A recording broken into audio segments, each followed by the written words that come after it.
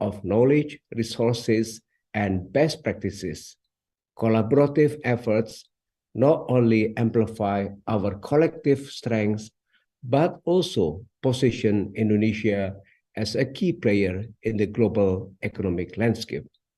Colleagues, we are grateful to have a lineup of prominent and competent speakers in today's keynotes and plenary sessions.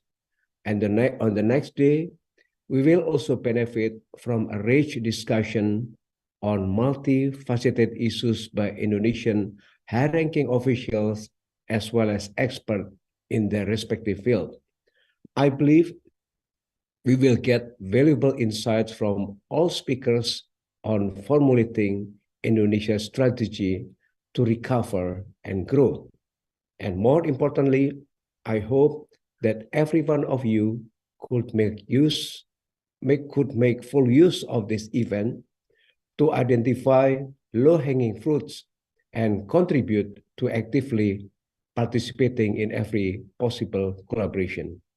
Rest assured, our team at the embassy will stand by your side to facilitate and follow up on the outcomes of the 21st ISIC. I wish you all a productive forum and enlightened discussion. And I will be remiss without responding to Bang Jafar, Mas Alvin, by reading one of the pantun as well. Di tanah Inggris, acara ISIC gemilang. Mahasiswa berkumpul, ilmu mereka terbang. PPI UK bersama, semangat tak terbendung. Bersatu dalam belajar, masa depan terukir indah. Thank you very much. Wassalamualaikum warahmatullahi wabarakatuh.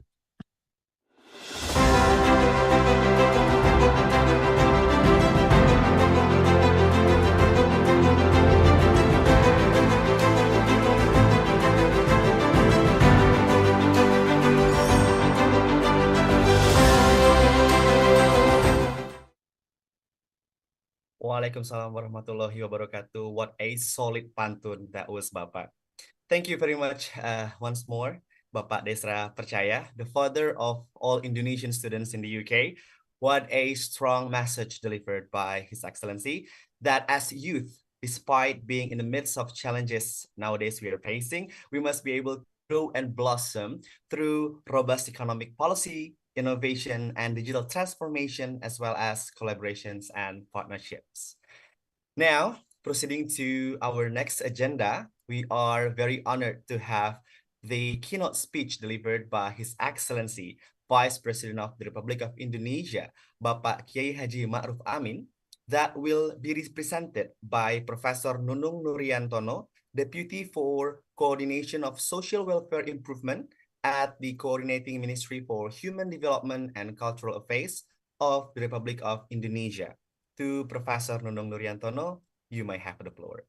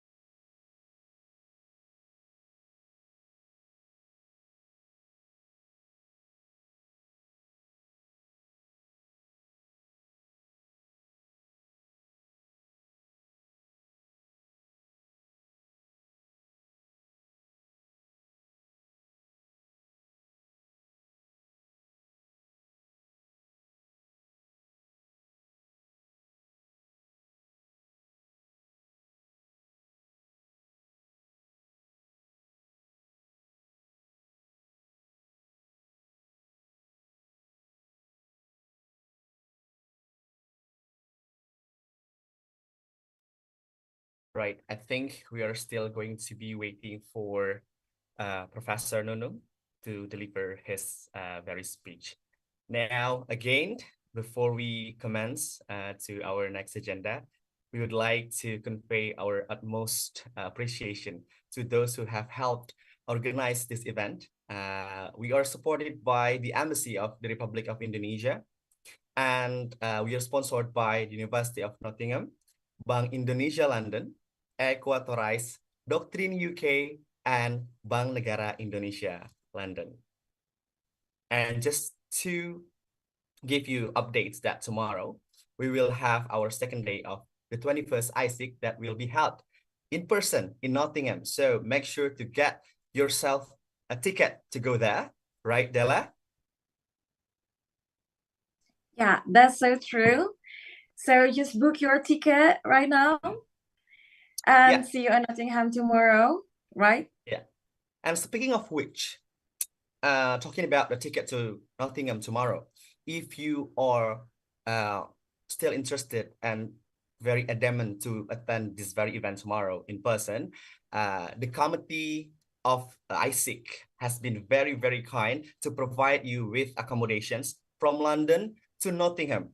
So you can book your place to go there.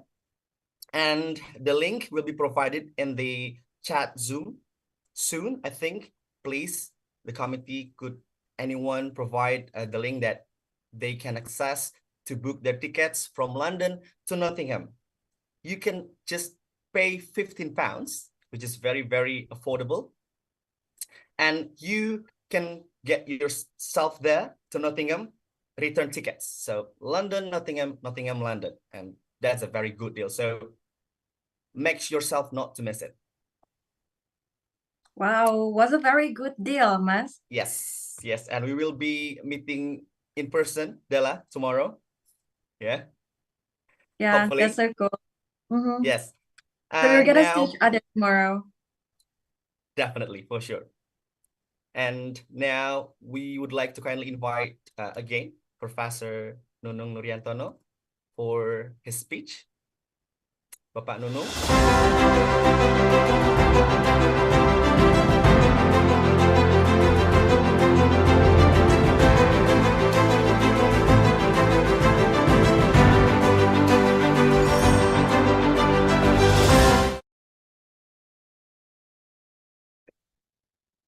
Good morning, everyone. Can you hear my voice clearly? Yes, Pak, loud and clear. Okay, thank you so much. Thank you so much. First of all, apologize from the Vice President, Kiai Haji Ma'ruf Amin, who cannot attend virtually today in this very important meeting, 21st ISIC, and the Vice President, Kiai Haji Ma'ruf Amin, delegate to give an open speech to the coordinating Ministry of Human Development and Culture, Professor Muhajir Effendi. Unfortunately, today he also still give a important speech in Makassar, and I accompany him right now in Makassar. Please allow me to speak in Bahasa, if you all don't mind. Assalamualaikum warahmatullahi wabarakatuh. Salam sejahtera untuk kita semuanya. Om Swastiastu, Namo Buddhaya, salam kebajikan, Rahayu. Izinkan saya menyampaikan permintaan maaf yang sebesar-besarnya kepada seluruh partisipan 21st ISIC yang diselenggarakan oleh PPI England.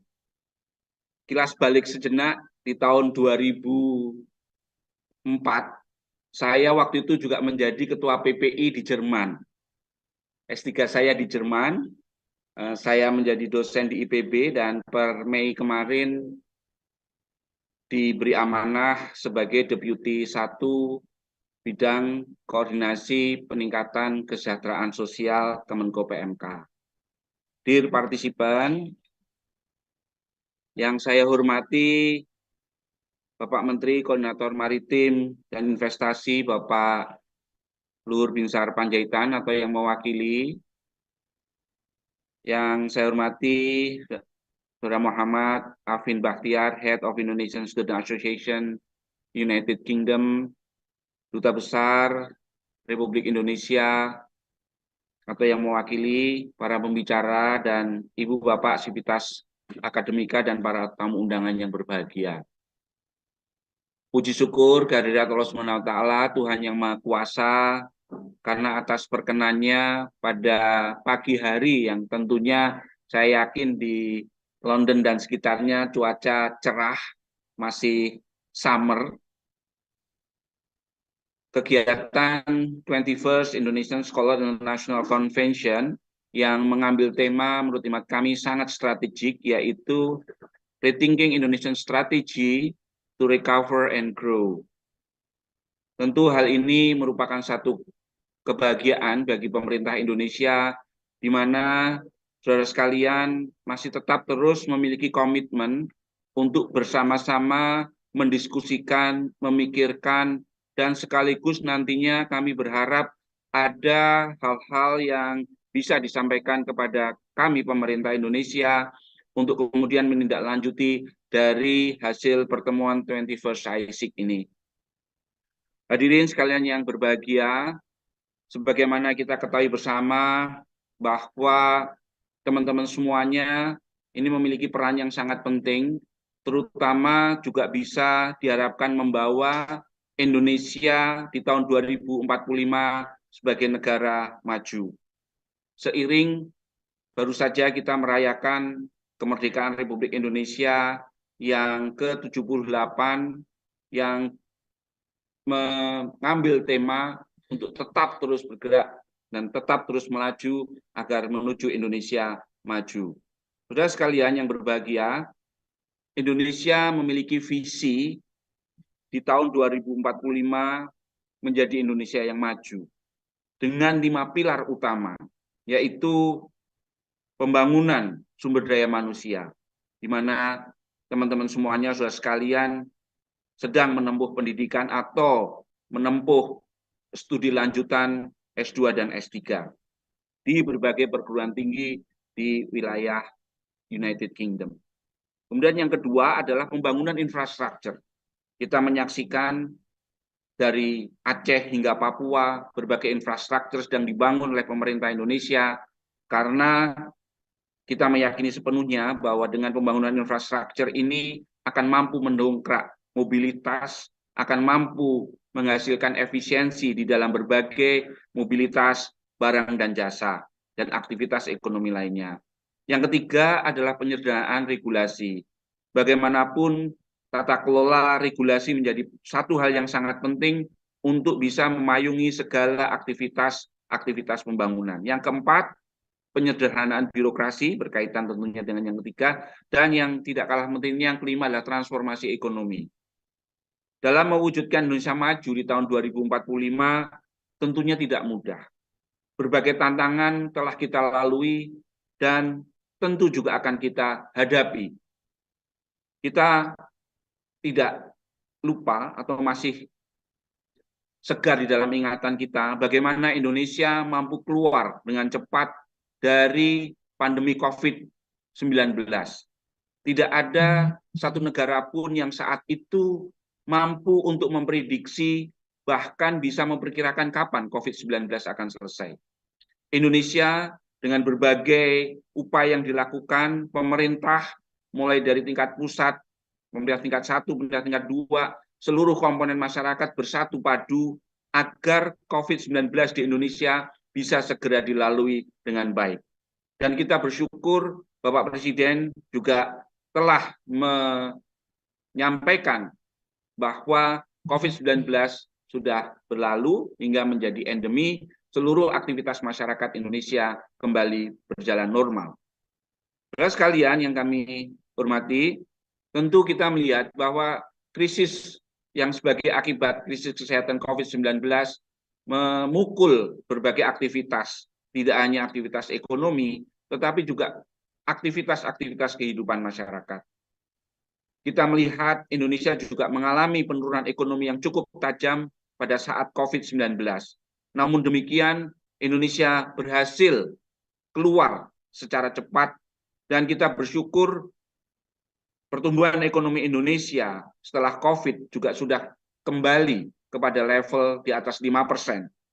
Yang terakhir pada kuartal kedua kemarin, pertumbuhan ekonomi Indonesia mencapai 5,17%, yang itu juga menandakan bahwa pertumbuhan ekonomi Indonesia di antara negara-negara G20 relatif cukup tinggi. Hanya ada sekitar 4 negara G20 yang pertumbuhan ekonominya di atas 5%. Salah satunya adalah Indonesia. Hal ini tentunya menunjukkan kepada kita semuanya bahwa proses recovery yang tentunya juga didorong dengan proses resiliensi di berbagai aktivitas ini bisa memberikan keyakinan kepada kita semuanya bahwa Indonesia on the track terhadap proses-proses pembangunan yang dilakukan. Memang pada saat COVID-19 dengan adanya shock yang tidak semua negara bisa prediksinya, angka kemiskinan di Indonesia sempat naik menjadi sekitar di atas 10%. Tentu ini menjadi tantangan bagi kita semuanya. Saudara sekalian, pada saat COVID-19, berbagai kebijakan diarahkan, baik kebijakan fiskal, kebijakan moneter, yang kita ketahui bersama bahwa semuanya itu mampu untuk meredam dari berbagai dampak yang lebih parah adanya COVID. Komitmen pemerintah kembali diuji untuk bisa meningkatkan kesejahteraan masyarakat. Yang kita ketahui bersama ada persoalan geopolitik yang itu mengakibatkan disruption di dalam supply chain, global supply chain mengalami disruption.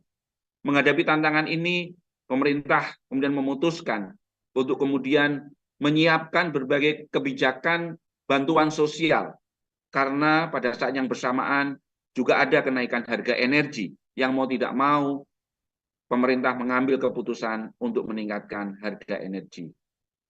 Adanya disrupsi rantai pasok yang tentu kita ketahui bersama juga mengakibatkan berbagai dampak turunan kepada produksi. Dan sekalian, keberhasilan Indonesia yang melewati berbagai tantangan memberikan keyakinan kepada kita semuanya bahwa seluruh komponen apabila bergerak bersama, diikuti dengan berbagai kebijakan-kebijakan pemerintah yang memang dapat mengatasi dan memitigasi adanya shock yang berasal dari luar, tentu ini akan semakin meyakinkan kepada kita semuanya. Saudara sekalian, Indonesia merupakan salah satu dari sedikit negara dengan pemulihan ekonomi yang cepat, konsisten, dan inklusif. Inklusivitas ini bisa kita tunjukkan dengan berbagai indikator bahwa setelah pandemi angka kemiskinan mulai menurun, target pemerintah untuk bisa mencapai angka kemiskinan ekstrim 0% di tahun 2024 juga menunjukkan hasil dan tren yang sangat baik. Yang terakhir adalah pada bulan Maret 2023, angka kemiskinan ekstrim di Indonesia sekitar 1,12%. Dari sebelumnya 1,74% di bulan September 2022. Penurunan 0,62% ini dikarenakan juga berbagai program bantuan sosial yang diarahkan untuk menyasar saudara-saudara kita yang masuk dalam kategori kemiskinan ekstrim. Pemulihan ekonomi yang cepat dan kuat telah membawa Indonesia naik kelas kembali. Kita ketahui bersama bahwa Indonesia kembali masuk ke dalam upper middle income country yang harapannya dengan konsistensi pertumbuhan ekonomi yang inklusif, pemerataan bisa terjadi, ketimpangan semakin berkurang, dan kesejahteraan masyarakat bisa dihasilkan dari Aceh hingga Papua. Saudara sekalian, berbagai ancaman masih ada di depan mata kita. Resesi global belum sepenuhnya pulih kepada kondisi awal. Ancaman adanya krisis akibat perubahan iklim yang nyata-nyata juga di depan kita. Geopolitik yang juga masih belum menunjukkan kestabilan. Meskipun kita menghadapi berbagai tantangan itu, Indonesia mampu menjaga dan melanjutkan momentum pertumbuhan ekonomi. Namun demikian, kita tetap terus waspada mengantisipasi berbagai kemungkinan yang muncul. Dalam pidato Presiden 16 Agustus 2023 yang lalu, baru saja, Presiden mengingatkan untuk ke depan bahwa transformasi struktur ekonomi dalam mengembangkan sektor yang berkelanjutan dan ramah lingkungan menjadi satu titik yang sangat krusial. Transisi ke penggunaan energi hijau perlu dilaksanakan secara progresif, namun tetap berkeadilan dan terjangkau. Potensi nilai ekonomi hayati Indonesia harus kita manfaatkan sebagai faktor penting dalam mengembangkan meningkatkan investasi ekonomi hijau di dalam negeri. Hadirin sekalian yang saya hormati, perbaikan kualitas sumber daya manusia menjadi faktor utama transformasi ekonomi. Reformasi pendidikan, sistem kesehatan, serta penguatan jaring pengaman sosial yang berkelanjutan terus diperkuat terutama bagi kelompok miskin dan rentan seperti penyandang disabilitas, lansia maupun anak-anak dan perempuan. Ketahanan energi, ketahanan pangan menjadi orientasi utama pemerintah untuk memastikan penduduk tercukupi kebutuhannya. Selain itu juga memperkuat sektor usaha melalui jaring pengaman sektor real dan jaring pengaman sektor keuangan. Saudara sekalian yang saya hormati, Presiden terus menegaskan bahwa apapun keadaannya, pemerintah tetap harus hadir di tengah-tengah masyarakat. Untuk itu secara khusus melalui Inpres 4 tahun 2022 menginstruksikan untuk mempercepat penghapusan kemiskinan ekstrim pada akhir tahun 2024 sebesar 0%. Pemerintah juga terus berkomitmen melalui berbagai kebijakan afirmatif yang dilakukan dan aspek penganggaran, konvergensi, data ketepatan sasaran yang ini menjadi prasyarat-prasyarat utama agar pengurangan kemiskinan ekstrim bisa terjadi hingga 0% di tahun 2024. Dengan keterpaduan dan sinergi yang baik, target kemiskinan ekstrim telah menunjukkan hasil yang sangat signifikan. Pemerintah tentunya tidak bisa bekerja sendirian. Upaya untuk mesejahterakan membutuhkan kolaborasi dari berbagai pihak termasuk saudara sekalian, termasuk teman-teman semuanya yang sedang menempuh studi di wilayah United Kingdom atau di kawasan Uni Eropa. Dalam hal ini termasuk memastikan mobilisasi dan alokasi anggaran negara dapat dikelola secara terbuka dan akuntabel sehingga betul-betul dapat digunakan untuk meningkatkan kualitas hidup masyarakat yang paling membutuhkan. Saudara sekalian, kalau kita lihat lagi 3 aspek pembahasan dalam konvensi ini, sustainable transition, digitalization and innovation, and health and social reconstruction dapat menjadi pemantik untuk saudara sekalian memberikan terobosan baru bagi Indonesia di dalam menangani berbagai persoalan-persoalan yang telah kami sebutkan tadi. Hadirin yang berbahagia, pemerintah menyambut sangat positif atas segala inisiatif yang dilakukan oleh teman-teman semuanya di dalam 21st ISIC dan tentu membuka pintu kolaborasi dengan berbagai sivitas akademika agar lebih kuat di masa yang akan datang. Saya berharap kegiatan ini akan menghasilkan tindak lanjut yang nyata dan berdampak di dalam kita bergotong royong membangun Indonesia yang bebas dari kemiskinan, ketertinggalan, dan kesenjangan sosial, Indonesia yang maju di tahun 2045. Sekian dan terima kasih. Tetap jaga kesehatan, tetap berkomunikasi dengan kita-kita yang di Indonesia, dan kami berharap teman-teman semuanya aktif memberikan kontribusi pemikiran bagi pemerintah Indonesia. Billahi taufik wal hidayah. Wassalamualaikum warahmatullahi wabarakatuh. Terima kasih. Om Santi Santi Santi Om.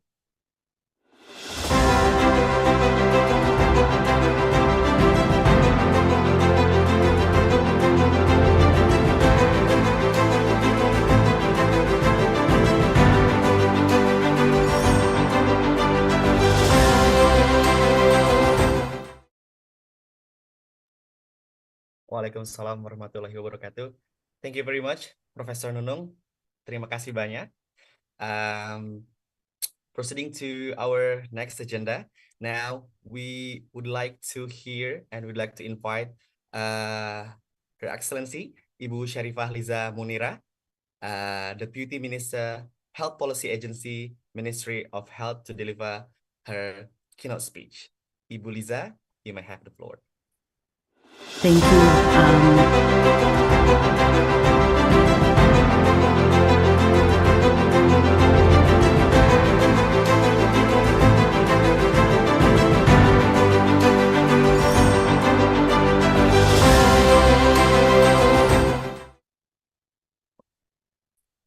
Thank you very much. Assalamualaikum warahmatullahi wabarakatuh.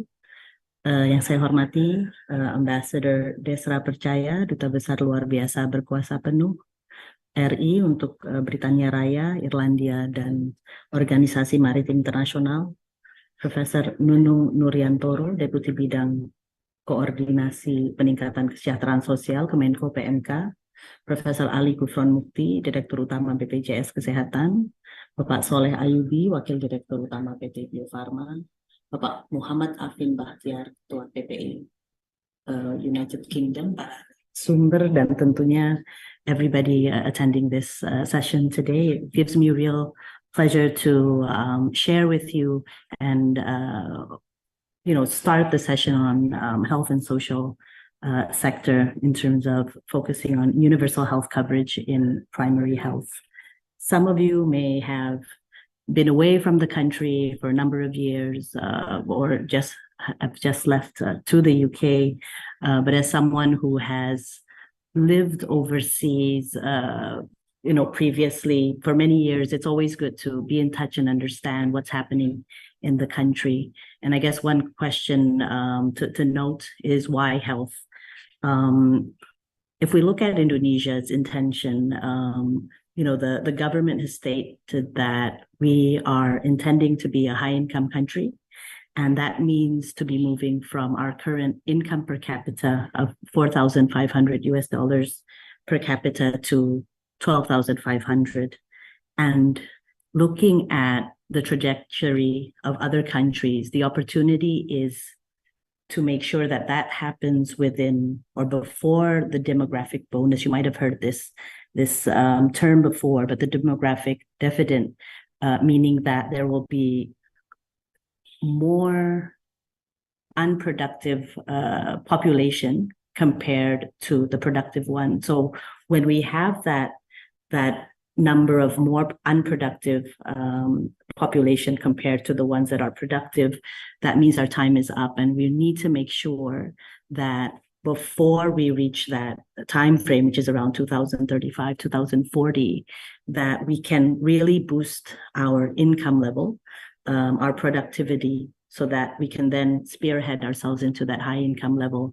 Because if not, looking at other countries of the same intention, we might end up what we call as a left in the middle income trap. And so totally understandable that the president and the current government is really putting a high emphasis on human capital. And building up human capital, there's two very strong elements there. One is education, which is obviously why most of you are there to seek further studies. And then second of all is health. So with education, this is to build up the human capital. And then with health, it's making sure that we maintain our human capital. So I will share a few slides and try to keep within the 15 minutes. Yeah, Pak, yeah, that's been allotted. So the Indonesian government, Ministry of Health, we're working on a health systems transformation. So if you can show the next slide. Yes. So healthcare costs in many countries, including Indonesia, per capita or per person grows much faster than our income per capita. What that means is, for instance, if the cost of living in the UK grows faster than the stipend that you receive from your scholarships, then over time this will really lead to an unsustainable condition. And so next slide, we will see that when we look into countries' investments into health, this needs to lead into, it's not just about increasing the number of money going into the system, but also making sure that it's efficient. Now, if we look at the US, this has always been an example of where life expectancy is a variable, is a note of the outcome of health, is 77 years old. Average life expectancy, they spend about 11,000 per person. Indonesia's current situation is 72, years of age of life expectancy and spending about $120 per capita. Quite a gap, but the US, spends that much and has 77 years of life expectancy. And then we look at countries like Japan. Japan spends, 1/3 of that life expectancy, that income per capita, health expenditure per capita, and they have about 84, so one of the highest life expectancies in the world. But then we see another country that is even more efficient, and this is Singapore, at about 2,600 per capita health expenditure. They would reach around the same life expectancy as Japan. And we question we ask the question of what is it that these countries' efficient systems are doing right? And we can see that the effort is mainly in the primary care. So making sure we detect, situations and conditions and diseases early on, and really bring in the primary health care. Now, in the next slide. So this slide shows that the healthcare costs or this health spending into the sector is increasing over the years. And then the next slide will show that if we look into health spending, and this is only at the JKN, or which is the public side of the health sector, most of the spending is going into non-communicable disease or chronic conditions or long-term conditions related to lifestyles. And the top 4 conditions here, as you can see, is cardiovascular, cancer, stroke, kidney failure. And these are conditions that, are catastrophic conditions that really require, costly interventions and long-term care. Now, next slide. When we look at JKN, so we're very lucky as a country to have a national health insurance system where over the years, since its inception in 2014, has now covered about 94% of the population. And so to some extent, the demand side of the population is covered. So everybody, most of us have our JKN card. And so for the Ministry of Health, our focus is making sure that the supply side is also at par and is secure. So if you take the analogy of, for instance, getting a ticket to a show, the ticket's there, and we want to make sure that the show is also showing and running well.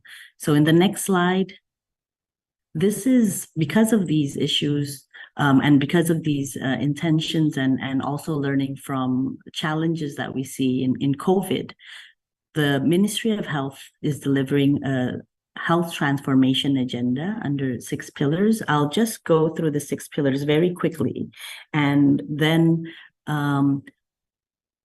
spend a few slides on the first pillar, which is primary healthcare. So our first pillar of primary healthcare transformation is making sure that the outreach of primary health, so your first contact in terms of any symptoms, any issues, can be caught early, and the outreach and access is there. And the second pillar, which is the secondary care, this is at hospitals, making sure that if any interventions are required, that the hospitals around the country are ready. We are focusing mainly within this, the next 1.5 years of the cabinet time to look at those 4 catastrophic conditions. And then the third pillar looks at health systems resilience. And this is, really looking at our experience during COVID, where a lot of the medical devices, therapeutics, drugs, medicine, a lot of this was imported or needed to be imported and not available in the country. So we are pushing for a lot more local production in the country and to improve the health resilience in Indonesia. And then the second part of that pillar is looking at building an emergency response resilience team. So, having a reserve medical team that are ready to be deployed when a crisis, when a health condition occurs, God forbid, but if a next pandemic happens, these will be the people that would have already registered, be trained, and then ready to be deployed around the country. Now, the fourth pillar is the health financing transformation.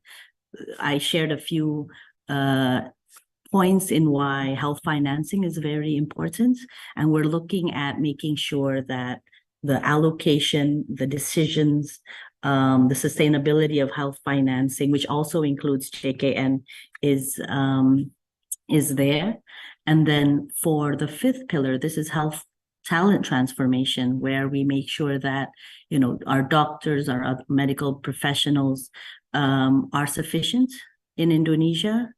And then the health technology transformation pillar has 2 points. One is the health information system to be integrated and ready, and then making use of biotechnology advances. So I'll go straight into the next slide, which shows the primary health care transformation. So if you look on the left, our current number of puskesmases, or primary health centers, are about 10,000, 7,000, 10,000. Currently, it's at 10,000 puskesmases around the country.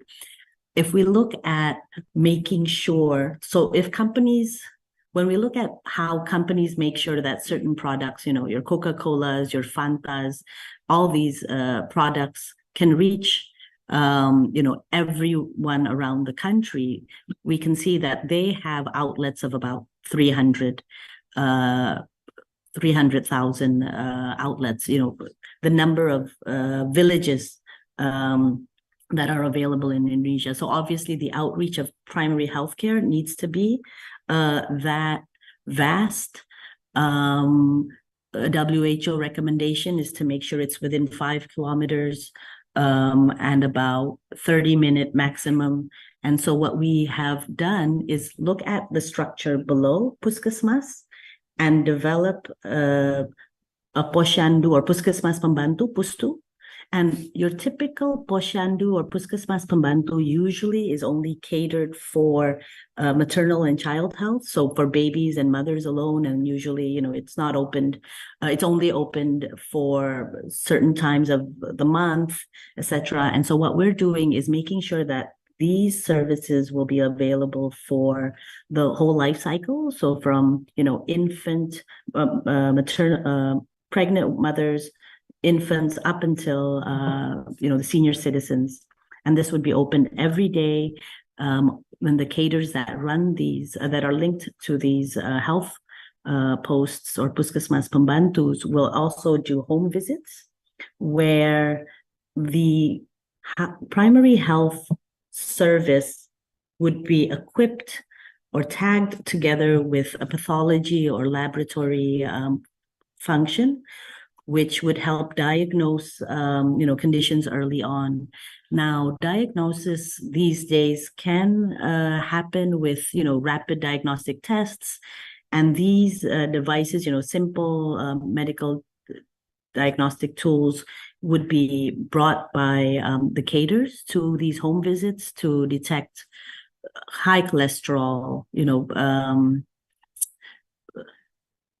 and then have all the other conditions. And so if we look at, and then the laboratory network goes from the Puskesmas, so that's a proper lab, at that level. And then we have a second tier up, which is the municipality laboratory, and then all the way up to a national laboratory, which has, much more advanced functions. And then in the next slide, there's 3 priority programs. So the screenings that I mentioned, this is the one in the middle. We're introducing 14 early detections.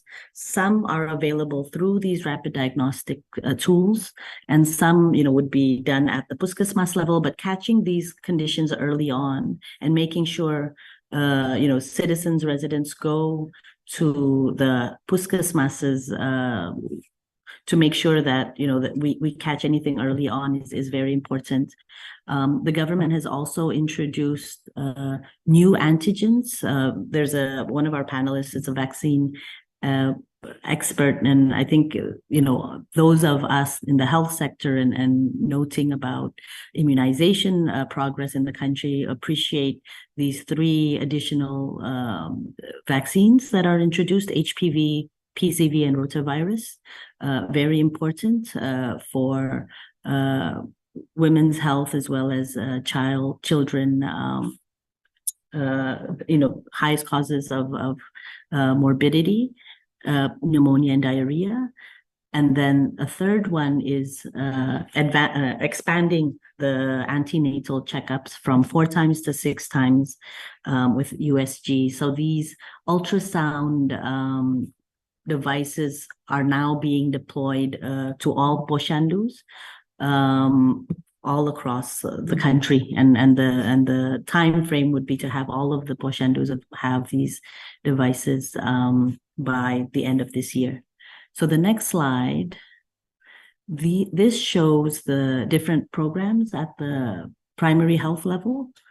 So a lot is going on. We're also detecting, looking at prevalences of, for instance, stunting. One of the areas that we looked at in terms of stunting is making sure that the prevention of stunting is the effort is really maximized, as opposed to waiting till these stuntings happened. And so the primary health service delivery is very very crucial in making sure the population is kept healthy and can be productive. Now, next slide, I'll just be moving along. So these are the different programs and progresses that we've done to this date. There's about 61,000 poshandus that have standardized equipment for anthropometry tools help measure babies and children and toddlers, as well as other tools there. And then we have 143 tier 2 labs, health labs, and 22 tier 3 health labs with BSL2 facilities. Now in the next slide, so I'll just quickly go through the priority programs that we've done for the different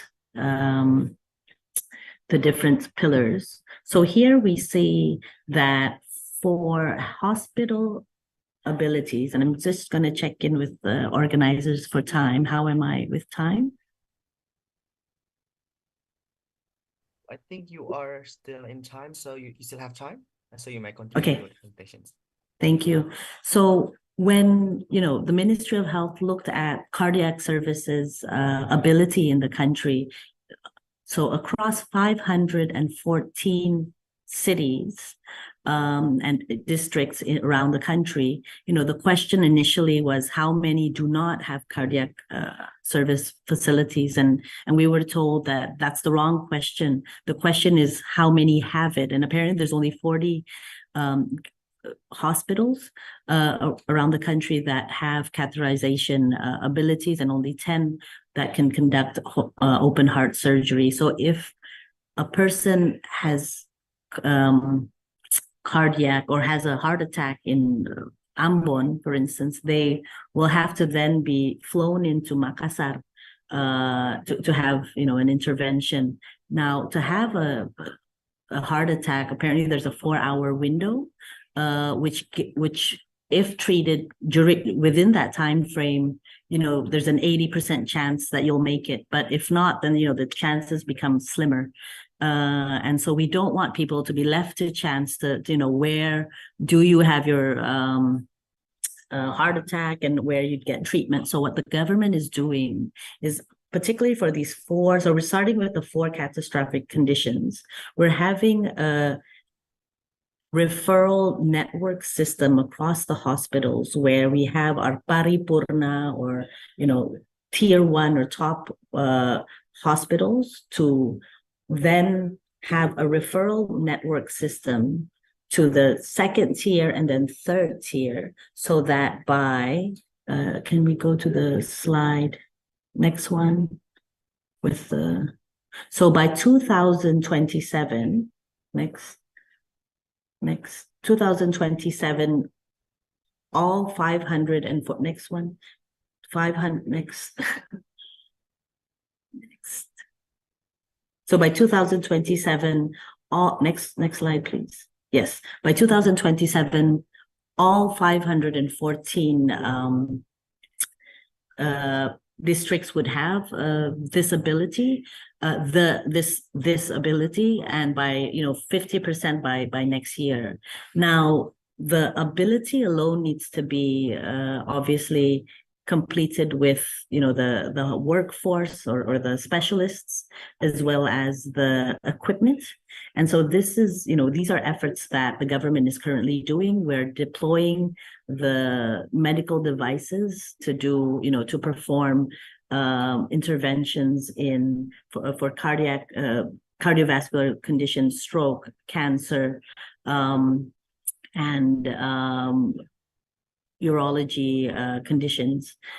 And so one thing I want to note and link this with the primary health care is that cancer conditions, apparently, if it's detected early, has a 90% chance of survival rate. So it's very important. Whereas when it's detected late, then obviously the ratio changes or the probability changes very much. So it's very important to make sure that we can treat it, but also to make sure that we detect early enough so that it doesn't have to reach later stage treatments. And so we'll just go quickly to, I'd want to move to the fifth pillar, which is looking at the health workforce. And so with the health workforce, you might have heard about, the number of doctors that we're pushing to increase in the country. So a WHO recommendation, or the standard recommendation, is to have 1 for every 1,000 population. With Indonesia having about 280 million population, we would need then about 270,000 doctors, right? Currently, we have about 140,000. That means we still need to produce, another 130,000. The rate of production, or our current system produces about 12,000 per year. And so to reach that minimum, it would take us 10 to 15 years to produce. And this is, with specialists, that's even more. So the need for producing more and faster is of essence. And this is why, alongside the university-based medical production, we are establishing a hospital-based medical education system, and a number of other programs such as scholarships. If we go to the next one. So there's a lot of LPDP, perhaps many of you are LPDP recipients. The next one, next slide with the LPDP. Yeah. So the Ministry of Health has requested, or has been allotted, about 2,500 spots for medical related scholarships, and this will be executed in the next couple of years. Now, I'm going to jump to pillar number 6, where we have our health technology transformation. So the health information system, there's no shortage of innovation in health sector. And the problem is there's actually too many systems in place. So what the government is currently doing is we are identifying the core information systems that are available that we need, and then making sure that these are integrated and interoperable. So this is our digital transformation office working on this and making sure that our health facilities will be digitizing health records and other health information. So if you're familiar with the Peduli Lindungi app, this has now been used to become the Satu Sehat app. I'm not aware of where the UK is on this, but you would have, as an Indonesian user of the Satu Sehat mobile platform, you will have your health records available. And when you move or go from one health facility to another, you can then, give consent to the healthcare provider and share your health records. And this way, at an individual level, you have that information. The government will also then have, an overview of the population's health condition. And this would really lead to more precise and better policy making for healthcare. Now, the next bit of the 6th pillar is health technology being used for, so next, yes. So we've launched a biogenome sequencing initiative. Health technology is getting more and more advanced. Precision medicine is the way. I think if we take an example of long time in the past, your doctor would, perhaps many of you would not know of this time, but doctors would kind of just check your physiology and then kind of say, oh, I think you might have a heart problem, and then later on, or as time advances, there's now CT scans and MRIs to help make these diagnoses. And so what we have currently in the health sector are genome sequencing abilities that even 5 years, 3 years in advance, your risk, your conditions can already be detected, and you can tell that it can tell us, what kind of conditions one would have as a risk at an individual level. And a very famous case would be Angelina Jolie, who, by knowing the risks she has in terms of cancer, certain cancer conditions, she then, made decisions for the interventions required for her condition. So next slide, please. And this is getting even more and more efficient, that in terms of the size of the device, that the previous slide shows a mobile or a more portable genome sequencing tool. And I will show the genome. Next slide, please. Next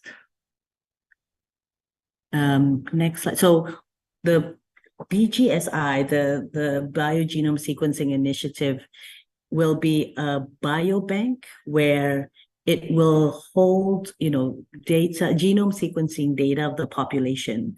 And this would be linked with universities, startups, to enable an environment, an ecosystem of, having personalized medicines, novel molecular diagnostics, novel therapy and therapeutics, machine learning, AI-based clinical decision support, data-driven healthcare, and early management according to genetic markers of diseases. We currently have hubs with a number of hospitals for metabolic diseases, cancer, infectious disease, genetic disorders, brain and neurodegenerative diseases, as well as aging, nutrition, and wellness. So these are amongst the 6 pillars that of the health transformation agenda that we're currently working on. And you might have also heard about the recent health health law that's been issued.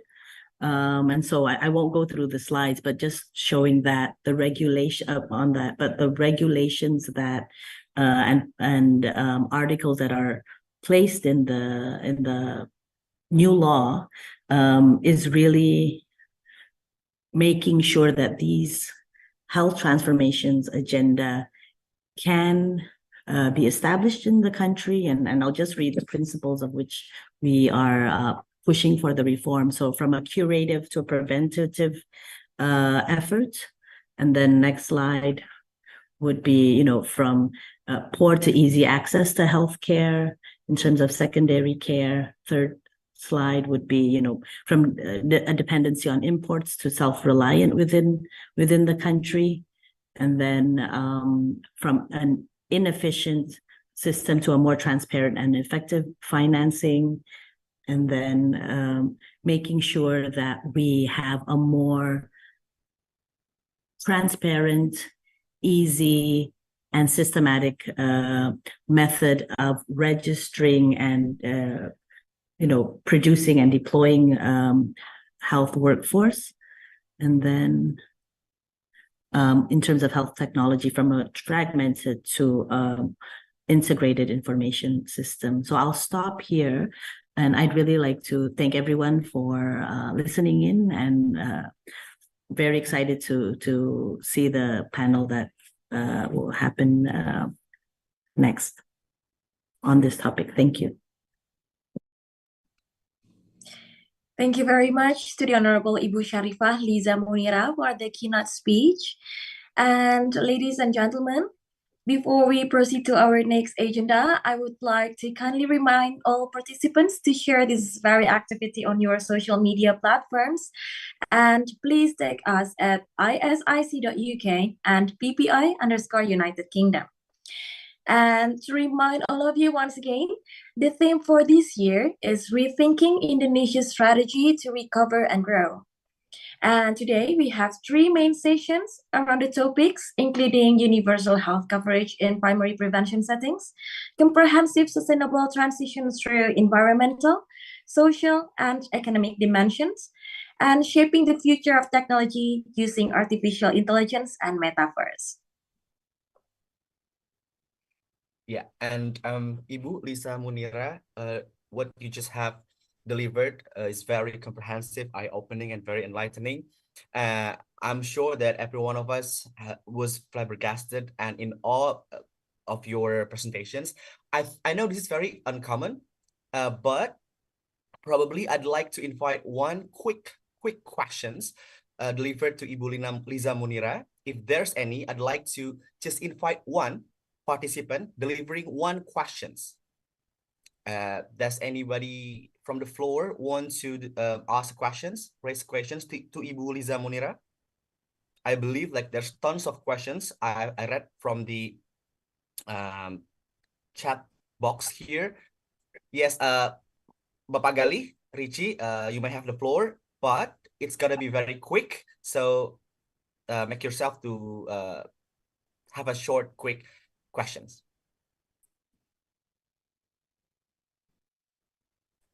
We still can't hear your voice. Yeah. Okay, thank you. Thanks for your presentation, Mrs. Liza Munira. I would like to ask a question about how Kementerian Kesehatan can evaluate about the maintenance of medical devices, especially in Puskesmas, because during my internship in Puskesmas in Central Java, there were many broken devices.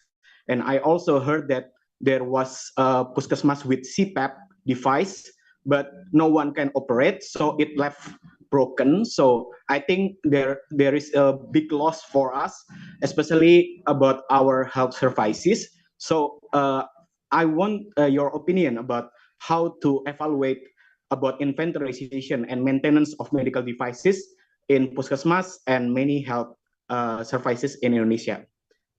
Thank you. Thank you very much, Dr. Gali. Great question. So obviously there's a lot of inefficiencies happening in at all levels. And it's the intention and effort of the ministry to really look at what would be the best and most efficient way to make sure that, the services and devices are there and that they're maintained and that they're, made of good use. So we're very open and keen to have, insights as well as suggestions from especially people that have been have experience with the health system. So one thing that comes to mind is the accreditation process. So I'm a health economist, right? So I believe that people respond to incentives. So it would be at the health centers, interest to make sure that they have the devices and make good use of it. There are existing ASPAC is a system. I suppose you're familiar with that as well. That notes what devices are there. So we're making sure that the accreditation system would then link to maintenance, services, waiting time. We are intending, for instance, through the Satu Sehat app, for patients to give reviews of the different health systems in place. This would then, I'm sure, we have to have everybody's effort to push this along. We have a huge country, diverse community. And so what we want to have is really drive the efficiency and drive the effort. So that's in terms of medical devices that are there. You noted about CPAP. I'm not a medical doctor, so I know that that's a more advanced equipment.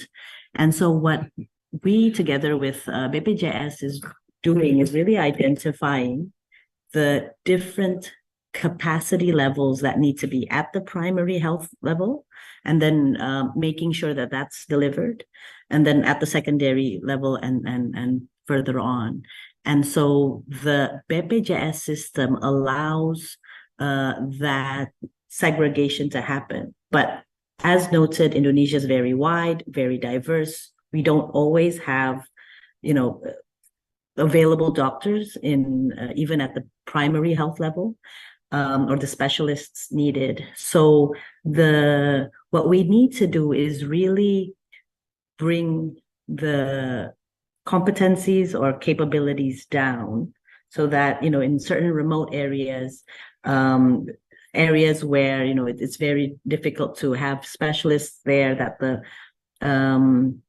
general practitioners or the, Dr. Umums or the nurses that are there have the ability to deliver certain and important functional services.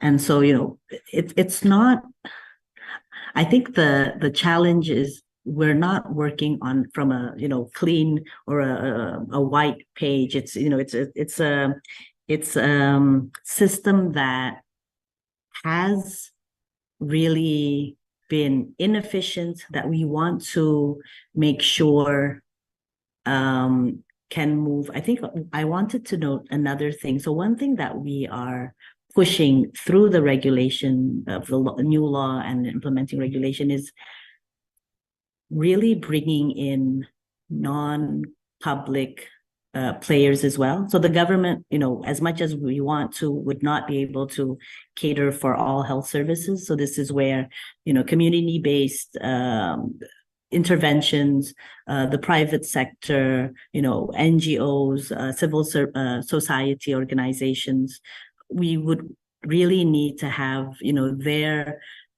active involvement in delivering health services in the country. And, I think for sure we're waiting for all of you that are studying overseas to come back and help us make that happen.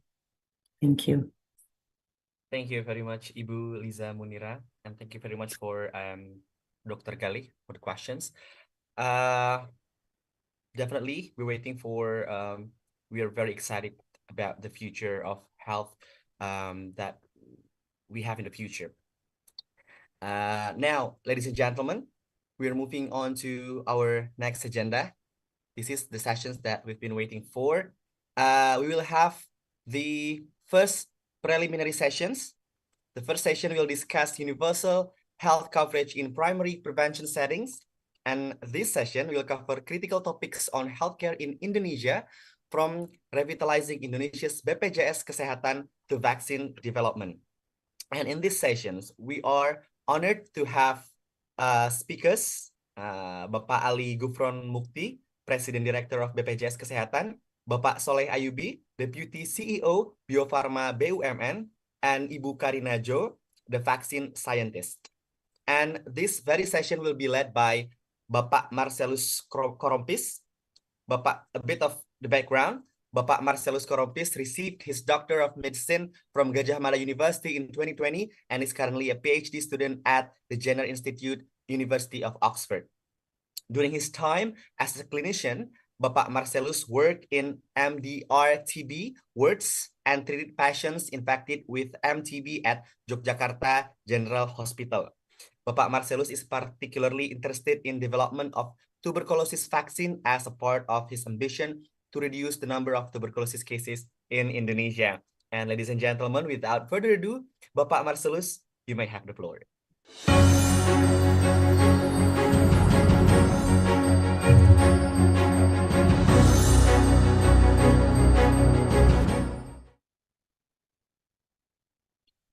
Hello everyone, terima kasih tadi introduction-nya Mas Nofri. Terima kasih juga Bu Liza tadi udah dijelaskan semuanya tentang arahan Menteri Kesehatan ke depannya, terutama di bidang 6 pilar tadi itu. Dan di sini nanti akan kita fokus ke panel hari ini di sesi pertama, yang fokusnya akan di salah satu pilar tersebut, terutama pilar yang untuk ke arah primary prevention di primary healthcare. Nah, di sini akan ada 3 pembicara yang sudah dijelaskan tadi. Tentunya 3 pembicara ini juga berasal dari 3 bidang yang berbeda. Yang pertama dari BPJS Kesehatan itu sendiri sebagai jaminan kesehatan nasional kita untuk health financing kita. Yang kedua dari Bio Farma sebagai provider untuk vaksin, yang terutama itu adalah di primary prevention tadi. Dan yang ketiga dari segi saintis kita ada Karina yang fokusnya dari awal selalu di bagian pengembangan vaksin. Dan di sini saya sendiri akan memoderasi bagian panel ini, dan mungkin akan tanya jawab di akhir dari sesi panel ini. Mungkin untuk sementara kita langsung masuk ke saya kembalikan dulu ke MC untuk sementara, nanti untuk ada tambahan dari MC. Silakan Mas Nofri.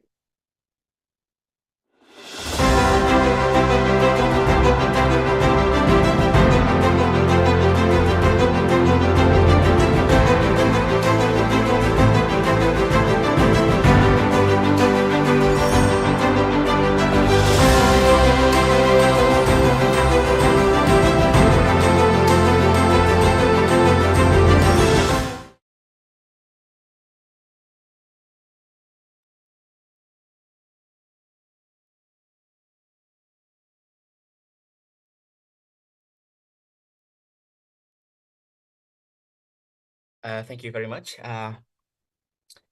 Mas Marcelus, Bapak Marcelus.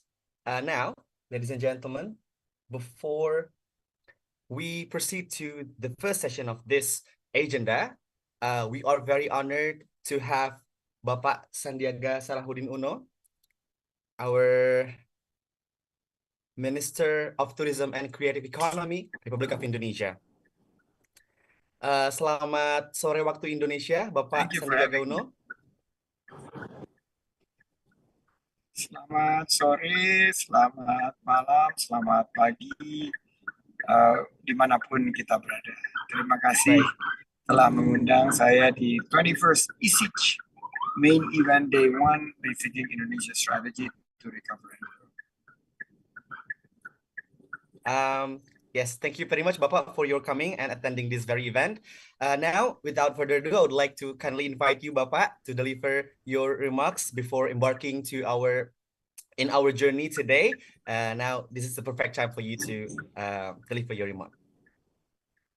Thank you very much for the opportunity. Good afternoon, ladies and gentlemen. It is time to rethink our strategy to recover and grow. And we would like to express our gratitude to all the official team in London for the invitations to this prestigious event, Indonesian Scholars International Conventions.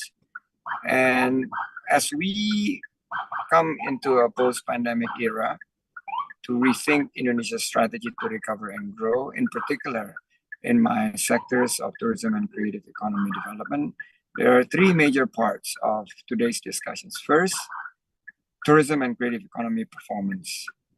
Then we will continue with issues and challenges within the two sectors. And last but not least, it is the tourism and creative economy strategy and programs.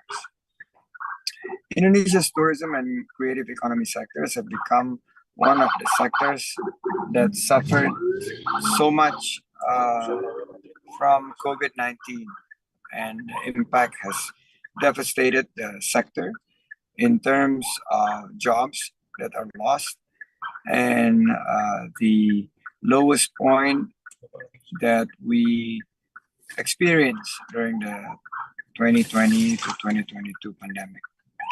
However, as the world recovered from COVID-19, we have been able to steadily recover, actually ahead of expectations, as we were able to grow the tourism mobility slowly and gradually back to normal. From several indicators for tourism performance and targets, both international and domestic tourists have slowly grow and will impact total employment in tourism, tourism foreign exchange, which has steadily increased, and also tourism contributions to GDP in the future. Nevertheless, during COVID-19 pandemic, Indonesia received assessment from the World Economic Forum, WEF, based in Davos, that our travel and tourism development index have skyrocketed, and it moved 12 ranks out of 117 countries. We jumped 12 points to number 32, putting us ahead of Malaysia, Thailand, Vietnam, and the Philippines in terms of the index. Besides tourism and the creative economy sectors, we also have been able to reach new achievements. In particular, that we received more than $3 billion investments in the digital economy. And we have become Southeast Asia's most popular digital investments destinations, which represent 25% of the entire Southeast Asia investments. Within stay-at-home environment or work-from-home movement and restricted mobility, it actually accelerated and pushed people to exceed creative thinking and bring steady growth in the creative economy by adapting value added, increase export value, and also total employment in creative economy. It is one of the sectors that was able to create 2.6 million new jobs that is created. Next slide, I want to talk about TTDI, Travel and Tourism Development Index, that has grown. Why have we been able to grow? And that's basically focusing on 5 top bottom pillars that we need to improve, such as tourist service infrastructures, health and hygiene, socioeconomic. This is something that we need to work on as the top policies prioritizations. We're already number 3, natural resources, PNT demand, pressure impact, cultural resources, and price competitiveness. We are consistently in the top 20. Next, I would like to talk about the strategy post-pandemic. We're now top 5 countries, visitors, contributors to from Asia and also Australia. and Malaysia have become the most the highest originations in terms of tourists. And we have also revamped the immigrations and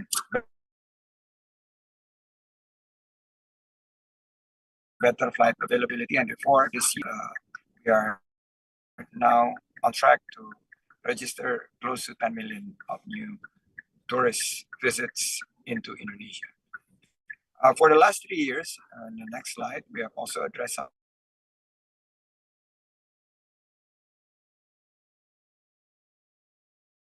some challenges. In terms of tourism, it's also present a challenging environment. Besides the global economic situations, there's war in Russia and Ukraine, inflation, energy crisis, and our macroeconomic conditions. Traveling spending receives some less favorable positions. Meanwhile, the pandemic era actually brought new traveling trend, shifting from mass tourism to more personalized, customized, localized, and smaller in size. People now travel less frequent, but stay longer in destinations. The next slide, we also see that creative economy that we saw digital accelerations actually was able to push new preference toward the rise of local brands. Local brands now becoming the champion. Local content, movies, for instance, like Ngeri Ngeri Sedap, Big Four, and also movies like KKN in Desa Penari have registered very strong reception by the market. Immersive experiences through metaverse and circular fashion to save the environment. Younger consumers now prefer sustainable products. So what's next after the COVID-19 pandemic era?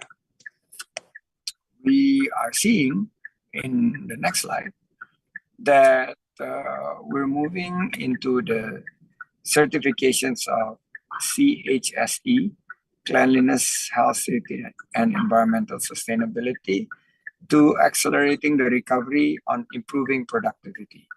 We have 5 super priority destinations, Lake Toba, Borobudur, Mandalika, Labuan Bajo, and Likupang. And by 24-25, we will growth and accelerate that have achieved the adaptive and sustainable destinations. Next slide, I want to explain our strategy to drive the tourism and creative economy sectors with 3 strategic core: sustainability, inclusivity, and productivity. I call it 3G, gercep, gerak cepat, geber, gerak bersama. Gercep is move fast, gerak bersama, move together, and gaspol, garap semua potensi, which is explore all outstanding opportunities. And we would like to welcome His Excellency Ambassador Desra Percaya to the session. Thank you very much for attending the session. And we believe through innovations, adaptations, and collaborations across the sectors, we will be able to recover. Next slide, I want to explain a little bit. This is something that Bapak Desra's sister, Ibu Nia Niscaya, have been working on, which is the Indonesian version of the tourism index. And we are bringing all the 34 provinces to also get ready to make some adjustment so that they can improve their tourism and creative economy sectors. Within 3 strategic cores on the slide 17, there are programs to support MICE, which is Meeting, Incentive, Conventions, and Exhibitions. 3A, which is Accessibility, Attractions, and Amenities. And also campaigns such as Bangga Berwisata di Indonesia. Bangga Berwisata di Indonesia actually aim to increase public interest because they love to go to London, they love to go to Middle East, but they have not gone to Labuan Bajo, or they have not gone to Toraja, for instance. Now, with this campaign, we want to make sure not only that they are proud of Indonesian products, but they are also love and long to have vacations within Indonesia, because we have the products, we have the nature, we have the culture. Next slide. Our tourism strategy will focus also on creative economy with digital transformations, productivity enhancements, and we are putting all our programs within this one slide so that it could actually collaborate within one another. Last but not least, to enhance and expand, we are also giving tax allowance, special economic zones, tax reductions, duty exemptions, and this is our strategy for core plus productivity. Pak Desra and ladies and gentlemen, I thank you for your attention. We appreciate the opportunity to speak with you. We know that there are a lot of interest for tourism and creative economy, but at the end of the day, it is how we could develop good quality jobs that would be relevant for our country's young generations to be able to convert the demographic bonus into more economic activities so that we could achieve Indonesia as a developed nations. We call it golden era of Indonesia, Indonesia Emas, by the year of 2045. Thank you very much. God bless you all. Wassalamualaikum warahmatullahi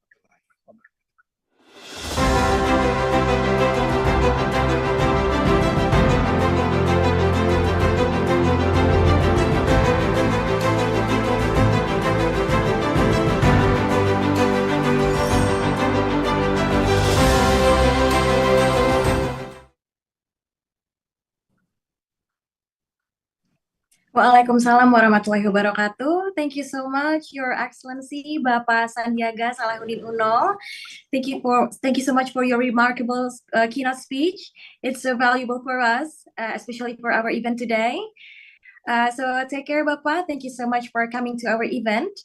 And ladies and gentlemen, esteemed participants, now we are coming back to our first session that we have been waiting for, the preliminary sessions, which will discuss about universal health coverage in primary prevention settings. And we already have our moderator here, Bapak Marcelus Korompis.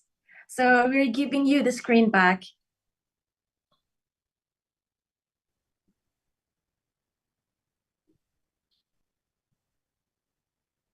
Okay, thank you, MC. So yeah, I would like to, saya bakal ngundang untuk 3 panelis kita hari ini, khususnya untuk membahas health coverage. Mungkin akan kita langsung silahkan tolong ditampilkan di spotlight. Akan ada Prof. Ali Gufron sebagai Direktur BPJS, ada Karina Joe sebagai Senior Scientist dari Jenner Institute, dan yang terakhir ada Pak Soleh Ayubi sebagai Deputy Director CEO dari Bio Farma Group. Ya, mungkin untuk memotong waktu, mungkin saya persilahkan Pak Ali Gufron mungkin akan fokus, jika memungkinkan akan fokus ke pembahasan tadi dari Bu Lisa, yang fokusnya ke primary healthcare. Selamat sore Pak Prof. Gufron, kita bertemu lagi. Ya, jadi fokusnya dari Bu Liza tadi, ya, ya Prof. Ya, fokus Bu Liza tadi sepertinya bagaimana dari primary pilar pertama Menteri Kesehatan untuk ke primary healthcare, terutama di bagian prevensinya. Kira-kira dari BPJS mungkin Bapak sebagai Direktur BPJS apa arahan ke depannya Pak untuk khususnya di pilar pertama ini, peran BPJS kira-kira. Mungkin silahkan Pak. Okay. Thank you, Marcel. Can you hear me? Bisa Pak, bisa.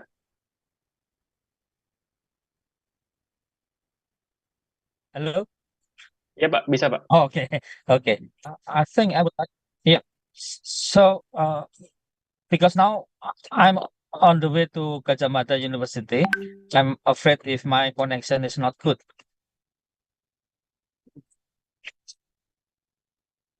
Oh,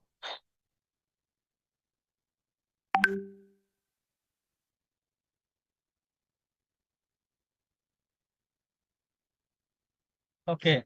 So as we mentioned about BPJS Kesehatan, where now we are have no deficit anymore, and we would like to have more on not only in prevention. Of course, first I would like to say thank you for inviting me to Pak Bagus Mulyadi, and of course to the Minister of Tourism and Creative Economy, Pak Sandiago, and also Pak Soleh Ayubi and Karina Jo. We just met around 2 months ago in UK. Okay, so as you know that in BPJS Kesehatan, actually for secondary healthcare and tertiary healthcare, we paid using, we call it INASI-BPJS. And the primary healthcare, of course, we use capitation and also fee for service. It depends on what type of the services. And for the disease prevention, now we have benefit package in BPJS Kesehatan, health promotion, disease prevention, and of course the curative and rehabilitative care.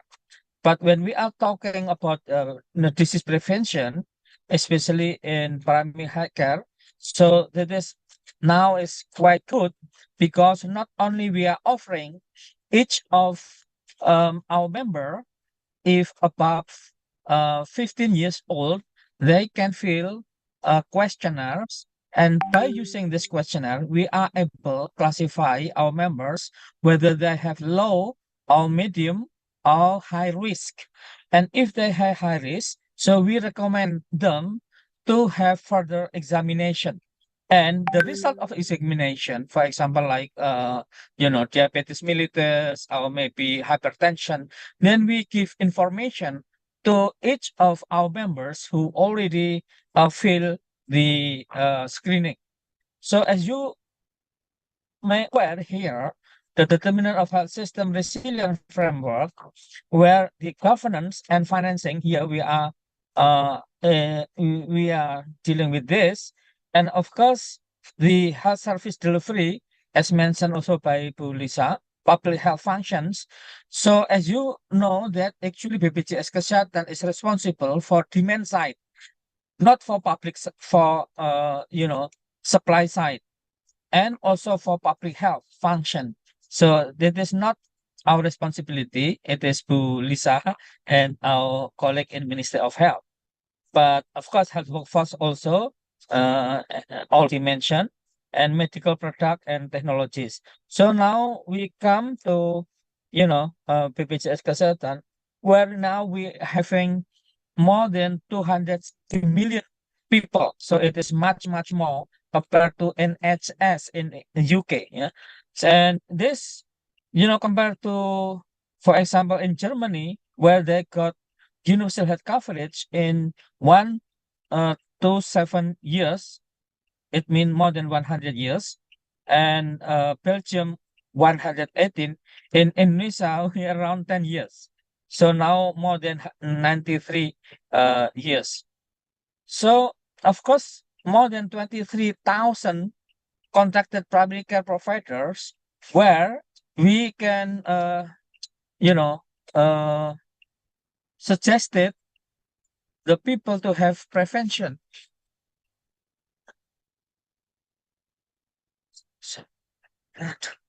Sorry, because it is on the road. So I will continue. Because we have contracted many, many hospitals. So now 2,988 hospital and contracted primary care more than 23,000. So all of this, they can have the prevention. And again, healthcare utilization is already increasing. A day, we have more than 1.4 million.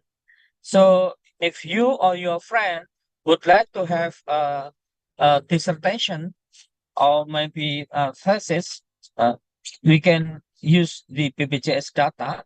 So, for example, now number of catastrophic cases is quite huge. For heart disease, for example, number of cases is more than 15 million cases, and our expenditure is more than 12 trillion rupiah. So, using, COVID-19 treatment, as mentioned also by Bu Lisa, actually PCARE, it is not yet mentioned. PCARE who identify and have who should be vaccinated and how many has been vaccinated. So we always, report it and coordinate it with Ministry of Health. And again, now, not only how to fill the primary healthcare prevention, and including tuberculosis. Actually, tuberculosis in Indonesia now is number 2 in the world, and we're using the strategic protesting. Now we would like to contribute in elimination of tuberculosis. Although, as we know, that tuberculosis is the responsibility of Ministry of Health, because it is the public health. But anyhow, using the strategic protesting is very important. And BPJS Kesehatan, we have too many ecosystem, with the bank, finance, with our members, and interconnected stockholders, healthcare providers. All we use the digitalization, and therefore we got the ISIC award on JKN Digital Integrated Service. So now, sorry to say that in UK not yet able to develop the enhanced medical record, but in BPJS Kesehatan now already developed. We call it iCare JKN, where using the usernames, password, and then inform consent, as well as in the form of encryption, that because of the informed consent from the patient, the doctor can see what type of diagnosis, what type of treatment, and whether allergic to the drug or not to the patient. So again, in the primary care doctors, we have telemedicine also together with Ministry of Health. And then not only now we have telemedicine, but actually using an online queuing system, so people can queue from home and from other places. That is what I call it, the iCare JKN, already making transformation on quality of care, where the services to the patient of the BPJS, that this can be easier, faster, and non-discrimination. Previously, because BPJS was deficit, it was, discriminated by many our colleagues, doctors, and also the hospital. But now, no. The channel is more than 955,000 channel of payment. And in UK, of course, there is no payment, no collection, because they just cut and paid by the tax. So we tax system. So basically, in the promotion prevention, we have our members, healthy members, at risk, and sick members. So there's 3 type of classification of our members they can access. So previously, only those who are sick who can access, but now those who are healthy, they can get health promotion, education, promotion, media, and lifestyles, health history screening, routine immunization, family planning. And then if we classify with the health screening, if they high risk, then secondary prevention is there, and also tertiary prevention, because we also work together with we call it PRP, or referral system, and reverse referral system. This is the, as I mentioned, health history screening, self-assessment questionnaire. For example, potential risk, hypertension, diabetes mellitus, chronic kidney disease, heart disease, and then for further treatment. And the health screening, blood glucose test, blood pressure examination, physical exam, EVA or pap smear test, and so on and so forth. And this, we use the digitalization. And this is for the screening program. So I will not talk one by one. And that is compared to the UK. Okay. And so therefore, I would like to conclude that actually BPJS Kesehatan now is getting much better, and we are also providing primary care prevention and using the screening with questionnaire. We classify them as the low risk, medium risk, and high risk. And then if they high risk, then we recommend to have real screening in primary healthcare. I think that is all, and thank you very much, Marcel. Siap, Prof. Terima kasih banyak, Prof, atas pemaparannya. Ya, di sini saya bisa tangkap sangat jelas kalau BPJS sekarang sudah tidak defisit sekali, Pak. Luar biasa. Dan juga sekarang bisa fokus ke preventif dan sudah banyak media-media yang sudah diaktifkan oleh BPJS sehingga bisa digunakan lebih baik untuk mengcover kesehatan masyarakat di Indonesia. Sekarang kita lanjut lagi ke panelis kedua, yaitu Karina. Karena tadi sudah di bagian sistem sudah lengkap semuanya, jelas, pembiayaan udah clear. Sekarang kita masuk ke bagian bagaimana riset sendiri di bagian vaksin itu, karena tadi masuk ke preventive care di primary, terutama untuk primary routine immunization, sehingga mungkin akan saya serahkan floor-nya ke Karina mungkin untuk membahas mengenai apa sih challenge-challenge yang ada untuk pembentukan development vaksin terutama di Indonesia. Mungkin Ya, silakan. saya pamit dulu, Pak Siap, Marcel. Prof. Siap, Prof. Iya. Siap, Prof. Terima kasih, Prof. Ya, terima Siap, kasih. Prof. Ini mau ngajar di S2 UGM. Siap, Prof. Terima kasih. Thank you very Terima much. kasih, Prof. Terima kasih, Marcel. Without further ado, I will just share my screen. Yeah. Yeah.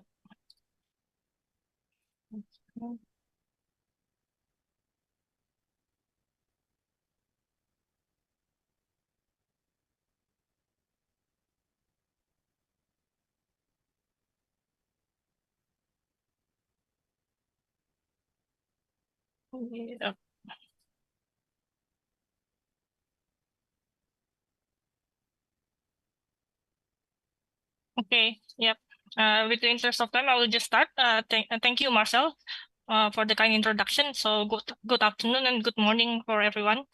All of the esteemed audience, it is an honor to be given a chance to present in this event. Thank you for the IC organizer for the invitation, Ibu Revi Safitri, and hello, Pak Desra. So I will just talk about my project beforehand, which covering the manufacturing of one of the SARS-CoV-19 vaccines to meet the global needs.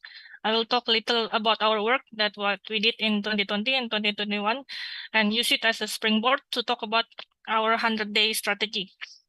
I will try not to be technical because of the interest of time. Thank you. So I will first begin this seminar with some introduction on the manufacturing, especially for process development. Hopefully by the end of the seminar, some jargon will be a bit more familiar to the audience. Also a bit brief background about viral vector, which is the technology that used in Oxford AstraZeneca COVID-19 vaccine. And move on to the strategy for the fast-track vaccine development timeline during the 2020. And I will be focusing on the manufacturing primarily because that's my area of expertise. And the latest strategy on manufacturing that will be recommended to tackle for the next pandemic. And this is to answer CEPI 100-day challenge. And then last but not least, the lesson that we learned from the last pandemic and what can we do better. So why we should care about vaccine manufacturing? Why is it important? I mean, the major reason that we were able to receive the vaccine is thanks to the manufacturing. In other words, if we have a vaccine with 100% efficacy, but we cannot mass produce it, it's equal to having no vaccines because vaccine have to have been produced for a lot of people to have the benefit of the herd immunity. And then how if the manufacturing result is below the set standard? It is the same. There will be no vaccine be able to use in the clinical trial, all will be distributed to the people. So therefore, in most cases, manufacturing is the major stumbling block in translation between the laboratory into the clinical trial or commercial phase. So on the flip side, if you're doing it well, it will give you a substantial advantage over your competitor. So manufacturing also determines the quality of the vaccines. The vaccine in worse can kill people more often, cause the batches to be rejected or ruin the clinical trial. This will cost your company millions or even $1 billion down the drain. So manufacturing also determine how much vaccine is made, where it's made, and what's the cost, and therefore who can get it and when. So this is the timeline of Oxford-AstraZeneca vaccine development. We are looking at the timing of the key landmark relative to the pathogen sequence availability. So the key point is the CMC, chemistry, manufacturing, and controls. So which is limiting for every step of the way. So in January 2020, the adenovirus vector is not thought to be as quick as the other major platform. Our team is very small. Many people thought that we are not credible to bring the vaccine forward into the later stage of the clinical trial. So Jenner has a small-scale GMP manufacturing lab that had many phase 1 batches before, and they made a small-scale batch of the COVID-19 vaccine by day 96, enough for the phase 1 trial. But the downside of this process, that is not scalable. So there will not be enough vaccines for the later stage of the clinical trial because we need a more significantly higher dose. In February 2020, it is quite obvious that the manufacturing also would be limiting, and the low middle income country was put back in the queue. So there will be the last country who will be getting the vaccine supplies. So we cannot have that. In the effort to provide enough vaccine for all, we did a scale up to 200 liter with the new optimized process that I developed in January. And at the same time, the team assembled a consortium of industrial manufacturing partners in 5 different sites and in 4 different countries. In April 2020, we practically were working nonstop to generate a lot of data to ensure that the process will still work in the larger volume. Because filing the batch will affect the supply for the clinical trial and nothing can be postponed. So we generated a lot of proof of concept data for the large-scale production, and the process that we developed in Oxford is the template of internationally distributed manufacturing approach, including the low-middle income countries. So and on the background, we partner with AstraZeneca on May 2020. And AstraZeneca took the template and used the process to generate the vaccine for commercial deployment in UK and Europe and went on to produce billions of doses. So we are proud to say that Oxford AstraZeneca vaccine has been a substantial proportion of COVAX and other supply to low-middle income countries. So more than 30% of COVAX vaccine supply is our vaccines, and more than 1.5 billion vaccine doses has been administered in low-middle income countries. So despite the big problem export restriction from India during the Delta outbreak, we were able to provide enough vaccines for the surrounding countries because we produce the vaccines not only in one country, but we produce the vaccine in 15 different countries in 5 different continents. So let's now go back to the vaccine itself. For those who are not familiar with the adenovirus vector basics, so the vector that Oxford used is a chimpanzee adenovirus vector, which is a non-enveloped double-stranded DNA.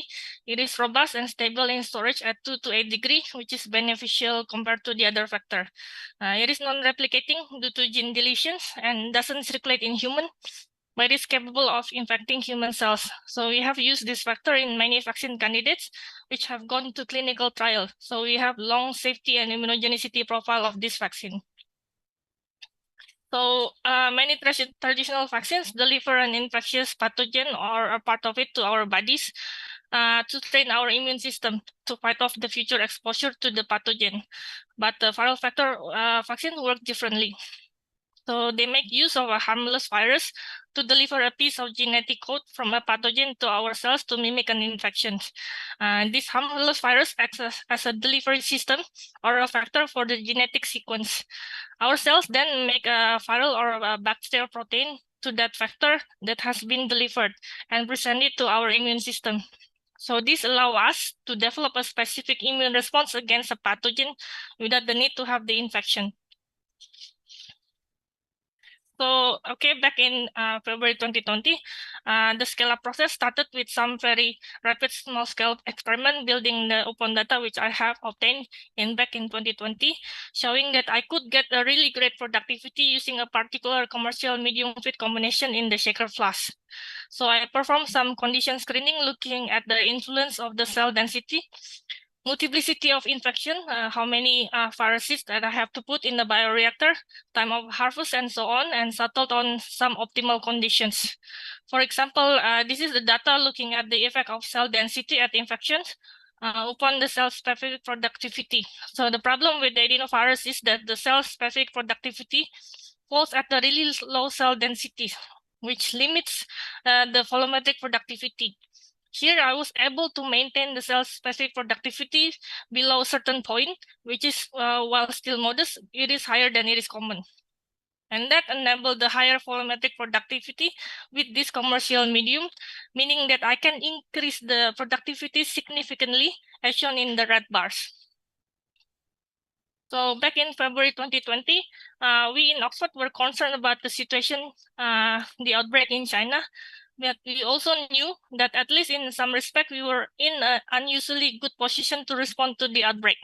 So the chimpanzee adenovirus platform, which we had by that point, been applied to multiple pathogens.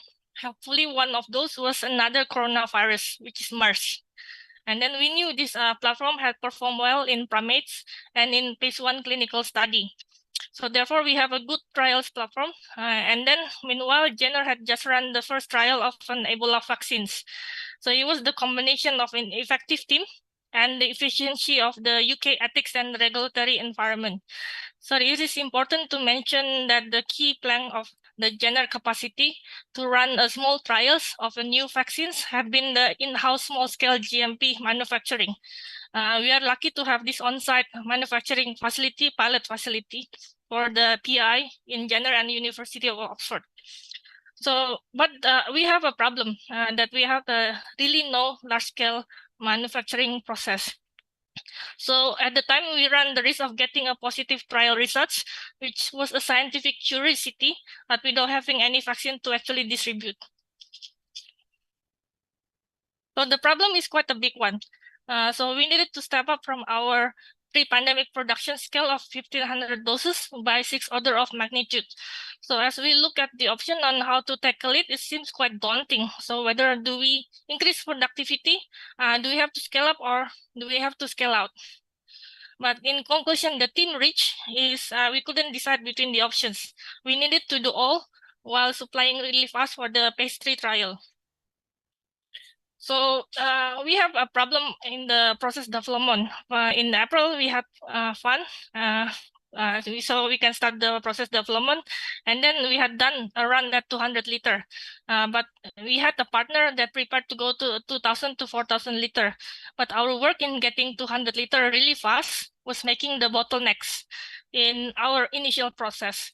Firstly, there's a problem. How do we get enough viral seed for seeding of 2,000 liter reactor to 4,000 liter reactor? Second problem is the buffer volume and the filter are quite huge. And there's a global shortage because everybody is trying to make the vaccine.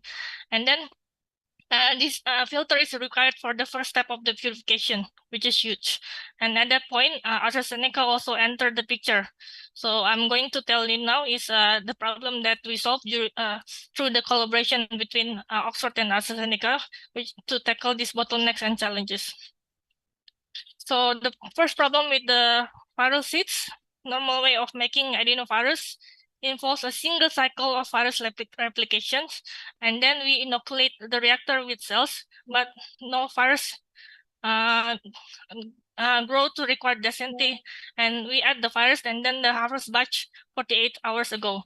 And this process requires enough virus seed to hit all the cells in one go. So, but AstraZeneca upstream process developed this subsequent process by inviting a lower cell density with a very small amount of virus, and with very low multiplicity of infections, and in fact only a small proportion of the cells in the first cycle. And then the cells continue to grow, and then the second cycle viral replication occurs. And then this essentially amplifying the viral seed within the production reactor. Okay, with the interest of time, I think I don't have time to explain the rest of it, but And the result is we are really proud that more than 3 billion doses were made with this process and used in low middle income country. So imagine if we didn't optimize the process, we might only have 10% of the COVID vaccine by now. So we also implement the distributed manufacturing strategy is what made our program very different from the other major program. Our vaccines were made in 15 different countries on 5 different continents and 25 manufacturing sites, which is the red shading on the right. So in summary, the simplicity is the key for our manufacturing process, and then the tech transfer to low middle income country. And then due to our distributed manufacturing strategy, we try to make the vaccine equity for all of the countries. And then our productivity increased due to the fat batch process, but the limiting factor is the cell density. I cannot talk about the provision process due to the time interest. And then, but this process can further improving the vaccine yield. And then using the economic modeling, we can calculate that we can release the vaccines within 60 days. And then within 100 days, we can release it to the public. And then within 130 days, we can produce 1 billion doses. I would like to thank for all of the team involved, the Oxford team, AstraZeneca team, Serum Institute, the UK Biomanufacturing Task Force, UK and Netherlands Consortium, and all of the funding bodies. Thank you.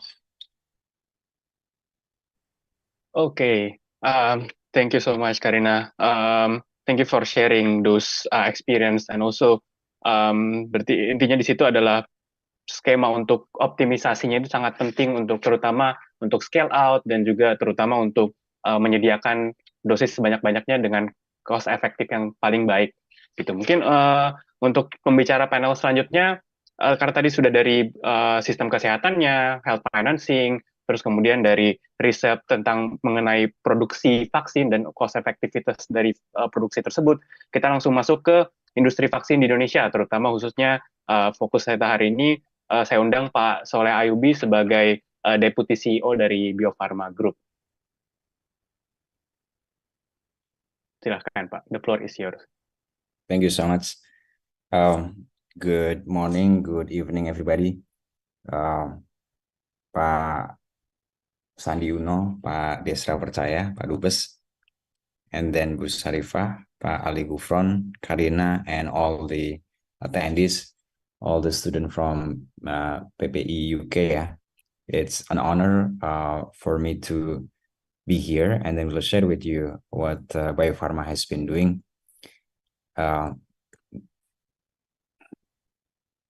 Give me a second.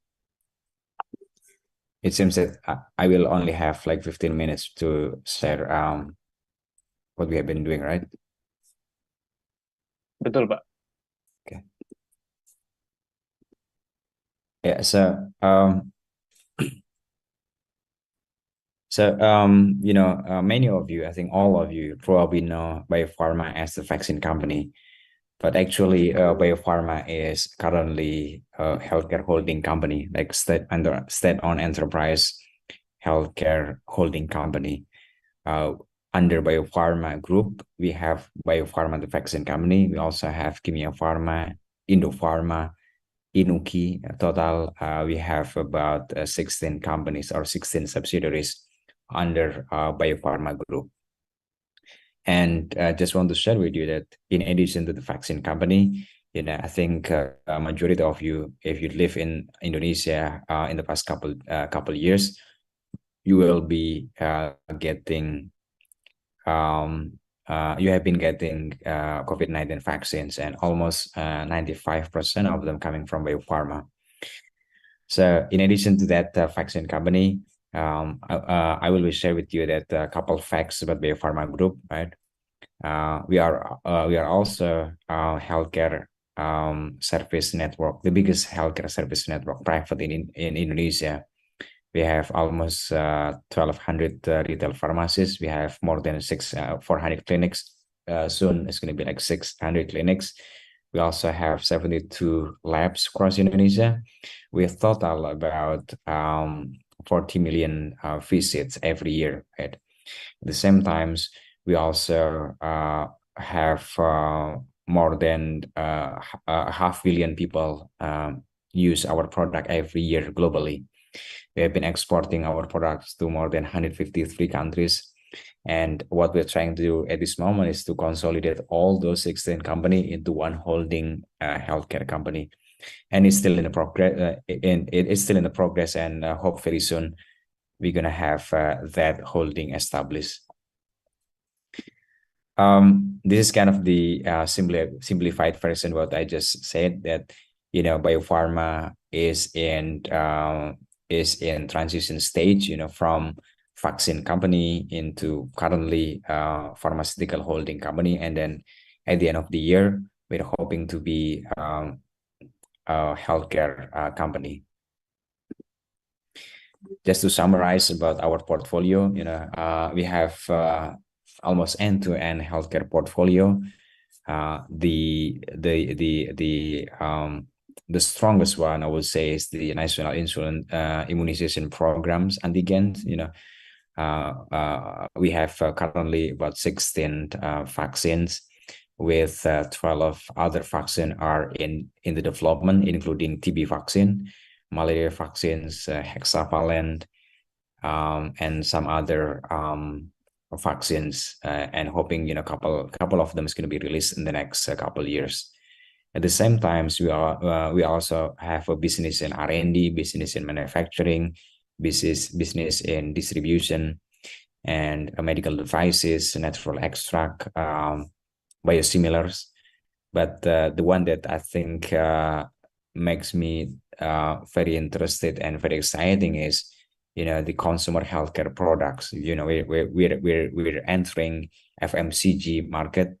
We're trying to develop some healthy products, like healthy products, health beauty products, personal care, and then also some healthy food. This is kind of the overall portfolio that we are currently having at this, and also some other portfolio that we are developing at this moment.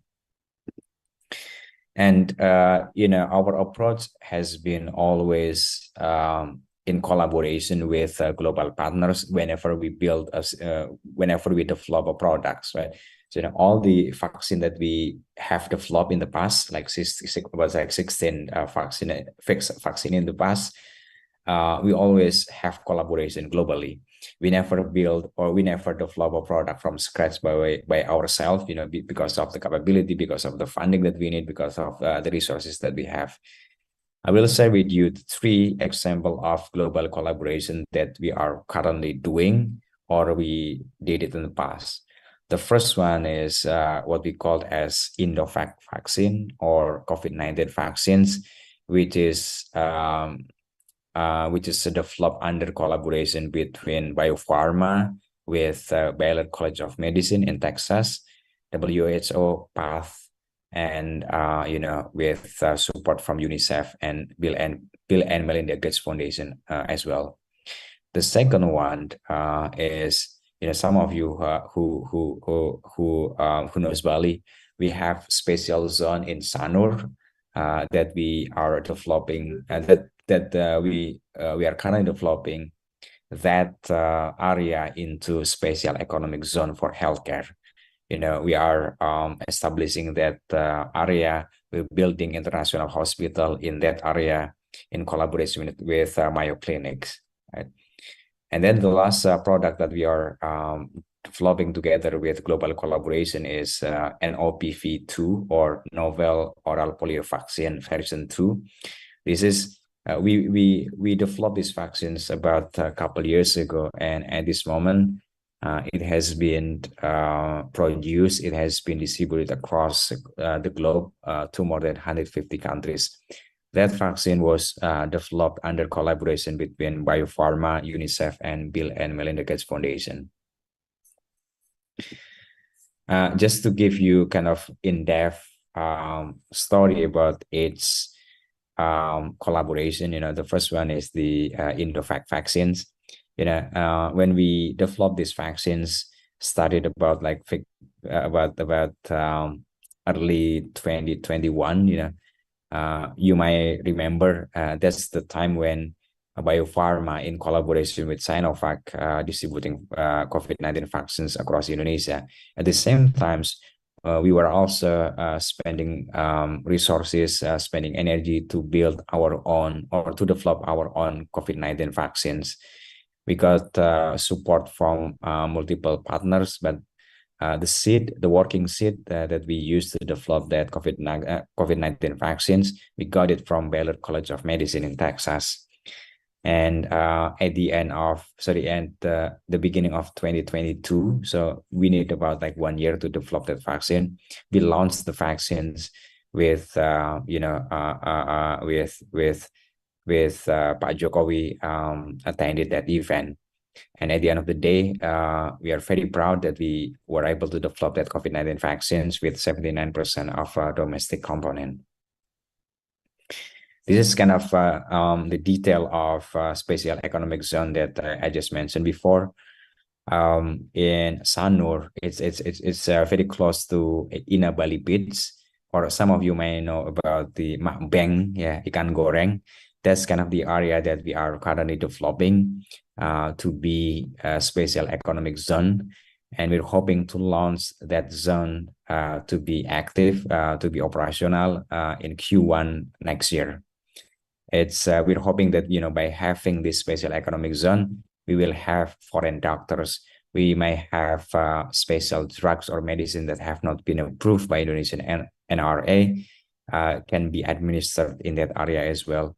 And at the end of the day, that we are hoping that people from overseas come over to Bali to get medical or treatment or services in that area. At the same time, you may know that almost 2 million Indonesians travel overseas to get medical service or medical treatment. So we're hoping those people, instead of going overseas to get medical service or medical treatment, they can get those services as well with the same quality in Bali, in Sanur. And this project is collaboration between the Indonesian Healthcare Corporation, which is one of the SOE, with Mayo Clinic. So we will have, Mayo Clinic brand, we will have Mayo Clinic doctors, we will have Mayo Clinic services in this area in collaboration with IHC or Indonesian Healthcare Corporation. And this is kind of in-depth story about novel oral polio vaccine, the thing that I mentioned before. As you might know that, there is a huge movement across the globe to eradicate polio. But then, as you might know as well, that it's not easy. It took like many years, and it's still going on. Biopharma becomes like I would say the most important player in this area. We're developing oral polio vaccines, not injected, like oral polio vaccines, because it's very easy to distribute. It's very easy to administer to the patients. The price is not that high. So this is kind of the primary polio vaccines that has been distributed, that has been administered to almost 1 billion kids across the globe.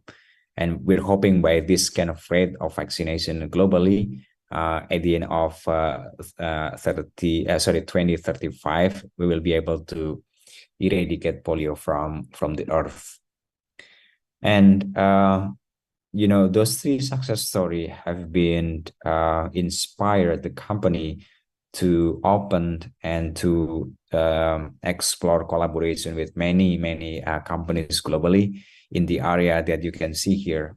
We are looking for partners to develop digital healthcare, to develop medical devices, to develop diagnostic kit, prescribed medicine, biologic products, cosmetics, as well as some other tools or facility for R&D. This is the thing that we are looking for all constantly from the partner globally.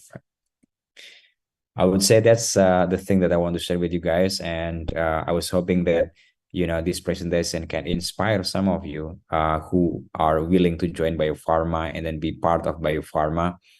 I think Biopharma is probably the most global state-owned enterprise because we are speaking about revenue, more than 50% of our revenue of Biopharma came from the global market. We are also exporting our products to more than 150 countries. So you can see that our influence, our ability to deliver products globally set Biopharma apart from many other local pharma company in Indonesia, and hoping to have you as a part of the team. Thank you so much. Terima kasih Pak Soleh. Tadi saya note sedikit, memang poin di situ ada yang paling penting. Sekarang Bio Farma sudah berkembang sangat pesat, bahkan sekarang sudah end-to-end, dan mempower health ecosystem di Indonesia, dan tentunya nanti akan berkolaborasi dengan Menteri Kesehatan dan juga untuk BPJS sebagai health financing-nya. Mungkin untuk sesi pertama ini dari saya cukup dan sangat memberikan banyak insight dan juga banyak info-info baru buat kita semua. Mungkin saya tutup hari ini dengan pantun. Inovasi bukan sembarang inovasi vaksin untuk seluruh rakyat Indonesia. Mari melanjutkan acara ISIC ini, semoga menjadi kontribusi baik untuk Indonesia. Saya kembalikan ke MC, terima kasih.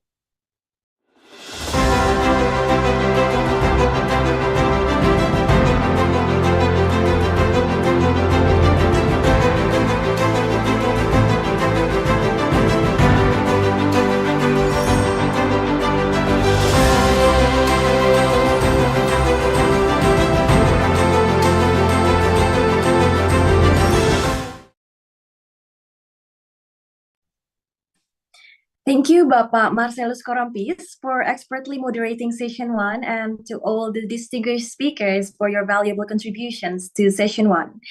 As we conclude session 1, we have delved into a critical discussion surrounding universal health coverage in primary prevention settings.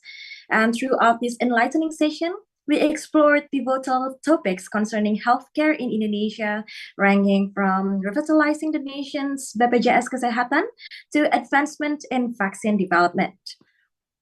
So, distinguished guests, ladies and gentlemen, following to our next agenda, it is the session 2, Comprehensive Sustainable Transition through Environmental, Social, and Economic Dimensions.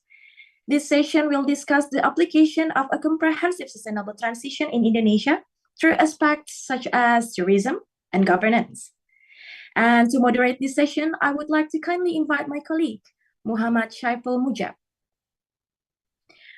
Bapak Muhammad Syaiful Mujab graduated from the University of Indonesia with a degree in political science. He is currently continuing his studies at the London School of Economics and Political Science, focusing on development studies. And during his time at the University of Indonesia, Bapak Mujab served as the president of the Student Council of the University of Indonesia and was awarded as the most outstanding student in FISIP UI 2015. He also held the position of head of program for the G20 Youth Indonesia. Currently, he is active as a political and public policy analyst at an Indonesian consulting firm. Bapak Mujab, you may have the time.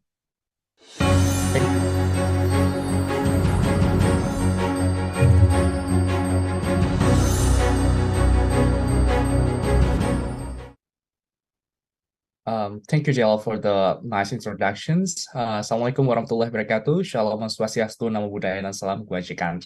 I will open the sessions with pantun as well. Kalau cinta jangan mendua, tetap sayang bersuka cita. Selamat datang di sesi kedua. Sustainable Transitions jadi topik kita. A warm welcome to the second panel sessions of the 21st ISIC PP-UK. Today we gather to delve into a critical subject that stands in the front of global discourse, which is sustainable transitions.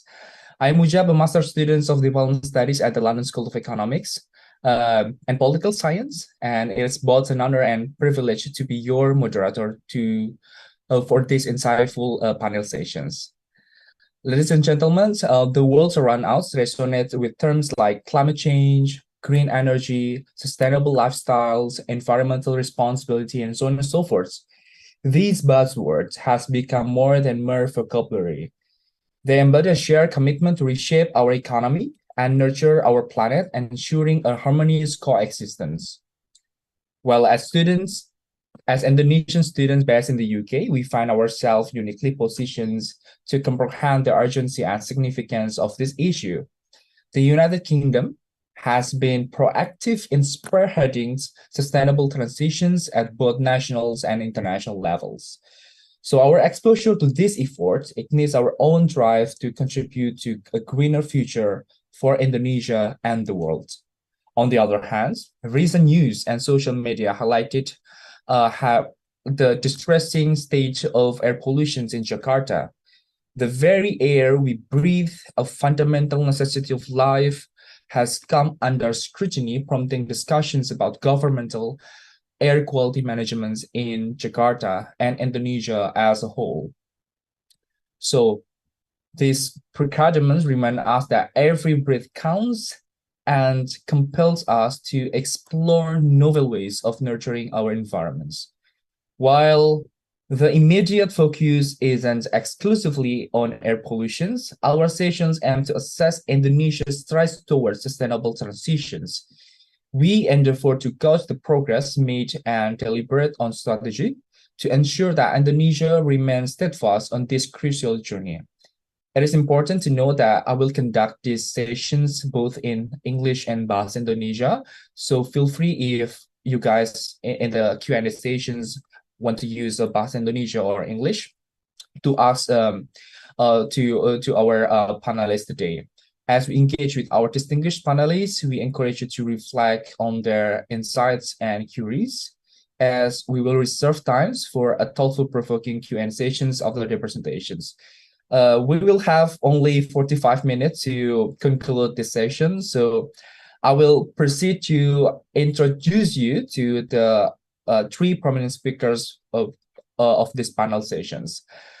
First, we have Bapak Arif Satria, which unfortunately cannot attend the sessions due to unforeseen circumstances. So he will be represented by Ibu Eva Anggraini.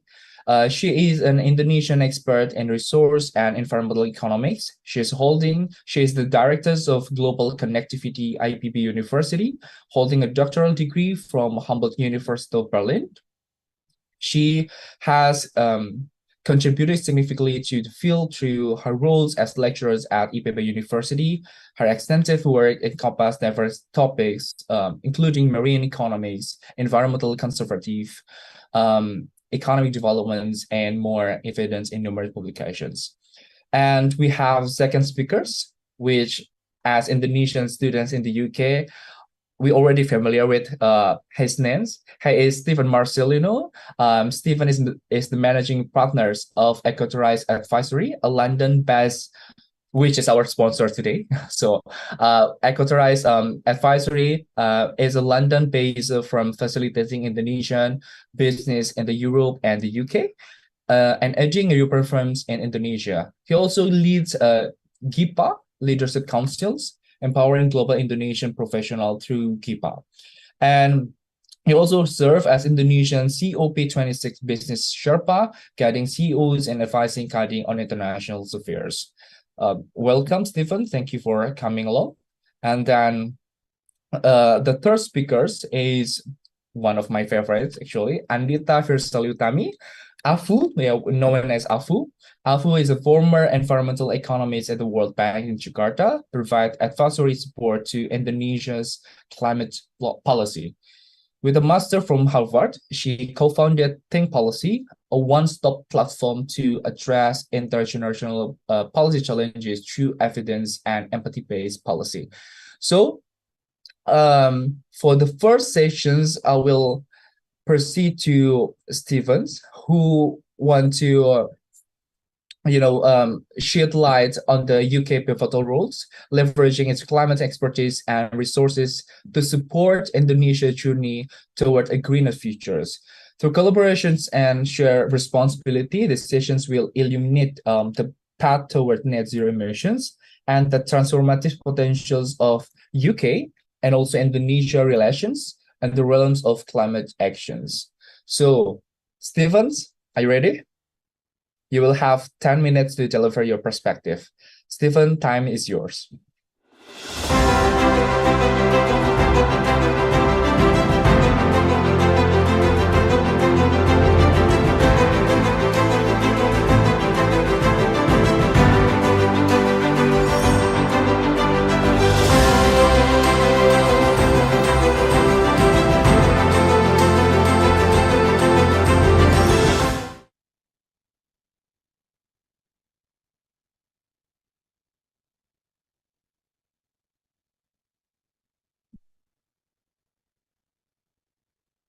Yes, Stevens. Hi. Yeah. Can you hear me okay? Yeah, clearly. Great. Thanks, Mujab, for having me here. Distinguished panel and speakers, Afu, Prof. Satria, and Pak Dubes Desra Percaya. Greetings from New Delhi. I'm currently attending P20 India Summit out of New Delhi. And I'm pleased to be able to join ISIC virtually out of New Delhi. I prepare a few slides. I don't know whether the team is able to bring it up. Perhaps let me start with a memory of Mas Mujab and distinguished Indonesian students all across the UK. I was one of you. I studied at Leeds University back in the days, and also as part of one of the very first ISIC actually. So I think participating at ISIC was certainly an exciting part. So bring a lot of great memories of the fact that it has continued on until today. So congratulations, PP UK again. Now, the organizing committee asked me a little bit about Indonesia-UK partnership pathways for net zero transition, supporting Indonesia journey towards sustainability. So, but before that, I thought it'd be good to share to you who we are, right? So that you get to know us. Next, please. So we are a London-based strategic advisory house that are aiming to, we're currently supporting a number of Indonesian companies, corporates that are looking to enter the UK European market to do business, to invest. We're also helping some British and European companies to look for a local partner in Indonesia. Next, please. We have three focus areas within Equatorize. Firstly, net zero sustainability transition, and that's what we are going to focus today. But at the same time, worth mentioning that we're also looking at digital technology innovation and global health life sciences. Next, please. Within net zero sustainability transition specifically, we are active in the sustainable mobility and EV space, in the transition metals, in renewable energy, waste management, decarbonization pathways and carbon markets. The fact that earlier the year, we launched a joint research grant to Doctrine UK, a really great organization for Indonesian PhDs out there. If you're not yet connected, check out Doctrine UK. Also on sustainable infrastructure, some of the cross-cutting areas from sustainable finance and climate tech. So that's our coverage within Equatorius. Now, what I thought would be good is to start with a background and two case studies. Next, please. Key message here is that getting to net zero is still possible. But the time window is closing. It's going to make it very difficult. And the net zero Indonesia actually represents 3.5 trillion investment opportunities for the country. And that's why we need to really make the most out of it. Next, please. This is a picture, right? Currently, the economic transition scenario suggests that if we are doing BAU, business as usual, the planet will warm up by 2.6 degrees by 2050, well above the Paris target of 1.5. But according to Bloomberg NEF, New Energy Finance, there is still a plausible pathway to stay within 1.77 by 2050. So, this is the calculation how the power need to decarbonize, the shipping, aviation, aluminum, steel, and so on and so on. Now, next, so that's the global picture. How about Indonesia then? The same study, if we can go to the next slide, please. The same study suggests that under the net zero scenario, where we are going for the 1.77 degree, it actually represents 3.5 trillion investment opportunity for Indonesia. And about 40% of them actually coming from electric vehicles, EVs. Some as well in power, hydrogen, CCS, CCUS, and so on. Now, why don't we take a look at some of the real case study that really propel ways for Indonesia to achieve net zero. Next, please, on the first case study. I think we can skip this one. The first case study is a G2G collaboration, thanks to the very strong government-to-government collaboration partnership, and of course, many of them thanks to our Indonesian ambassador to the UK, Pak Desra, and also some of the folks in the mission in Jakarta that are able to launch some of this flagship. And I want to call some of this out. Next, please.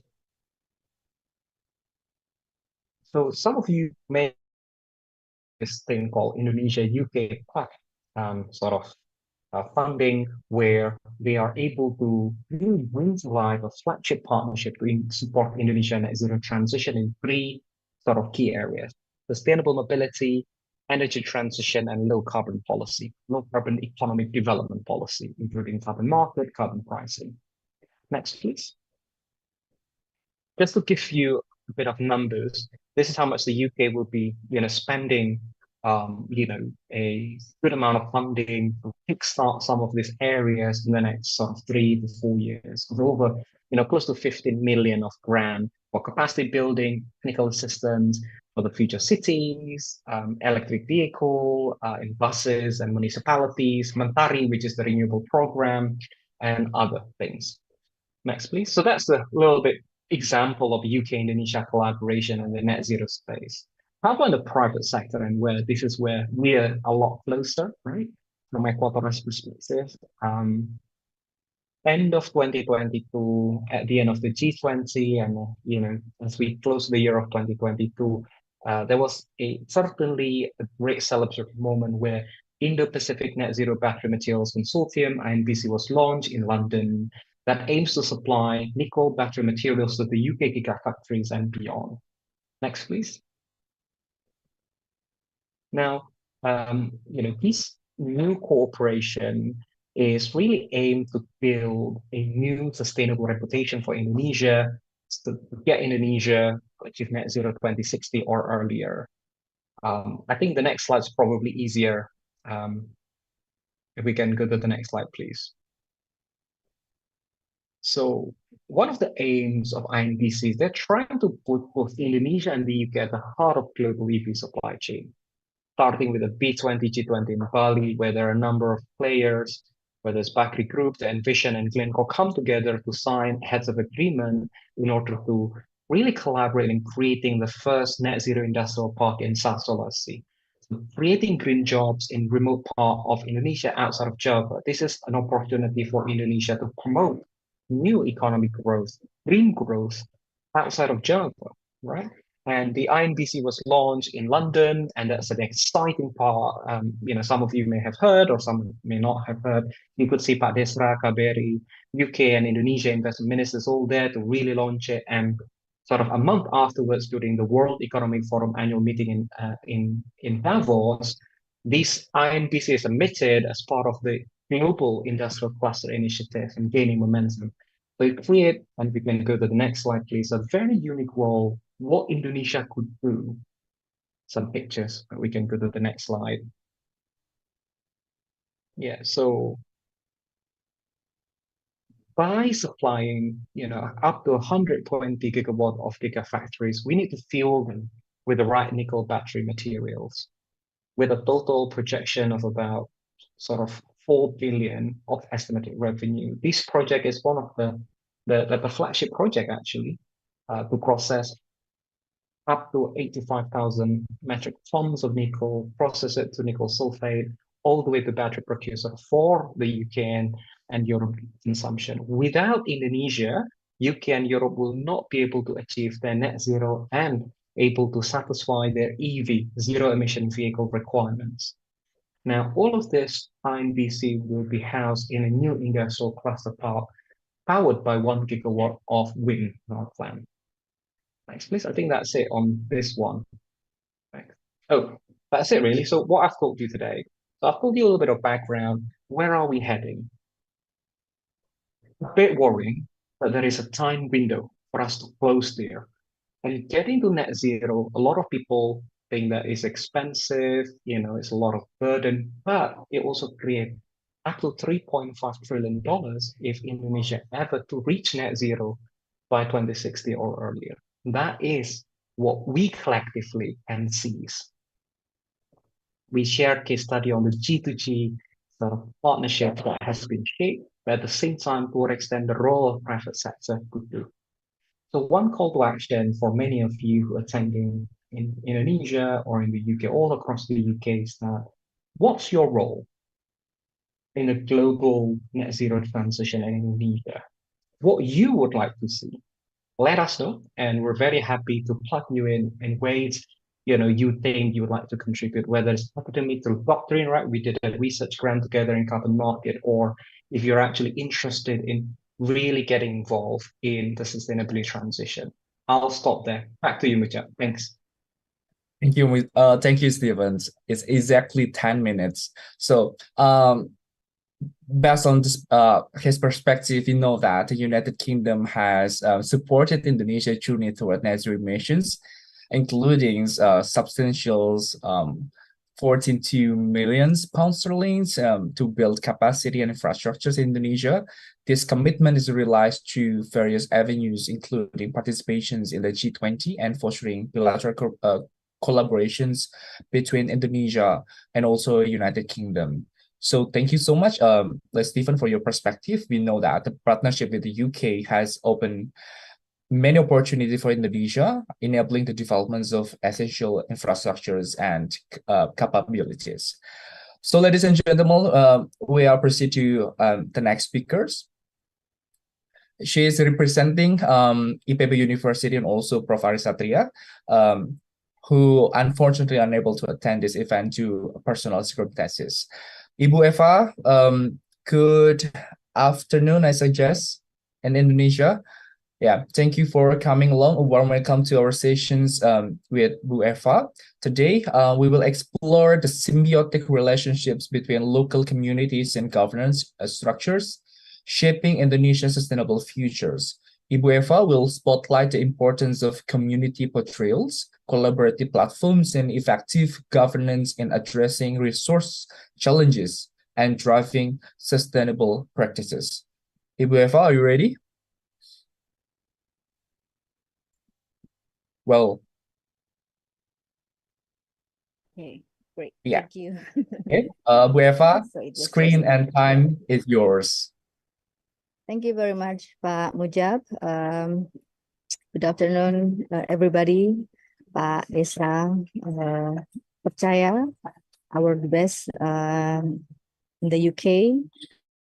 Teman-teman yang hadir pada sore hari ini, terima kasih banyak telah mengundang IPB pada conference sore hari ini di Indonesia. Sekarang ini sore hari, dan izinkan saya mewakili Pak Rektor menyampaikan beberapa pokok pikiran yang saat ini sedang berkembang tentunya, dan IPB juga tetap komitmen untuk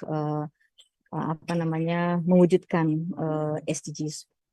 So I'm not sure that if I should switch into English or just keep in Indonesian. What do you?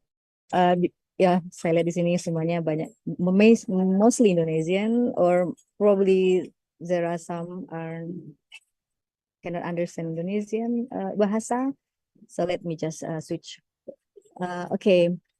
Yeah, last year IPB was awarded as the best university for SDGs actions by Bappenas, and actually this is a challenge actually to really prove ourselves that we contribute to the sustainability, not only let's say on the surface level, but really put it into implementation for and drive the changes in the community. So I would like to share some thoughts on how higher educations transform due to the global challenge that we are facing now, and how it relates or supports to the achievement of the SDGs. So let me share my screen.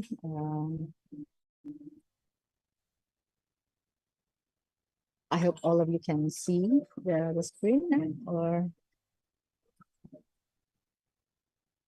yeah. So why we need transitions? This is really, the topic of this event, or particular presentation, is really an important topic. And we do now in the transitions, or whether we are really want to change or not. Of course, it depends on many things on our human resources, on policy and everything. But we see that there are facts that we are facing now, namely global disruptions. These are some disruptions that we it's very obvious that we are aware of it, that we are facing climate change, which impacts so greatly on food security, on the nature and quality of life. And also we witness the fast growing of digital technology, which has greatly changed business processes in many areas, and also geopolitical situations which are now also like give great impacts not only in some areas, but it has impact on the globe. And also post-COVID-19, which also requires or urged us. So these are situations urge new ways of thinking, responding, and acting. Yeah, so it needs a new mindset. It needs changing in behavior and attitude, and also it needs a new way of doing things. So it is an integrative things or comprehensive thing that we really want, we really have to promote for the changing.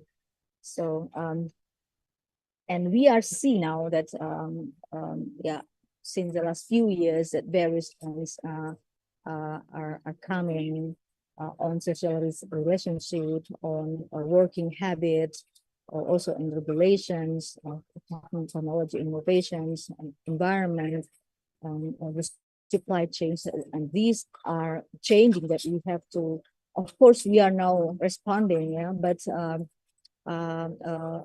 I see that we still have to really think how to respond it effectively, and really touch the basic thing of the sustainability. So if you see also like we should see, we should have now look at the future practices. Many things have changing in, and it also touch the higher education's business processes. And I would like to start to highlight three ideas which have been developing, and I know that and I'm sure that all of you has been familiar with this concepts, and how the sustainable transitions in economics. But still, to my opinion, that we Indonesian and at the global level also are still like in the process of implementing it. Not really have implemented it in integrative way. So first, about the blue economy. So this is the new concepts of economy which have been developed, but needs more effort to really implement. As I know, also Bappenas now also take blue economy as one of big concept that Indonesian would pursue. And why? Because first, because Indonesian, we have 3/4 of our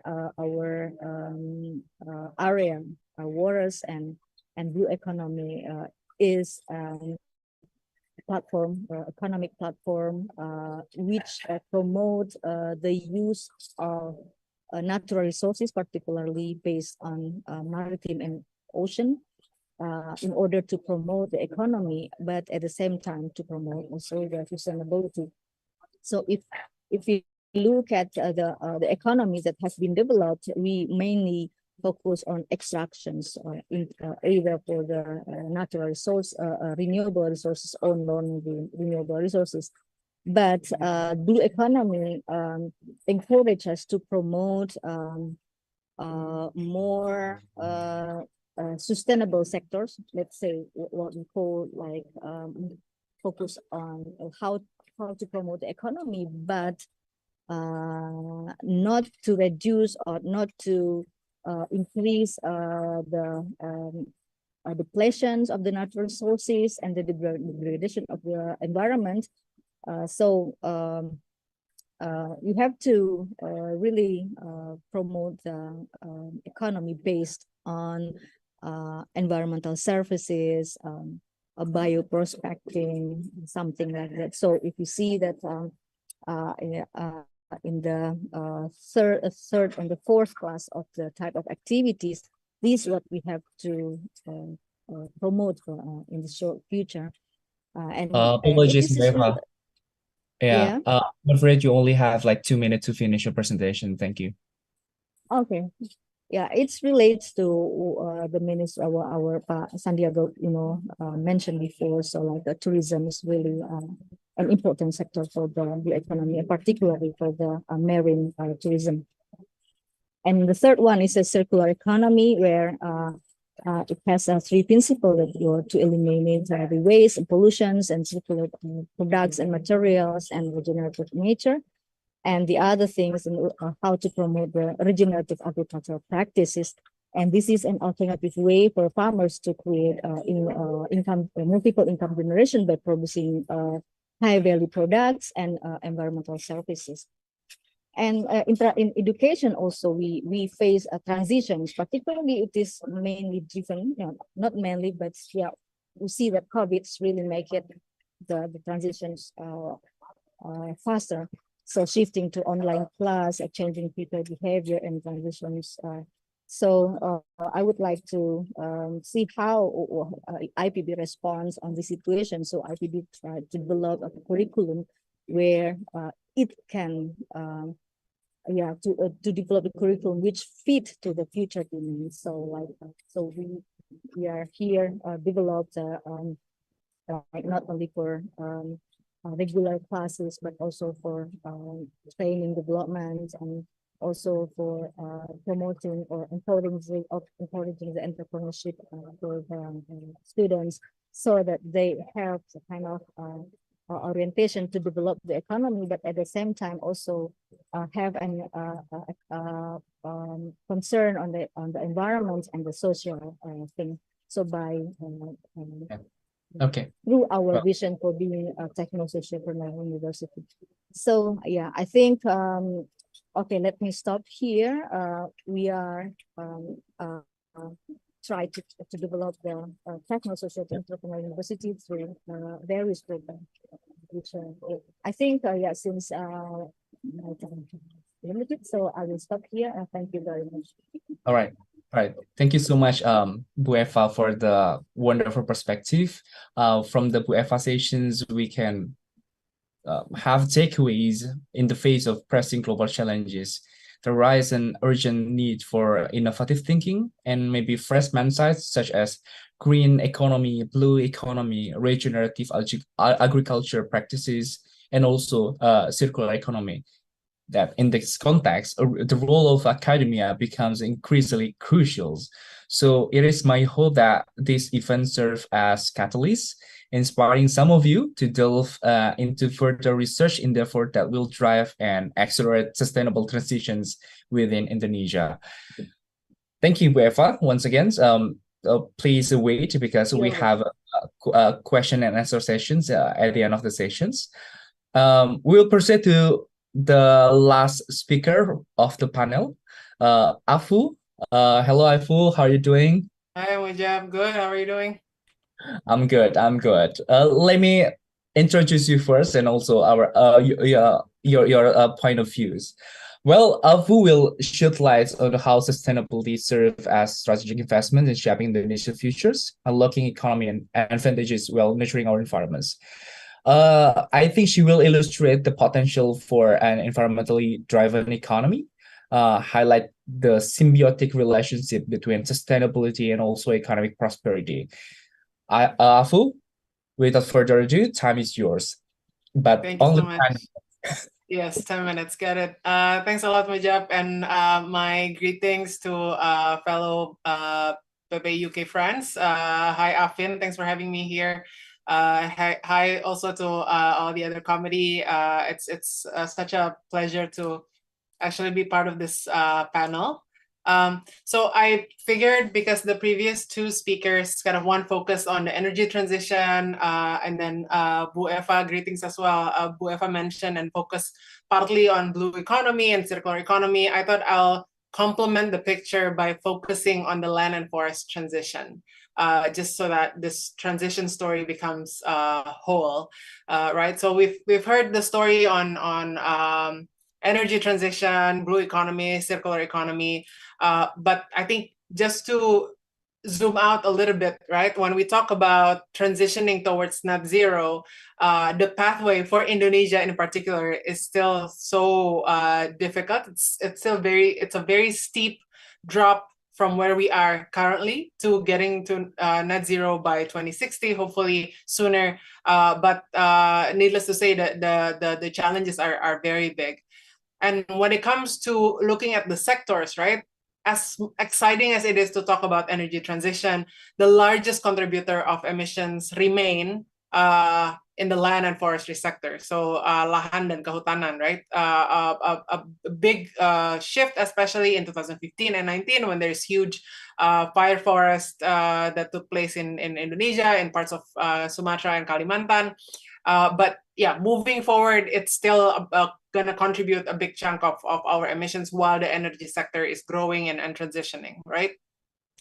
And we know that in the case of Indonesia, while progress has been achieved, there's various unique challenges as well when it comes to ensuring that the transition can take place.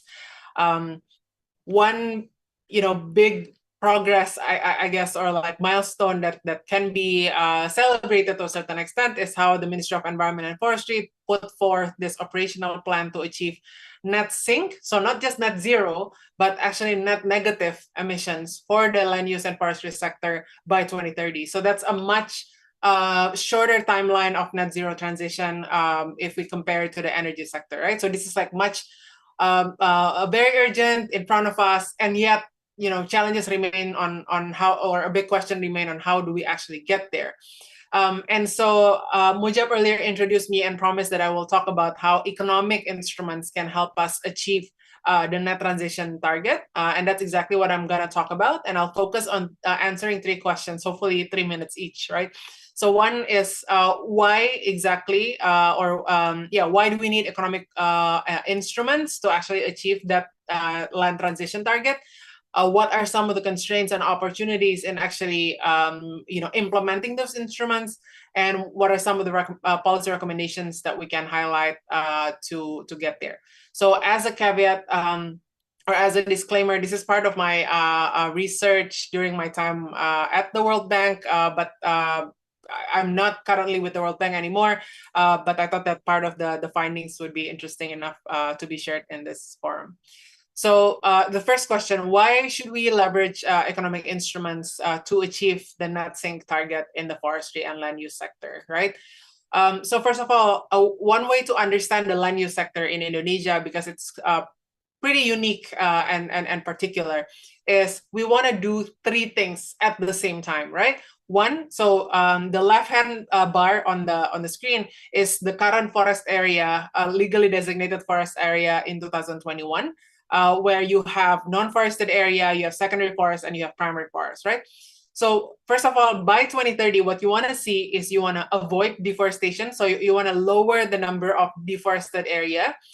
You want to restore some of the already opened up forest area today, and you want to keep conserving the existing primary forest that Indonesia has, right? So we want to achieve all these 3 things at the same time. You want to address the drivers of deforestation and degradation. You want to maintain existing forest cover. So you want to conserve it. You want to manage it better through sustainable forest management, especially in critical areas that need or require particular attention. And you want to restore parts of it. You want to rehabilitate critical ecosystems moving forward. And so all of this requires some sort of financing. All of this requires some sort of economic incentives for actors to actually move towards that target. Currently, part of the estimation, the estimated number on what would be needed to actually get there is quite significant. There is Ministry of Finance estimate. There is MOF estimate as well. But we can categorize the type of investment into three parts, right? One is we can say readiness. So basically ensuring that there is basic governance and infrastructure in place for improved sustainable land management. Secondly, you want a huge chunk of investment to actually do the conservation, to actually do the restoration of the forest. And finally, as part of the incentives, you might also want to provide certain types of payments, either to the national government, local government, and so on, to actually reward for their performance or reward for the achieved targets based on certain criteria. However, there's some market failures and government failures in place that are causing this to be very difficult to achieve. First, as it's very, very clear, there is clear opportunity cost from keeping forests, right? That's the big elephant in the room. If you keep a chunk of forest, you're basically effectively foregoing an opportunity cost of turning that, for example, into plantations with an estimated revenue. We have some number from the Raised Peatland Economic Analysis here, estimated revenue of X thousand $1,000 per year, for example. And similarly, if you avoid or switching from fire-based land clearing options and you go to more sustainable options, there's additional cost basically that you need to bear. So there's clear negative externalities that's happening there because the impacts of those cheaper options are not accounted for. Secondly, there's also positive externalized costs where the benefits of restoration, conservation, all of those activities are not internalized to those who might be paying for it. So who should be paying for all this conservation and restoration, right? If the positive externalities are actually externalized to the rest of us who are dealing with climate change and pollution. And yeah, this third one is kind of similar to the previous one, which is basically if we want to mobilize private sector type of investments, how do we justify it if the benefits are collective, right? So that's one in terms of the economic challenges. And then just to add, the dimension of the different types of forest in Indonesia, we have different challenges across different islands, right? In Papua, we're dealing with already high cover, low deforestation rate right now, but high cover forests. In Sumatra and Kalimantan, you can see that parts of the forest are already opened up for palm oil and other types of plantations, pulp and paper and others. Where Sulawesi is not very dense with the forest cover in the first place. So for different areas, different typology of challenges, which we can categorize as seen on the screen, we need different types of instruments. We need different types of investment and economic incentives to actually mobilize action, right?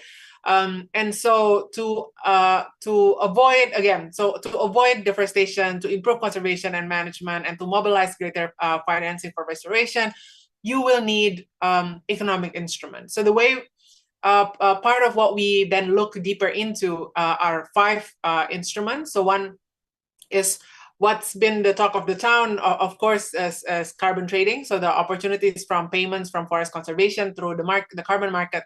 Secondly is kind of more government to government result-based type of payments. Then we have ecological physical transfers, which is underexplored in Indonesia. So how central government can incentivize social or subnational, government at district and provincial level to actually incentivize further action in the forestry sector. More localized water payments for ecosystem services. And finally, some kind of ecotourism mechanism where private individuals can actually incentivize conservation in ecotourism areas through direct payments, through ecotourism fees. So we see that these are 5 instruments that can be further explored in the case of Indonesia, and some existing legal framework already exists, so that's kind of encouraging. But there remain some constraints in actually implementing it to the fullest. So these are the 5 instruments, which I hope perhaps can inspire friends who are currently studying in the UK and other places to look into these different instruments in case and see how their potential can actually be leveraged for Indonesia so that we can generate economic opportunities while also achieving the full net sink target. I don't know how much time I have to actually dig deeper into each of these instruments, but I think this slide basically summarizes the linkage between the challenges on the left-hand side, the market failures and government failures related to that challenge, and which instruments can help avoid, conserve, and restore in Indonesia. So looking at results payment, carbon offset projects, and others. So you can see how these basically overlap. So different instruments can be utilized to achieve different goals in the follow net sync target.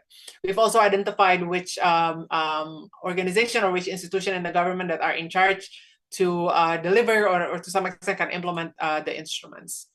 So without going too deep, and Mujab, let me know how much more time I have. We basically look at these three things. So we want to assess the operational and the operational feasibility of these instruments, and we want to look at how much legitimacy and legal framework already exists to making this happen.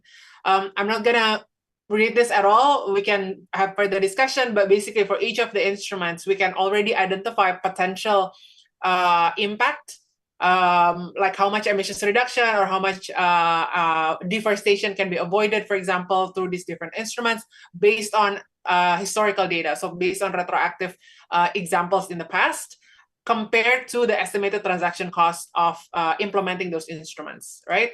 And then I'm running out of time, right? Yeah. Okay, Okay. Okay. I'm gonna stop. So basically, yeah, so you can read later. I can share the slides, but basically, there's different challenges related to the regulatory framework, the institutionalization, as well as the logistical operational constraints on the ground.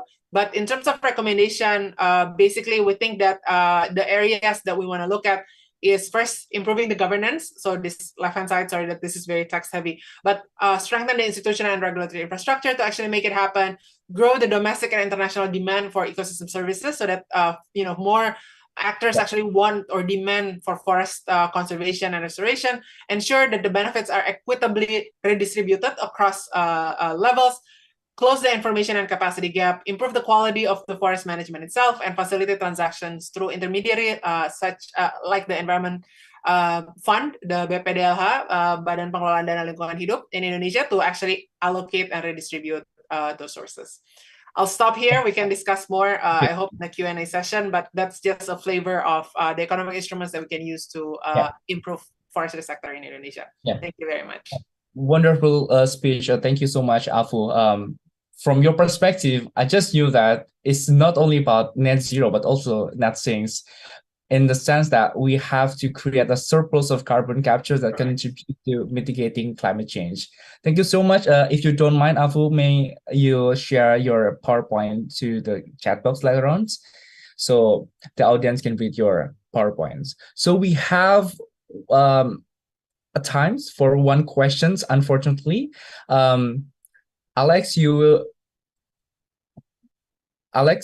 can you unmute yourself, or should I just ask your questions? All right.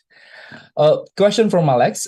Considering that trade-off cannot be avoided, which do you think is more appropriate in the Indonesian context? Is it implementing a carbon tax, or state revenues to recover, or providing incentive for those who are able to reduce emissions, competition with each others? Maybe Afu, you can go first, and then Gueva. Yes. So there's a few different considerations that we need to take into account. But if the focus is just on effectiveness, research have shown that these incentives are much more effective than incentives, actually. So because what we want is we want to change the behavior of those who are actually doing what they shouldn't be doing, which is in this case deforestation. There's a lot of behavioral studies. So this is not a pure economic studies, but behavioral science studies that shows that loss aversion plays a much stronger role than propensity towards getting incentives. So in this case, instruments such as carbon tax or other Pareto efficiency type of fees are actually a lot more effective to achieve what needs to be done, in this case reducing the emissions, right, compared to incentivizing. That Right. being said, there is some operational feasibility element to implementation. So it's one thing on theoretically what's effective, but the other part is, can you enforce carbon tax properly, for example? Because to do that, you actually need a verification and verifying mechanism to know exactly how much emissions are being emitted. We don't have that infrastructure yet right now, so it will take some time for us to actually be able to implement that effectively, compared to other types of instruments which might be incentives based but are much easier to calculate or to measure, for example. So those are two sides of the coins, whether you want to do something that's more feasible today compared to seeing what's actually effective and game changing in the more medium term. All right, thank you. Bu Eva, do you have something to add? Yeah, I agree with Mbak Afu, but I would like to highlight that we also have to consider the scale of the economy. So I think at some point a carbon tax is relevant for the large economy, but since our main actors are smallholders, I think incentives are more relevant for them. Like regenerative practices, like regenerative agriculture practices, is one thing that can be implemented as incentive way, I think. Yeah. Yeah, thank you so much. I think if you guys have any questions, maybe you can reach out personally to Afu or Bu Eva if you don't mind, Afu or Bu Eva. Especially Afu. Afu is pretty active in social media to answer the questions regarding the climate change and so on and so forth. So I think she's open to answer your questions. Well, unfortunately, we have very limited times to discuss everything, to cover everything about climate change. Again, it is my aspirations that this event serve as a catalyst. We cannot cover everything, so I hope this can inspire you to like further research that will drive and accelerate sustainable transitions within Indonesia. Once again, thank you so much for Afu, Stephen, and also Bu Eva for coming along and share your perspective towards sustainable transitions. And thank you so much for the audience. We still have one sessions ahead. So I'm as moderator, would like to give the time to our MC. Thank you so much.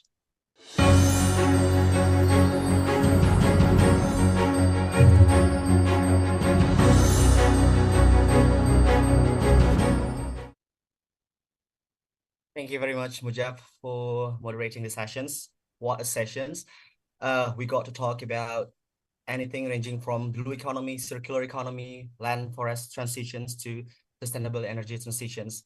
I believe that every one of us is in awe about the presentations. I'm pretty optimistic, yet very skeptical about how the future is going to look like for us. And actually, I myself found that, oh, there's something that I might write in my dissertation. So thanks very much to the panelists and the talks.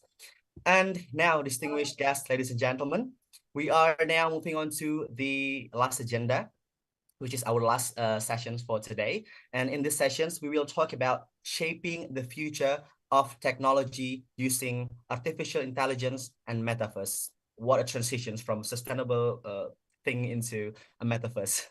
And this very session will explore the growing influence of technology in our society. And this discussion will be moderated by our moderator, Ibu Nadia Zahra. Just to give you a little bit of the information about her. Nadia Zahra graduated with honors from the Boston University in Business Administrations. She is now pursuing further studies in public administrations at University College London. In 2015, she was a key panelist at the Southeast Asia Leaders Summit, and she co-founded the Institute of Democracy and Education, a non-profit organization that provides a platform for the younger generations of Indonesian leaders to share their innovative ideas. She's also now the Secretary General of Angkatan Muda Partai Berkarya Indonesia. And without further ado, Ibu Nadia, you may have the floor.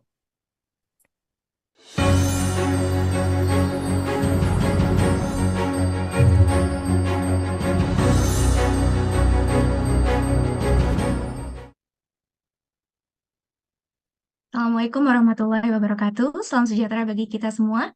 Terima kasih kepada MC dan panitia untuk waktu dan kesempatannya. Terima kasih juga kepada para peserta webinar atas kehadirannya.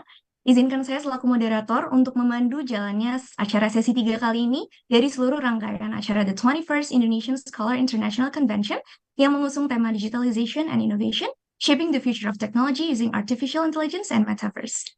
Nah, teman-teman semua, seperti pada 2 sesi sebelumnya, pada sesi 3 kali ini akan terdapat pembicara-pembicara yang tentunya juga adalah orang-orang yang hebat pada bidang digitalization and innovation yang akan mencakup dari perspektif legislatif, financial, swasta tentang bagaimana setiap sektor nanti akan merespon terhadap perkembangan digital seperti artificial intelligence, metaverse, dan digital finance. Sebelum kita memulai acaranya, izinkan saya untuk membacakan rundown selama 1 jam ke depan. Dalam 30 menit ke depan, kita akan memulai panel session bersama 3 pembicara. Masing-masing akan berbicara selama 10 menit, yaitu ada Mbak Putri Komarudin selaku anggota DPR RI dari Komisi 11, Ibu Farida Peranginangin selaku Executive Director dari Kantor Perwakilan Bank Indonesia London, dan Bapak Steven Eng selaku CEO dari Nusa Meta, a part of Weir Group. Selanjutnya kita akan buka sesi tanya-jawab kepada pembicara di panel session. Nah, untuk para peserta yang ingin bertanya, silahkan siapkan pertanyaan terbaiknya dan bisa langsung di-post di kolom chat Zoom. Dan terakhir, kita akan menutup sesi ini juga dengan mini keynote speech dari Bapak Nezar Patria selaku Wakil Menteri Komunikasi dan Informatika.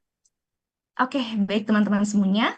Tanpa menunggu lagi, mari kita mulai sesi kali ini dengan panel session bersama 3 pembicara. Namun sebelum itu, izinkan saya membacakan profil singkat dari masing-masing pembicara. Yang pertama ada Mbak Putri Komarudin selaku anggota Dewan Perwakilan Rakyat Republik Indonesia dari Komisi 11. Sebagai politikus muda dari Partai Golkar dan merupakan anggota DPR RI, dari daerah pemilihan Jawa Barat 7 yang mencakup Kabupaten Bekasi, Kabupaten Karawang, dan Kabupaten Purwakarta, Mbak Putri bertugas sebagai anggota Komisi 11 dengan ruang lingkup kerja di bidang keuangan, perbankan, dan perencanaan pembangunan sosial. Mbak Putri juga menjabat sebagai Ketua Grup Kerjasama Bilateral DPR RI dan Parlemen Tiongkok, Wakil Regional Asia Pasifik Biro Parlemen Perempuan Interparliamentary Union atau IPU, dan juga sebagai anggota Badan Kerjasama Antar Parlemen DPR RI. Mbak Putri juga aktif berkiprah dalam berbagai forum kepemudaan seperti Ketua Umum Kaukus Pemuda Parlemen Indonesia dan terpilih sebagai Ketua Delegasi Indonesia untuk Y20 Summit 2021. Lalu teman-teman, selanjutnya pembicara kedua pada panel session berikutnya adalah Ibu Farida Peranginangin yang sekarang menjabat sebagai Executive Director dari Kantor Perwakilan Bank Indonesia London. Ibu Farida menghabiskan sebagian besar karirnya di Bank Sentral Indonesia di Departemen Kebijakan Sistem Pembayaran. Ibu Farida juga memiliki latar belakang akademik di bidang Business Information System dari University of Wollongong, Australia. Dan beliau juga mendapatkan gelar PhD di Strategic Management dari Universitas Indonesia. Last but not least, pembicara ketiga kita adalah Bapak Steven Eng, selaku Chief Executive Officer dari Nusa Meta, a part of Weir Group. Sebelum berkontribusi di Nusa Meta, Bapak Steven Eng memiliki banyak pengalaman pekerjaan lainnya, di antaranya sebagai Senior Advisor di ISIC Capital, Brand Director di Batik Semar, partner di Mavenix, dan partner di MBHS Asia PTE Ltd. Selain itu, Bapak Steven Eng memiliki latar belakang pendidikan dari Bond University di 3 bidang, Manajemen IT and International Relations. Baik, teman-teman semua, untuk memulai panel session pertama, dalam 10 menit ke depan, kita akan mendengar bagaimana perspektif dari sisi legislatif Indonesia untuk mengantisipasi perkembangan kecerdasan buatan. Kepada Mbak Putri Komarudin, waktu dan tempat kami persilahkan.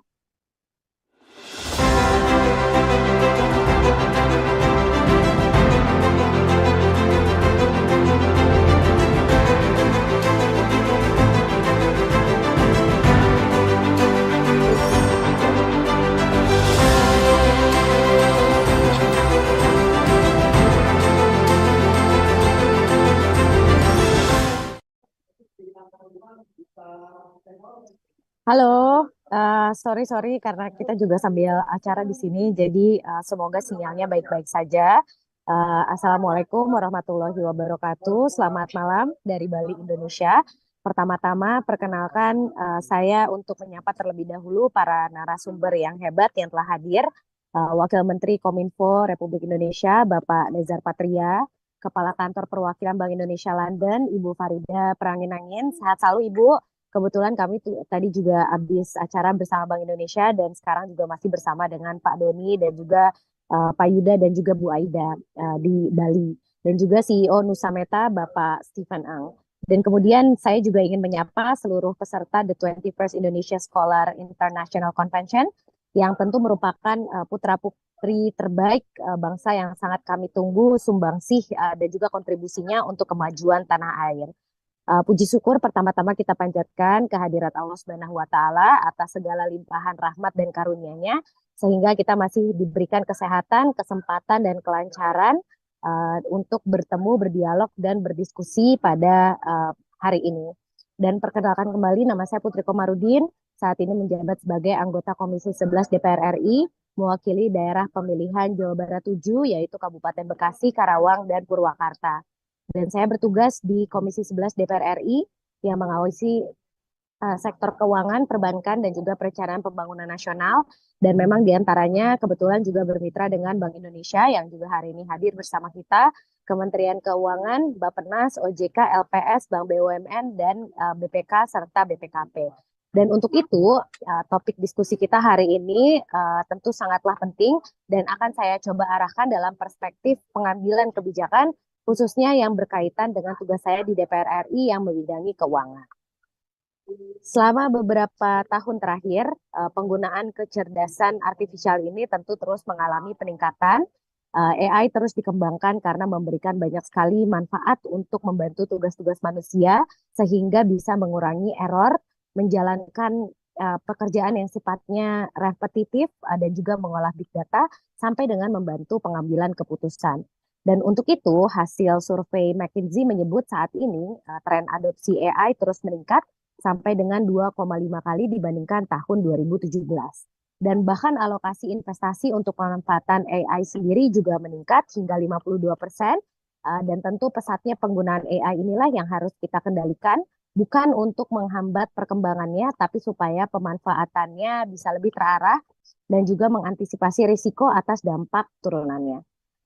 Dan pemerintah sendiri tentu telah menyusun Strategi Nasional Kecerdasan Artificial Indonesia 2020 sampai 2045, di mana roadmap ini juga merupakan arah kebijakan nasional yang memuat area fokus dan juga bidang prioritas dalam pemanfaatan kecerdasan artifisial. Dan nantinya dalam roadmap ini akan menjadi acuan bagi kementerian dan lembaga, pemerintah daerah, dan juga pemangku kepentingan lainnya dalam melaksanakan kegiatan di bidang AI. Dan untuk itu, sebagai peneliti, kita juga bisa mendukung penelitian yang mengarah pada pemanfaatan AI pada area prioritas seperti misalnya pada kesehatan, reformasi birokrasi, pendidikan, dan juga riset, serta ketahanan pangan sampai dengan mobilitas dan juga kota cerdas. Dan tentu AI telah banyak dikembangkan di Indonesia.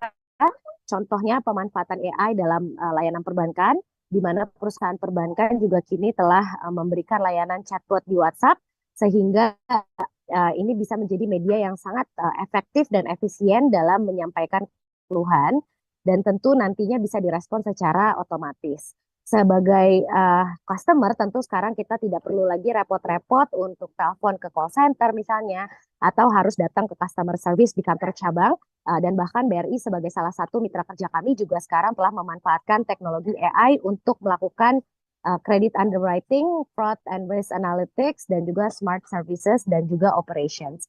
Dan selain itu, kemampuan canggih AI dalam mengenali gambar juga dimanfaatkan untuk layanan pinjaman online atau pinjol, di mana sekarang hanya bermodalkan KTP, kita bisa mendapatkan pinjaman secara cepat. Tapi memang bunganya yang relatif tinggi dibandingkan dengan pinjaman di perbankan yang konvensional.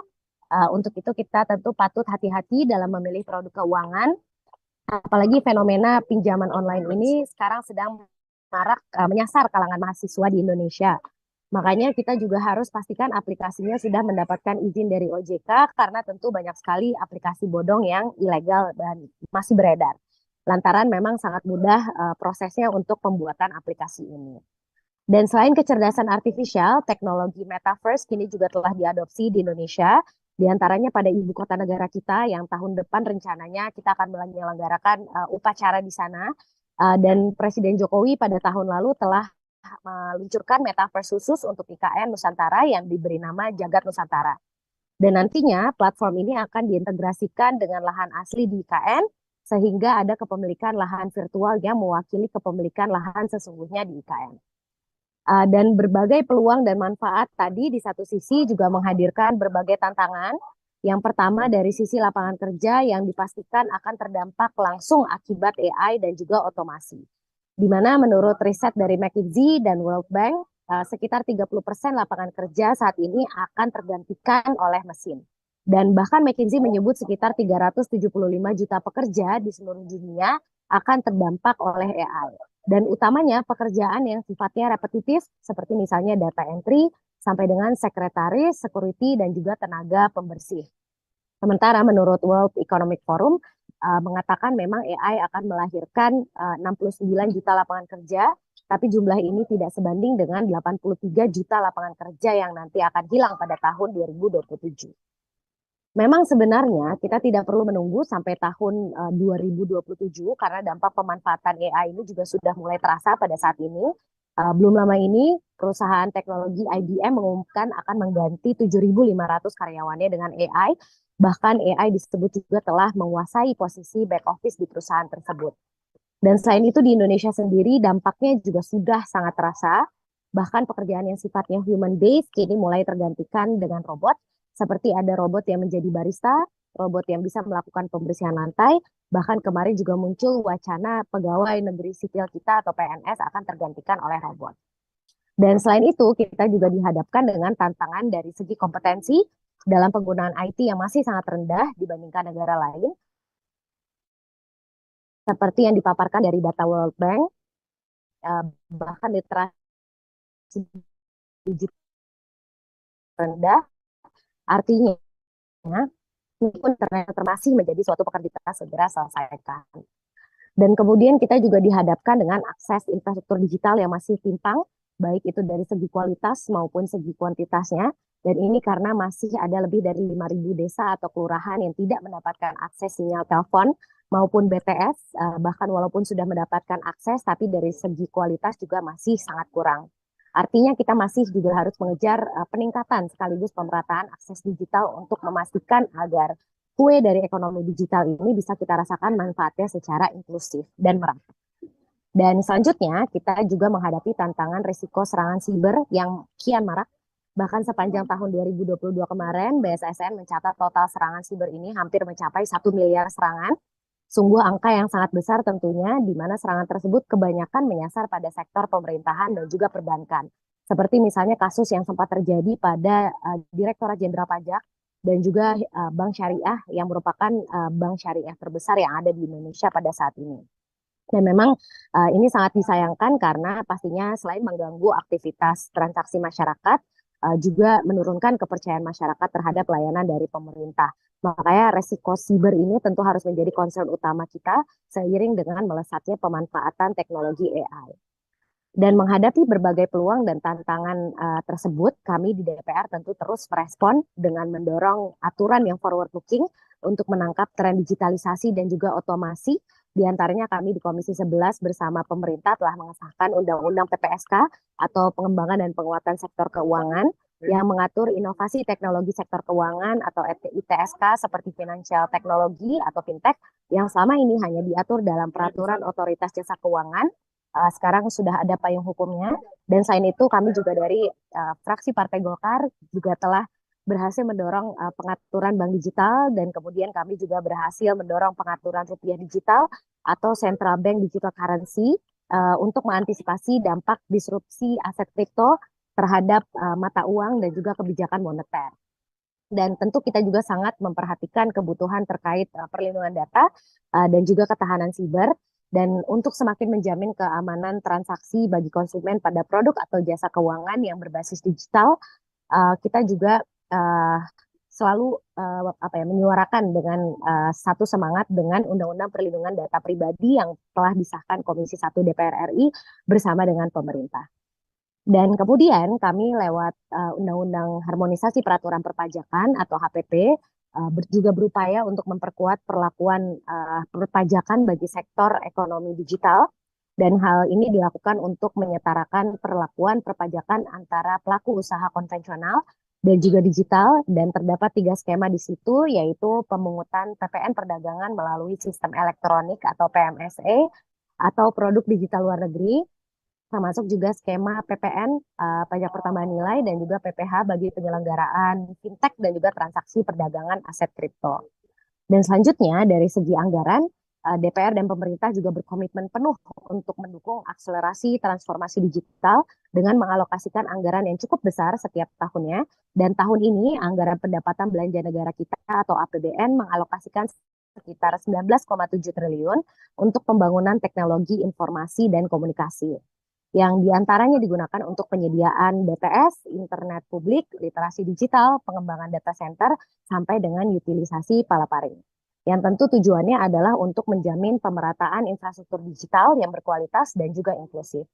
Dan selain itu kami di DPR juga bersama pemerintah secara konsisten mengalokasikan anggaran pendidikan sebesar 20% dari APBN kita yang mencapai 608,3 triliun pada tahun 2023. Dan anggaran tersebut digunakan untuk pemerataan pendidikan, program beasiswa, peningkatan kompetensi guru, peningkatan kualitas sarana dan prasarana, sampai dengan penguatan link and match dengan pasar kerja, dan termasuk juga dialokasikan untuk program beasiswa dan riset LPDP yang sekarang dana abadi yang dikelola LPDP sudah mencapai 139 triliun rupiah.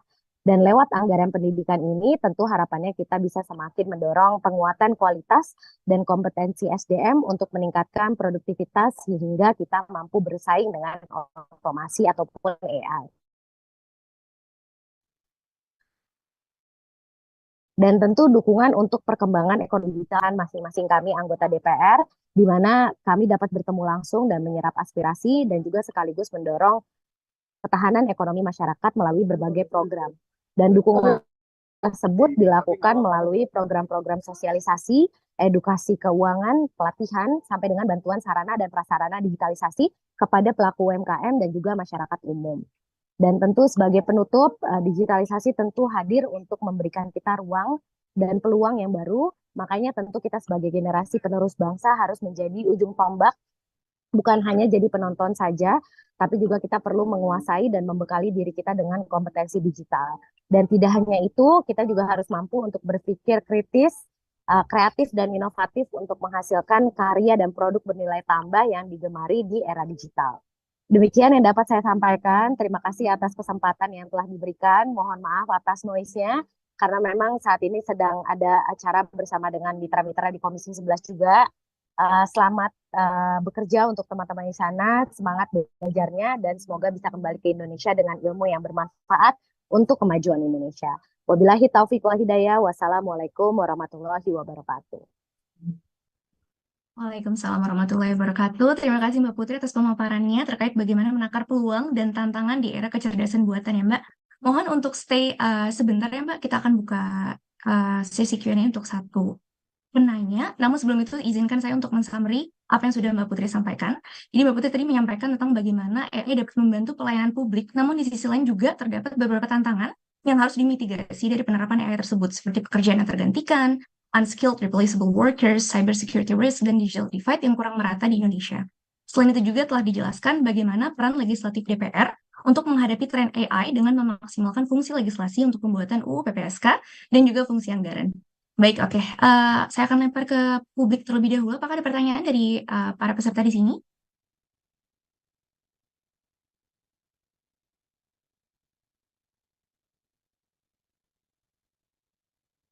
Oke, baik. Kalau misalkan belum ada, saya akan ada pertanyaan nih untuk Mbak Putri. Satu pertanyaan dari saya. Mbak Putri tadi kan berbicara tentang replaceable workers dan juga unskilled SDM kita gitu ya Mbak. Jadi bagaimana pemerintah itu mempersiapkan dan ensure bahwa skill-skill yang dipelajari oleh SDM kita dari sejak mereka di sekolah atau di kuliah, itu adalah skills yang memang ready to work skills yang akan tetap robust dan juga sustainable walaupun diterjang oleh perkembangan AI ke depannya. Itu pertanyaan dari saya. Terima kasih Mbak Putri. Ya.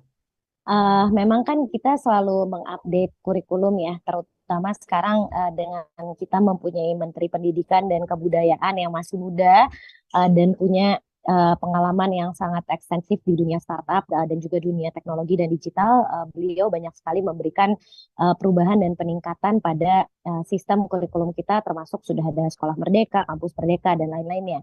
Di mana banyak juga siswa-siswi yang sekarang bisa belajar hal-hal yang di luar major ataupun fokusnya mereka gitu di sekolahnya masing-masing. Dan menurut kita ini menjadi sangat penting ketika kita dibiasakan untuk membuka diri terkait dengan pengetahuan dan juga bidang-bidang yang di luar bidang kita, sehingga ini bisa mendorong supaya pada saatnya nanti ketika masuk ke dalam dunia kerja, mereka bisa mempunyai pemikiran yang lebih luas lagi terkait dengan perkembangan yang terjadi di dunia, dan akhirnya bisa memberikan solusi-solusi yang lebih brilian lagi daripada apa yang telah diberikan oleh pendahulu-pendahulu kita. Jadi ya tentu harapannya apa yang telah dimulai pada kepemimpinan Menteri Pendidikan dan Kebudayaan yang sekarang nanti bisa dilanjutkan pada periode yang akan datang, dan tentunya kita di sini melihat bahwa penting sekali ada sentuhan anak muda di dalam setiap lini pemerintahan, karena memang kitalah nantinya yang akan mengemban amanah menjadi pimpinan negara ini pada saatnya 20 tahun yang akan datang. Dan kalau kita tidak mulai dari sekarang, tentunya apa yang menjadi kekhawatiran kita pada hari ini tergantikan oleh otomasi, teknologi, dan lain-lainnya, tidak bisa kita berikan solusinya dari hari ini juga. Jadi ya tentu sangat senang ada pembahasan terkait dengan topik ini, dan semoga ini bisa menjadi salah satu fokus juga di parlemen dan juga pemerintahan yang akan datang. Oke, baik. Terima kasih Mbak Putri atas semangatnya kepada kita para pemuda di sini, dan terutama di sini juga banyak students dari seluruh Indonesia. Baik, kalau begitu untuk sesi Mbak Putri, terima kasih atas waktunya dan kontribusinya kepada ISIC di antara jadwal yang padat ya Mbak. Ya, Semoga terima kedepannya kita kasih bisa Nadia. kolaborasi. Terima kasih. Sorry for the noise dan enjoy. No Selamat ya problem. eventnya. Thank you Mbak Putri. Bye-bye. Terima Terima kasih. kasih semua. Terima kasih. Baik, oke, baik teman-teman semua. Selanjutnya, dalam 10 menit ke depan kita akan pindah nih ke pembicara berikutnya. Kita akan mendengarkan perspektif dari sektor financial di Indonesia tentang bagaimana peran Bank Indonesia untuk membantu mengembangkan digital finance. Kepada Ibu Farida Peranginangin, waktu dan tempat kami persilahkan. Terima kasih Nadia.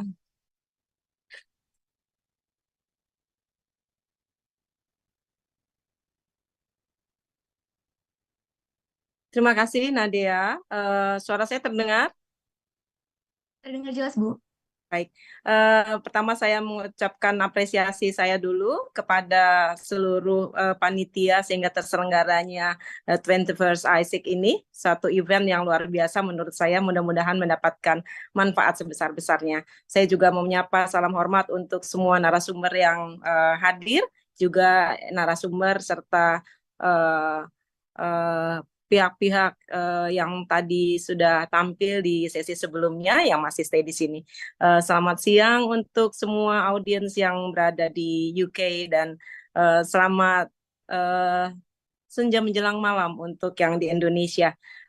Dalam kesempatan ini mudah-mudahan saya bisa menyampaikan secara ringkas tentang peran Bank Indonesia dalam pengembangan digital finance. Mudah-mudahan dengan tayangan singkat ini di waktu yang sangat mepet ini, rasanya waktunya kurang kondusif ya, karena di Indonesia di saat maghrib, di UK juga mungkin menjelang sholat Jumat, tapi mudah-mudahan ini bisa tersampaikan juga untuk para scholar yang berada di UK yang mungkin akan kembali ke Indonesia, sehingga mendapatkan update tentang perkembangan terkini bagaimana pengembangan digital finance, dan terutama apa peran Bank Indonesia dalam pengembangan digital finance di Indonesia. Boleh sekilas saya sampaikan outline-nya di halaman berikutnya. Secara singkat, saya ingin mengupdate tentang bagaimana visi Bank Indonesia dalam pengembangan digital finance, kemudian strategi Bank Indonesia dalam menghadapi tren global ini, serta beberapa key takeaways dari penjelasan ini. Lebih lanjut tentang penyempurnaan visi Bank Indonesia, tadi sudah disinggung juga oleh Mbak Putri bahwa ada Undang-Undang nomor 4 tahun 2023 tentang P2SK, dan undang-undang ini juga mengubah, menyesuaikan tentang visi dan juga mandat Bank Indonesia. Kalau di sebelumnya mandat Bank Indonesia itu lebih kepada stabilitas nilai tukar, stabilitas rupiah, dengan adanya Undang-Undang P2SK, mandat Bank Indonesia itu bukan cuma pro stability tetapi juga pro growth. Jadi secara khusus disebutkan bahwa mandat Bank Indonesia adalah untuk mencapai stabilitas nilai rupiah, Kemudian yang dalam warna kuning di situ adalah tambahannya, yaitu memelihara stabilitas sistem pembayaran dan turut menjaga stabilitas sistem keuangan dalam rangka mendukung pertumbuhan ekonomi yang berkelanjutan. Sebetulnya tugas-tugas ini yang diberi warna kuning ini sudah dilakukan oleh Bank Indonesia, cuma secara legal ini secara eksplisit dimasukkan di dalam undang-undang, yaitu level tertinggi dari sebuah ketentuan. Kemudian merespon dari mandat yang ada di Undang-Undang Nomor 4 Tahun 2023 tersebut, maka Bank Indonesia menyesuaikan visinya menjadi yang dapat dilihat di bawah, yaitu untuk menjadi bank sentral digital terdepan dengan tata kelola kuat yang berkontribusi nyata terhadap perekonomian nasional dan terbaik di antara negara emerging markets untuk Indonesia maju. Kita bisa lihat di sini bahwa tren digital itu bahkan bukan cuma sebuah wacana, tetapi sudah diakomodir di dalam visi Bank Indonesia, yaitu menjadi bank sentral digital terdepan dan seterusnya dengan menekankan tata kelola yang kuat. Di halaman berikutnya kita bisa lihat tentang strategi Bank Indonesia dalam menghadapi tren global. Tadi kita pahami bahwa ada mandat Bank Indonesia, kemudian ada visi Bank Indonesia untuk menjadi bank sentral digital terdepan. Untuk dapat mencapai visi tersebut, Bank Indonesia menyusun strateginya, yaitu antara lain penguatan bauran kebijakan, kemudian akselerasi digitalisasi sistem pembayaran, kemudian pendalaman pasar uang, dan juga sinergi kebijakan dengan lembaga dan lembaga terkait untuk mendorong hilirisasi serta ekonomi inklusif, ekonomi keuangan inklusif dan hijau. Di slide berikutnya, ini saya cepat-cepat saja, nanti beberapa hal yang perlu di-highlight akan saya beri highlight untuk lebih jelasnya.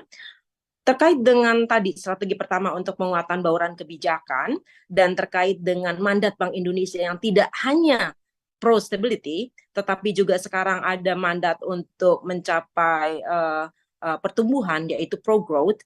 Di kebijakan pro stability itu ada dua rumpun, yaitu satu kebijakan moneter, yang satunya lagi adalah kebijakan pengelolaan moneter. Sementara untuk mencapai pertumbuhan, Bank Indonesia bermain di dalam area kebijakan makroprudensial dan juga kebijakan surveillance stabilitas sistem keuangan.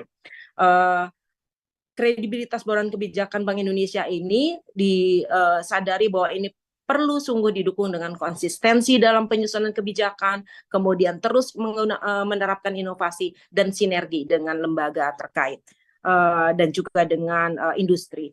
Di slide berikutnya terkait dengan akselerasi digitalisasi sistem pembayaran yang juga merupakan salah satu strategi Bank Indonesia. Bank Indonesia menerapkan strategi akselerasi atau percepatan digitalisasi sistem pembayaran untuk dapat tercapainya integrasi ekosistem ekonomi keuangan digital nasional dan juga digital rupiah. Tadi juga sudah disinggung oleh Bu Putri tentang digital rupiah atau uang digital, yaitu CBDC, Central Bank Digital Currency. Nanti kita lihat seperti apa digital rupiah itu. Inovasi dan digitalisasi sistem pembayaran yang didukung kehandalan infrastruktur menjadi faktor yang sangat menentukan dalam mewujudkan perekonomian yang lebih inklusif dan berkelanjutan. Dalam hal ini, Bank Indonesia menggunakan istilah satu bahasa, satu nusa, dan satu bangsa. Satu bahasa artinya Bank Indonesia menggunakan standar-standar untuk bisa mengintegrasikan ekosistem ekonomi keuangan digital, antara lain SNAP atau SNAP, kemudian yaitu Standar Nasional Open API, kemudian ada Kartu Kredit Indonesia, kemudian digunakannya Local Currency Settlement, kemudian KRIS, nanti kita lihat juga target selanjutnya dari KRIS, kemudian juga fast payment. Satu nusa di sini dibangunnya satu infrastruktur data yang terintegrasi. Sementara satu bangsa di sini bisa dilihat ada regulatory reform, kemudian juga ada supervisory reform. Di halaman berikutnya bisa kita lihat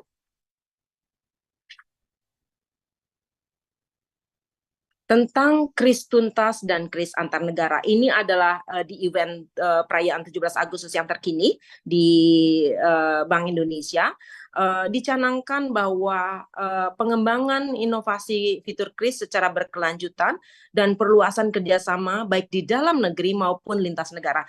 Jadi untuk scholar semua yang masih di UK mungkin kurang terinfo tentang seberapa advance kita memasuki era digitalisasi sistem keuangan. Kita sudah sampai bukan cuma penggunaan QR code untuk payments di dalam negeri, tetapi juga kita sudah sampai pada QR code antar negara. Kalau kita bicara kris yang sudah di antar negara yang sudah diterapkan, itu kita sudah berhasil mengimplementasikan dengan Thailand dan Malaysia, dan dalam waktu dekat kris antar negara Indonesia Singapura juga akan dilakukan, baik itu untuk perdagangan antar negara khususnya bagi UMKM, juga untuk mendorong pertumbuhan sektor pariwisata. Nah, untuk kris tuntas ini adalah penggunaan kris untuk tuntas ini adalah semacam akronim untuk penggunaan kris di tarik tunai, kemudian tarik tunai, kemudian antar pengguna kris, dan juga setor tunai di anjungan tunai mandiri. Yang setor tunai itu adalah mendeposit through the ATM dengan menggunakan kris. Selanjutnya masih terkait dengan strategi Bank Indonesia di slide berikutnya.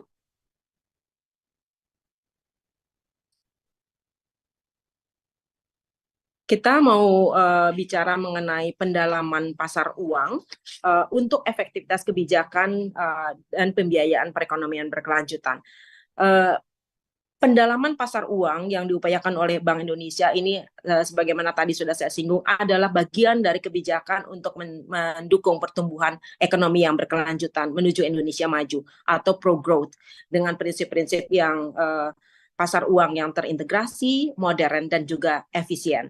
Nah, akselerasi yang dilakukan antara lain adalah akselerasi untuk inovasi di dalam instrumen pasar uang, kemudian bukan cuma instrumennya, tetapi yang kedua adalah juga penguatan infrastruktur pasar uangnya, kemudian selain itu juga dilakukan penguatan pengawasan atau surveillance terhadap pasar uang dan pasar falasnya, sehingga dipastikan bahwa pengembangan itu dilakukan dengan mitigasi risiko dan dengan pengawasan.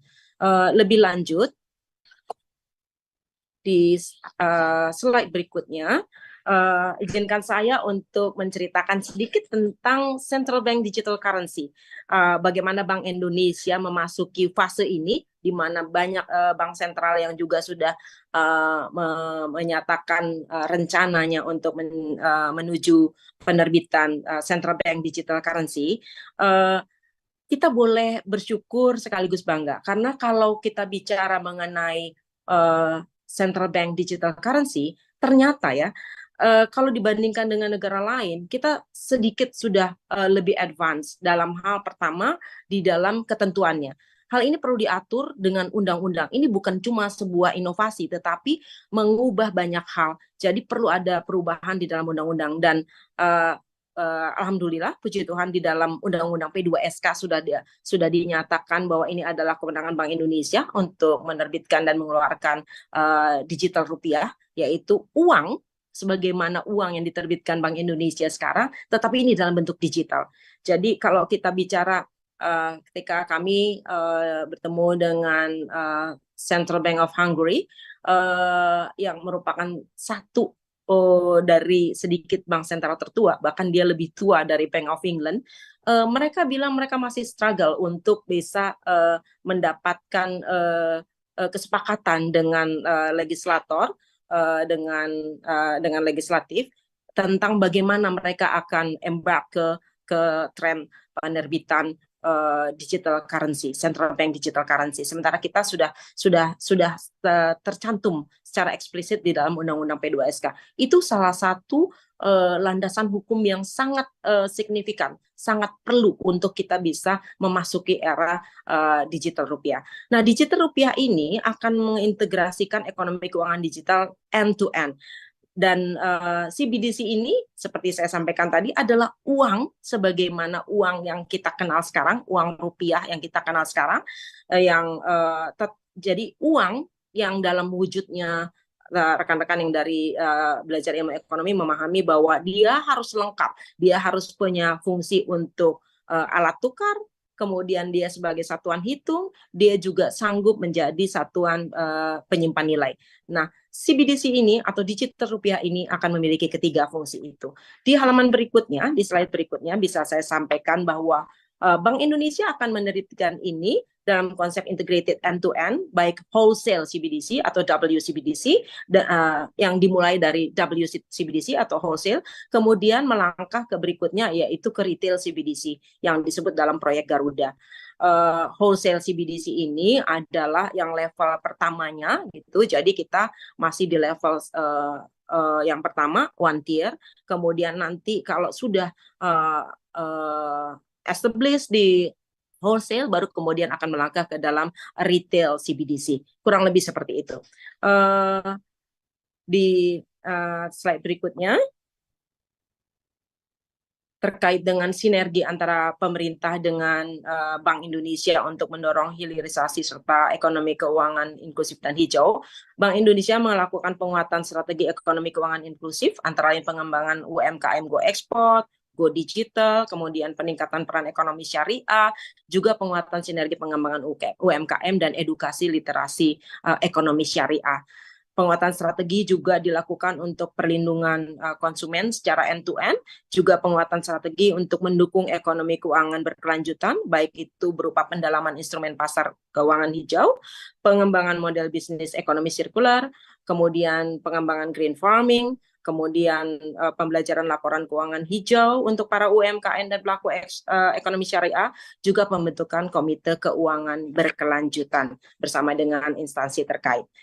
Demikian tadi mungkin sedikit key takeaways yang bisa saya sampaikan di halaman terakhir, bahwa untuk pertumbuhan ekonomi yang berkualitas BI terus mendorong penguatan bauran kebijakan, juga melakukan akselerasi di bidang digitalisasi sistem pembayaran, dan terus melanjutkan pendalaman pasar uang serta ekonomi keuangan inklusif dan hijau untuk mendukung pertumbuhan ekonomi berkualitas.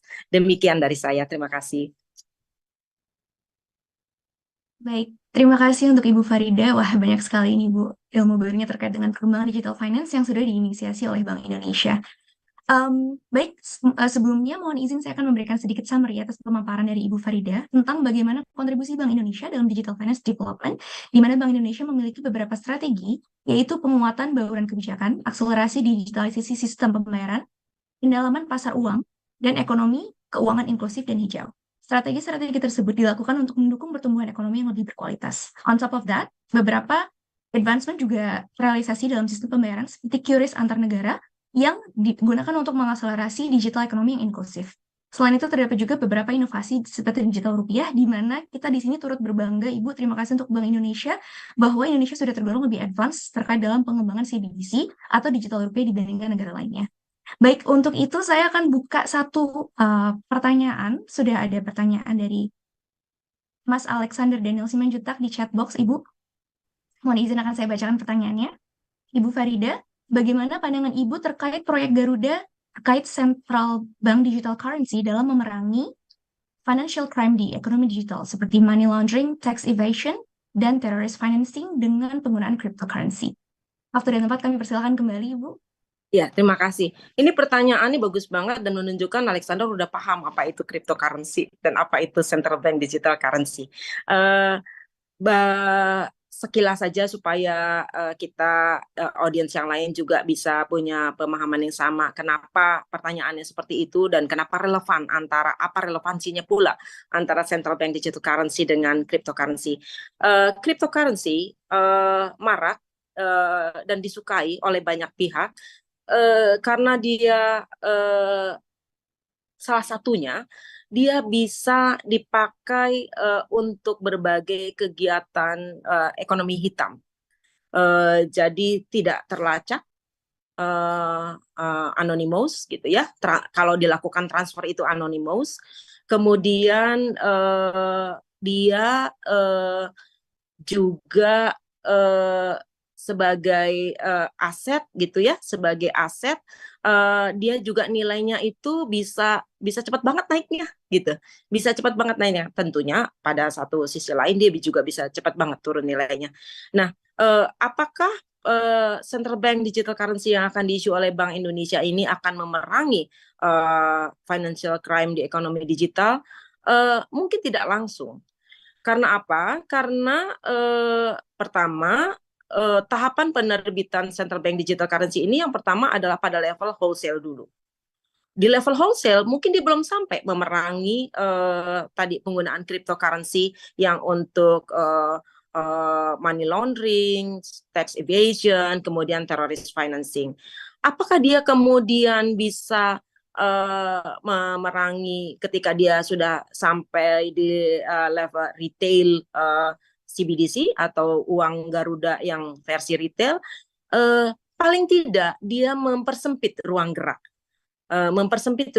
Ketika makin banyak orang yang paham bahwa ada uang digital rupiah, dan ini juga sama kurang lebih sama persis dengan uang digital lainnya, tetapi bedanya dengan cryptocurrency misalnya, bahwa ini nilainya persis sama dengan nilai rupiah gitu ya. Jadi nilai tukarnya, kalau nilai tukar rupiah sekarang against US dollar 15.200 misalnya, maka bentuk digitalnya juga sama gitu. Dan dia adalah kewajiban bank sentral kepada pihak yang menggunakannya. Jadi tidak pernah default tentunya, dan tidak mungkin hilang begitu saja gitu ya, karena bank sentral itu lembaga yang terpercaya di masing-masing negara. Tidak mungkin tiba-tiba dibilang sorry ya duit kamu hilang gitu, nggak ada cerita seperti itu. Jadi mungkin seperti itu. Paling tidak dia mempersempit ruang gerak dengan adanya alternatif yang somehow better compared to the cryptocurrency. Terima kasih. Baik, terima kasih Ibu Farida. Semoga sudah menjawab pertanyaannya Bang Alex ya, Bang Alex. Oke, baik. Untuk selanjutnya, terima kasih atas waktunya dan ilmunya untuk Ibu Farida. Di antara jadwal yang begitu padat, masih menyempatkan untuk sharing dengan kami di sini. Selain itu juga kami juga sangat ingin berterima kasih atas support secara finansial kepada Bank Indonesia, khususnya terhadap kelangsungan dan kesuksesan acara The 21st ISIC. Terima kasih Ibu. Mohon maaf, kami hanya dapat membuka satu pertanyaan, dikarenakan limitasi oleh waktu. Namun terima kasih atas waktunya Ibu, terima kasih. Terima kasih. Dan ya, baik, terima kasih Ibu. Baik, untuk selanjutnya, untuk menghemat waktu, di sini saya akan langsung lanjut mohon izin ke speaker selanjutnya. Last but not least, kita akan mendengar pemaparan dari sisi private sector sekarang, terkait dengan perkembangan Metaverse. Dalam 10 menit ke depan, kepada Bapak Stephen Eng, waktu dan tempat kami persilakan. Silakan Bapak. Baik, terima kasih banyak Nadia. Yang saya hormati Ibu Farida, yang saya hormati Pak Nezar Patria, yang kelihatannya juga sudah masuk ke Zoom ini. Selamat malam kalau untuk Pak Nezar, dan untuk rekan-rekan yang ada di London hari ini, selamat siang, selamat menikmati makan siang mungkin jam segini. Sebelumnya saya mau mengenalkan dulu, nama saya adalah Steven, saya dari perusahaan yang namanya Weir Group, atau kalau pada nggak tahu singkatannya adalah We Indonesian Rocks. Jadi untuk teman-teman yang di UK, jangan lupa nanti kembali ke Indonesia dan make us proud gitu ya. Nah, Weir sendiri berdiri sejak 2009, kita sudah mengerjakan lebih dari 1000 project di 20 lebih negara, dan kita saat ini memiliki 5 paten yang sudah terdaftar di dalam PCT. Kami juga sudah memenangkan beberapa award secara global, dan rajin mewakili Indonesia di banyak pertemuan-pertemuan tingkat dunia. Nah, hari ini kita bicara tentang Metaverse, kita bicara tentang Artificial Intelligence, tapi yang menarik adalah setelah 1,5 tahun ternyata diskusi tentang Metaverse masih berlangsung, gitu ya. Jadi memang kontroversinya belum berakhir. Kalau ditanya apa itu Metaverse, tentunya secara definisi masih sangat-sangat fluid, tergantung kita berbicara dengan siapa dan pihak mana. Gitu ya. Tapi secara history, Metaverse sendiri sudah dimulai sejak tahun 1935 sampai hari ini tentunya. Dan kalau kita lihat elemen-elemen yang ada dalam Metaverse juga tidak sesederhana yang mungkin dibayangkan oleh banyak orang.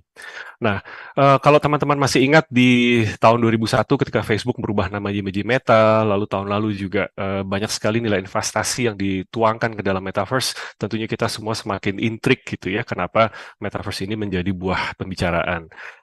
banyak sekali perusahaan-perusahaan gaming dunia yang juga secara perlahan mulai mentransisikan diri mereka menjadi sebuah metaverse. Tentunya mungkin beberapa yang teman-teman lihat atau pernah mainkan seperti Fortnite maupun Roblox mungkin masih punya adik-adik yang bermain Roblox sampai hari ini.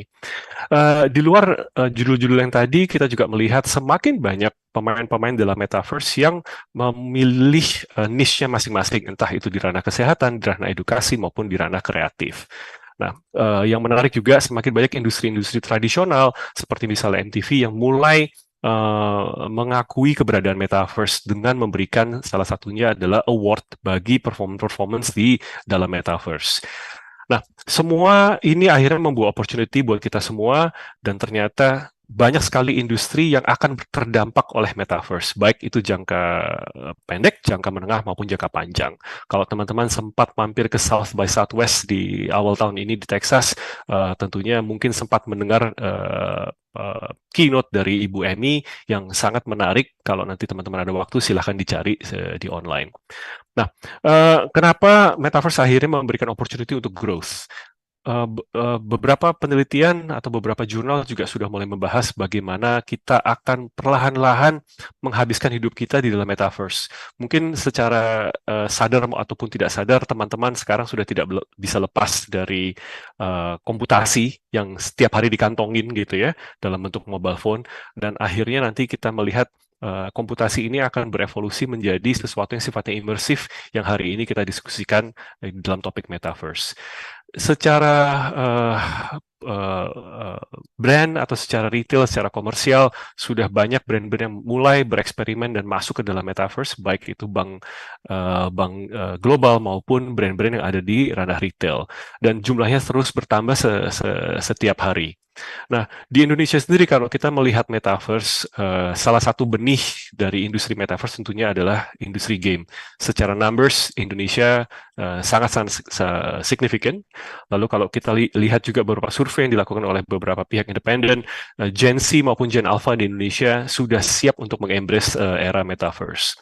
Bahkan Deloitte sempat menerbitkan sebuah laporan di mana laporan tersebut menyatakan pada 2035 nanti metaverse akan memberikan impact yang cukup signifikan terhadap GDP di Indonesia, 1-2,4%, seperti yang teman-teman lihat. Nah, tadi Ibu Farida juga sudah berbagi tentang rencana Bank Indonesia menerbitkan rupiah digital. Tentunya bagi kami ini adalah sebuah signal positif dari sisi regulasi terkait masa depan metaverse di Indonesia secara spesifik. Dan ini juga akan memberikan sebuah wadah kedaulatan untuk metaverse di Indonesia. Menariknya, seperti tadi Ibu Farida sampaikan juga, Indonesia menjadi salah satu negara terdepan yang sudah mulai menyiapkan diri untuk menyambut CBDC. Nah, kenapa kita membutuhkan metaverse, teman-teman pelajar sekalian? Kita membutuhkan metaverse karena di era Web 3 ini sebenarnya yang berubah adalah approach-nya dalam kepemilikan aset-aset digital. Terutama ini menjadi penting bagi teman-teman kreator. Ya, nah saat ini metaverse memang masih dilihat sebagai wadah untuk menikmati entertainment, menikmati pendapatan, engagement, dan experience secara virtual yang sifatnya lebih imersif. Tapi tentunya metaverse akan berkembang lebih pesat nantinya. Nah, di Wir Group sendiri kami di Dusa Meta menggabungkan 4I tadi dengan teknologi augmented reality, AI, virtual reality, juga blockchain sebagai fondasi dari perekonomian di dalam metaverse supaya kehidupan nyata kita dengan kehidupan digital kita menjadi seamless dan synchronized. Gitu. Ini adalah beberapa prototipe yang sudah kami lakukan. Perlu dicatat teman-teman sekalian bahwa metaverse ini adalah sebuah proyek jangka panjang. Kalau teman-teman bisa lihat slide di depan, kita berbicara spektrum sampai 7 tahun ke depan sebelum metaverse itu diadopsi secara luas. Nah, ini adalah beberapa contoh dari prototipe yang sudah kita lakukan. Salah satunya dengan Jakarta Fashion Week di tahun lalu, di 2022. Lalu kita juga sempat mengerjakan sebuah prototipe metaverse untuk Kadin dalam rangka edukasi terhadap publik. Dan ini adalah metaverse yang sempat kami tunjukkan ke publik pada saat pertemuan G20 tahun lalu di Bali. Dan pada saat itu ada sekitar 10 brand besar di Indonesia, termasuk 3 bank himbara yang turut serta dalam memperkenalkan konsep metaverse ini. Nah, kalau kita berbicara metaverse, kita tidak bisa lepas dari blockchain sebagai fondasi dari perekonomiannya. Perlu dicatat untuk teman-teman pelajar sekalian bahwa blockchain dalam hal ini tidak sama dengan cryptocurrency. Nah, kami merasa penting untuk membangun kedaulatan blockchain sehingga kami memutuskan untuk membangun blockchain itu sendiri, tidak mengadopsi blockchain yang saat ini sudah available secara global. Lagi-lagi isunya adalah kedaulatan, dan yang paling penting adalah karakteristik low energy consumption dan non-invasive setup yang harus cocok dengan karakteristik di Indonesia. Ini adalah beberapa potential use cases yang sedang kami siapkan terkait blockchain selain untuk perekonomian di dalam metaverse itu sendiri. Kami juga sedang banyak berbicara dengan berbagai pihak, terutama secara financial institution terkait penggunaan blockchain. Selain blockchain, tentunya artificial intelligence juga play a very big part di dalam metaverse. AI, again, konsekuensinya perlu menjadi perhatian kita bersama, terutama terkait dengan transformative AI. Sedikit bocoran yang sedang kami lakukan menggunakan AI adalah bagaimana mempersiapkan proses belajar mengajar, termasuk juga bagaimana proses untuk melayani mental health bagi para pengguna metaverse nanti di Indonesia. Nah, selanjutnya, now what gitu ya, untuk teman-teman pelajar perlu diketahui bahwa metaverse masih di tahap awal kalau kita bicara hype cycle, jadi perjalanannya masih panjang, saatnya untuk mempersiapkan diri. Yang jelas metaverse akan menjadi sebuah pengalaman imersif ketika interoperability itu sudah terjadi. Jadi menjadi catatan buat teman-teman bahwa interoperability di dalam metaverse global saat ini belum terjadi, masih dalam proses, ya. Berbeda dengan Web 2, teman-teman bisa mengakses website dari manapun menggunakan browser. Untuk metaverse, interoperability itu masih menjadi perjuangan. Dari sisi tantangan juga tentunya kita masih berbicara regulasi, accounting, dan tax treatment, dan lain sebagainya yang masih dalam tahap persiapan semuanya. Again, kita ada di tahap awal. Kalau dulu teman-teman mungkin mendengar istilah e-commerce, social commerce, hari ini kita juga akan mulai mendengar yang namanya direct to avatar commerce, gitu ya. Jadi sekali lagi kita ada di tahap awal. Diskusi hari ini adalah sebuah diskusi untuk mulai menggelitik teman-teman sekalian kira-kira apa sih yang bisa dilakukan dalam metaverse nantinya. Baik, karena keterbatasan waktu itu saja dari saya. Saya kembalikan ke Nadia. Terima kasih. Baik, terima kasih sekali Bapak Stephen Ang atas penyampaian terkait dengan metaverse, di mana kita sudah mulai menyadari bahwa metaverse adalah our nearest future, yang juga memberikan opportunity untuk growth dari berbagai sektor dan aspek kehidupan, termasuk ekonomi dan aktivitas sosial di kehidupan masyarakat yang akan berubah sejak adanya metaverse dan perkembangan teknologi lainnya. Baik, untuk selanjutnya kita akan buka satu pertanyaan kembali. Ada pertanyaan dari sisi peserta di sini? Oke, saya buka. Oke, baik. Kalau tidak ada, untuk menghemat waktu, saya akan bertanya kepada Bapak Stephen. Mohon izin. Pertanyaan saya adalah, Pak, tadi kan Bapak Stephen menyebutkan bahwa proyek ini adalah proyek long term, di mana akan sekitar 7 tahun untuk penyelesaian proyeknya. Nah, di sini kita tahu bahwa terdapat berbagai instrumen yang harus dipastikan untuk menyukseskan proyek tersebut ya Pak, dari sisi regulasi, financial, infrastructure, kesiapan masyarakat Indonesia, dan lain-lain. Bagaimana di sini Nusa Meta sebagai sektor swasta di sini mengantisipasi perubahan dan memitigasi risk untuk segala potential fluctuations dalam proyek jangka panjang ini demi mensukseskan metaverse ini. Terima kasih. Ya, kami sadari bahwa semua teknologi baru membutuhkan waktu untuk diadopsi. Tentunya edukasi menjadi salah satu hal yang penting bagi kami. Tapi jangan dilupakan juga bahwa Indonesia dalam hal mengadopsi teknologi selalu menjadi yang terdepan, terutama di Asia Tenggara. Mungkin kalau kita mundur di tahun 90-an, Nadia, saya nggak tahu kamu sudah lahir atau belum, ketika Facebook baru muncul misalnya, Indonesia menjadi salah satu negara yang adopsi Facebooknya paling cepat dan paling masif di Asia Tenggara. Dan kami melihat banyak sekali teknologi-teknologi yang di Indonesia itu diadopsinya jauh dibandingkan negara lain. Jadi kami cukup confident juga bahwa terkait teknologi metaverse ini juga akan teradopsi dengan baik. Demikian, Nadia. Oke. Baik, terima kasih sekali atas waktunya Bapak Stephen Ang, atas Terima ilmunya kasih. juga tentang metaverse untuk kami students di sini. Oke, untuk menghemat waktu, Saya akan lanjut terakhir teman-teman semua. Mari kita tutup sesi ini dengan mini keynote speech dari Bapak Nezar Patria selaku Wakil Menteri Komunikasi dan Informatika. Sebelumnya izinkan saya membaca profil singkat dari beliau. Pak Nezar Patria dilantik oleh Presiden Joko Widodo sebagai Wakil Menteri Komunikasi dan Informatika dalam Kabinet Indonesia Maju. Sebelumnya beliau juga memiliki pengalaman sebagai jurnalis di Tempo. Kontribusi beliau di media berlanjut dengan peran sebagai pendiri portal berita online fifa.co.id, wakil pemimpin redaksi di CNN Indonesia Digital, dan pemimpin redaksi di The Jakarta Post. Pak Nezar Patria juga memperoleh gelar sarjana dari Fakultas Filsafat Universitas Gadjah Mada, serta Master of Science di History of International Relations dari London School of Economics. Wah, berarti Pak Nezar juga rupanya alumni dari UK ya Pak ya? Oke, baik. Untuk selanjutnya kepada yang terhormat Bapak Nezar Patria, waktu dan tempat kami persilahkan.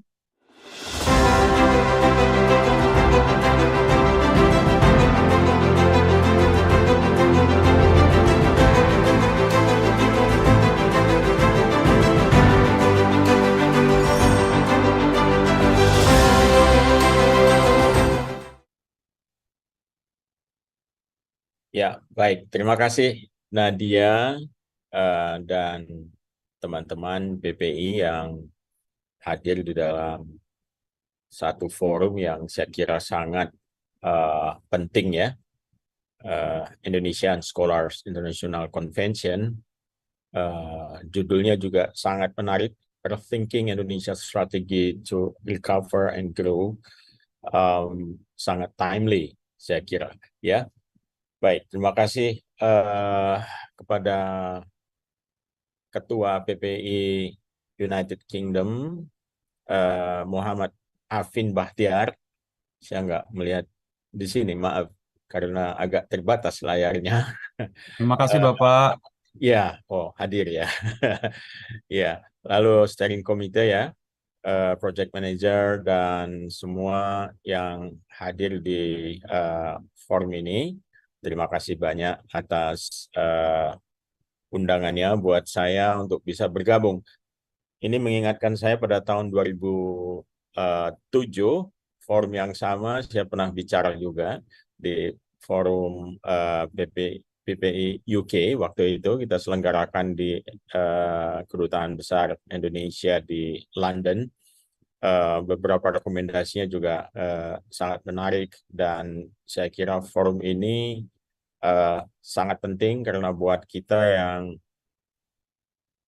menjadi pelajar dan sekaligus diaspora Indonesia ya yang menuntut ilmu di berbagai negara, terutama sekali di Eropa dan khususnya yang berada di UK, saya kira ada banyak hal yang kita pelajari, insight dan juga knowledge, skill yang sangat berguna buat perkembangan negeri kita yang tercinta. Baik, yang pertama, selamat malam dari Jakarta ini ya. Kalau di London sekarang siang ya, kalau nggak salah ya. Ya. Jam 1 Bapak. Iya. Iya, di sini sudah malam. Yang pertama saya sekali lagi ucapkan selamat ya buat PPI UK untuk menyelenggarakan acara ini dan semoga nanti bisa menjadi platform untuk pertukaran ide, jaringan dan bisa berkolaborasi nantinya. Rekan-rekan sekalian, kita tahu bahwa Indonesia sekarang menjadi sangat penting ya dengan pertumbuhan ekonomi yang juga banyak dipuji oleh banyak negara dan kita menjadi negara yang dipandang di Asia Tenggara ya karena sejumlah keberhasilan, terutama Indonesia berhasil melewati sejumlah krisis yang juga secara global dihadapi oleh berbagai bangsa di dunia, yaitu pandemi ya. Pandemi dan alhamdulillah kita berhasil melewatinya dengan cukup baik dalam artian tata kelolanya. Ya, ada sedikit kurang ataupun kritik segala macam, tapi saya kira comparing to other countries, saya kira kita cukup baik performance-nya. Dan sekarang tema kita mungkin lebih maju lagi setelah melewati bencana COVID-19 itu, kita menghadapi satu persoalan-persoalan lain yang mungkin juga akan menjadi tantangan buat generasi muda, khususnya buat rekan-rekan yang sekarang sedang menuntut ilmu ya di luar negeri, dan suatu saat kita harapkan dan tentu saja sangat berharap bisa kembali pulang ke tanah air untuk ikut menghadapi sejumlah tantangan-tantangan ke depan ya. Antara lain saya kira kita punya problem dengan tantangan global, krisis pangan dan juga krisis energi ya. Lalu juga dengan kecepatan luar biasa dari disrupsi teknologi ya yang sekarang terjadi, dan Indonesia saya kira tidak terlepas dari perkembangan-perkembangan itu. Nah, yang terakhir kita lihat artificial intelligence begitu menjadi hype ya dan vibe gitu, dan sudah mulai terasa dampaknya juga di berbagai macam sektor kehidupan yang ada di Indonesia, terutama sektor komunikasi dan sektor informasi yang paling terdampak dalam soal lapangan kerja ya, karena ada banyak hal yang bisa digantikan oleh artificial intelligence ini. Nah, rekan-rekan sekalian, artificial intelligence hanya salah satu tema saya kira yang mungkin perlu kita pikirkan dampaknya ke depan. Apakah kita memacunya sedemikian rupa atau kita melakukan semacam monitoring ya apa yang sudah terjadi di Eropa, di Amerika atau di belahan dunia yang lain tentang penggunaan artificial intelligence ini. Ini dampaknya juga akan sangat serius, terutama terhadap ekonomi digital yang sedang kita coba bangun di Indonesia saat ini. Nah, kita cukup bersyukur karena selain pertumbuhan ekonomi yang tahun lalu cukup baik, tetapi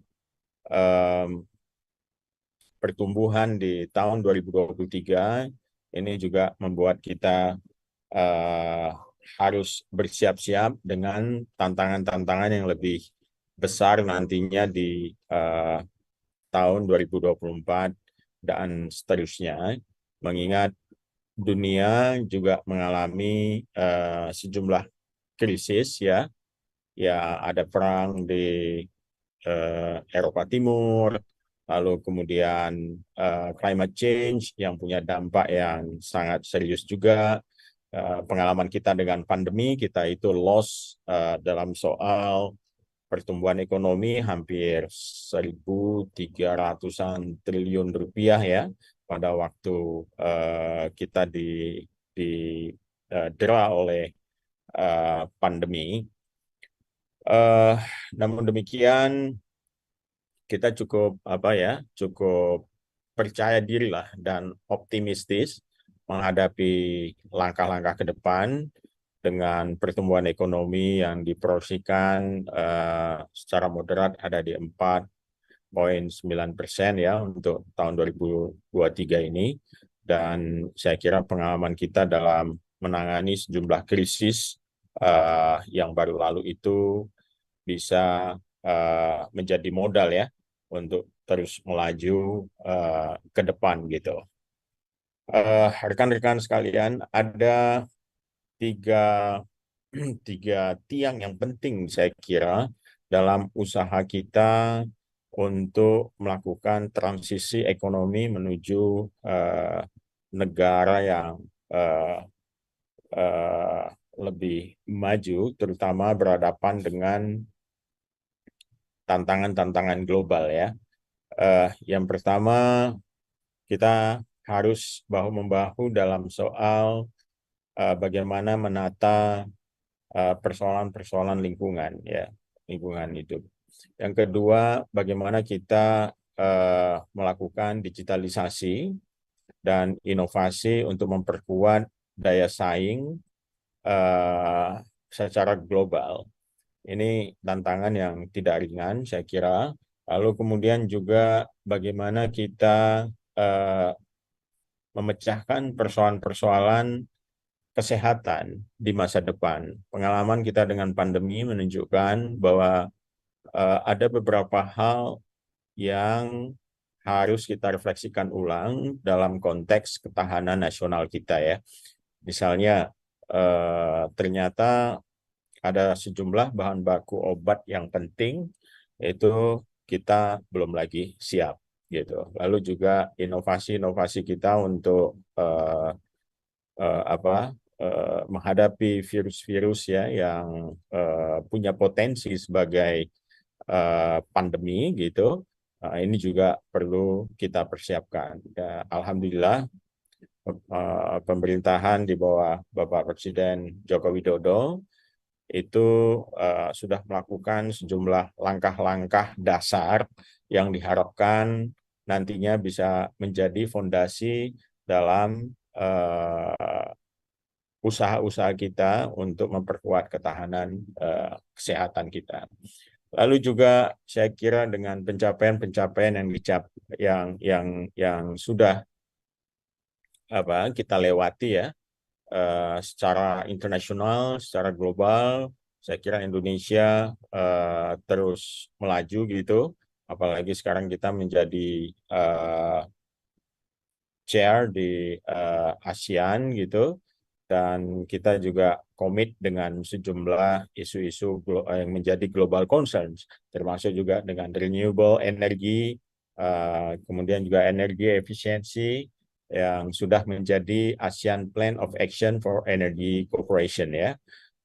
Ini saya pikir cukup penting untuk kita perhatikan, dan saran serta ide-ide yang mungkin kalian bisa dapatkan ketika belajar di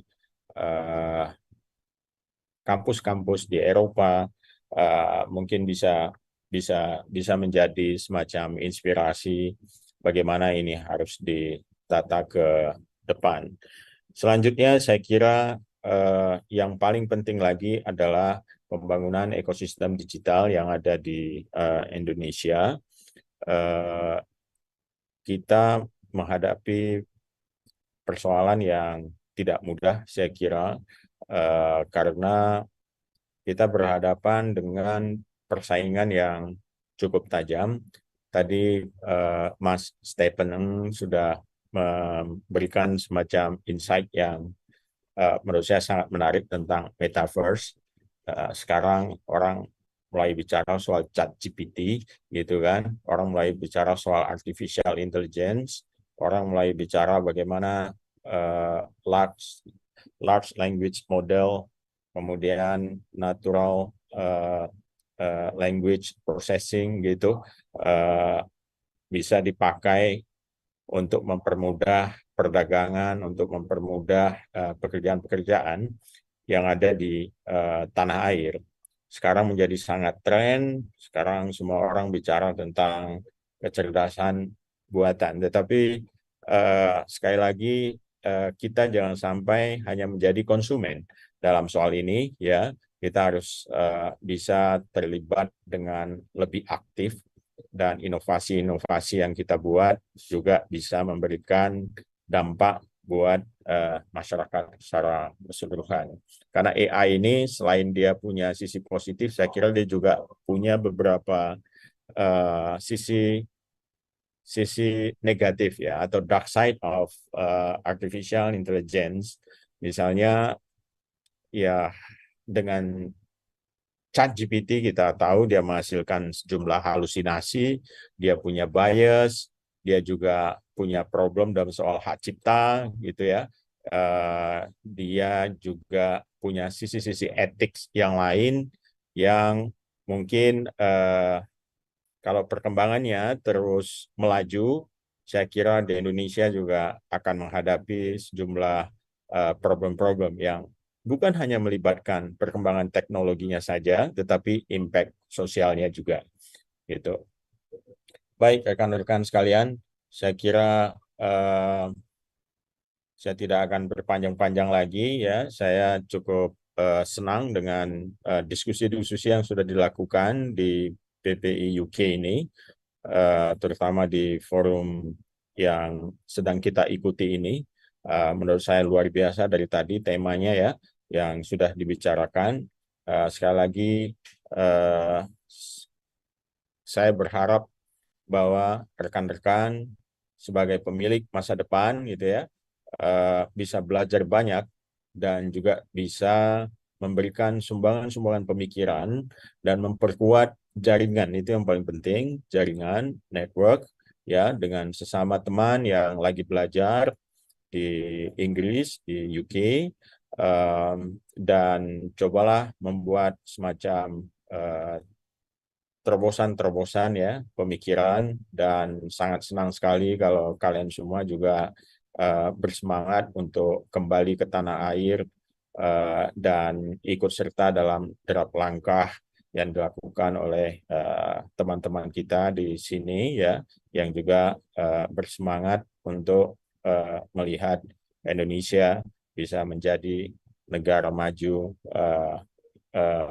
dalam waktu ke depan ini. Kita harus optimistis, walaupun kita banyak persoalan-persoalan ya yang kita hadapi, tetapi saya kira sisi-sisi positif itu sudah dibuktikan ya dalam pencapaian-pencapaian yang ada. Jadi bagaimana ini bisa diteruskan, dan saya kira sangat dibutuhkan talent-talent yang well educated, yang skillful, yang juga terkoneksi dengan baik dengan jejaring global. Baik, saya kira saya tidak akan berpanjang lagi. Ada perkataan Nelson Mandela, saya kira, the youth of today are the leaders of tomorrow. Ya, jadi kalian semua adalah calon leaders di masa depan. Baik, terima kasih sekali lagi. Selamat untuk forum ini ya, dan juga PPI UK. Semoga apa yang kita hasilkan di sini bermanfaat buat nusa dan bangsa. Assalamualaikum warahmatullahi wabarakatuh. Waalaikumsalam warahmatullahi wabarakatuh. Terima kasih kami ucapkan kepada yang terhormat Bapak Nezar Patria atas materi keynote speech yang telah disampaikan. Sedikit summary dari materi yang tadi Bapak sampaikan terkait dengan bagaimana pemerintah menyikapi perkembangan digital. Pada sesi ini kita mengetahui dan belajar dari perspektif Kemenkominfo selaku pemegang kebijakan dari sisi eksekutif terkait penanganan dan program-program ketahanan nasional yang akan dicanangkan dalam merespons perkembangan AI ini, terutama bagaimana melindungi negara ini, rakyat kita, agar dapat menggunakan AI untuk memperbaiki taraf hidup masyarakat dan meningkatkan daya saing agar tidak tergantikan oleh teknologi. Baik, terima kasih atas perhatiannya teman-teman semua. Mohon maaf karena terbatas oleh waktu. Sekian dari saya untuk sesi 3. Semoga kita semua dapat mempelajari ilmu baru. Dan saya selaku moderator undur diri dari sesi ini. Mohon maaf bila ada salah kata atau perkataan. Tapi sebelum itu saya juga nggak mau kalah nih. Saya mau akan tutup dengan pantun. Jalan-jalan ke Gondang Dia, jangan lupa beli jamu. Teruntuk negeri kami Indonesia, the 21st ISIC adalah bentuk cinta kami kepadamu. Baik, terima kasih. Wassalamualaikum warahmatullahi wabarakatuh. Saya kembalikan ke MC.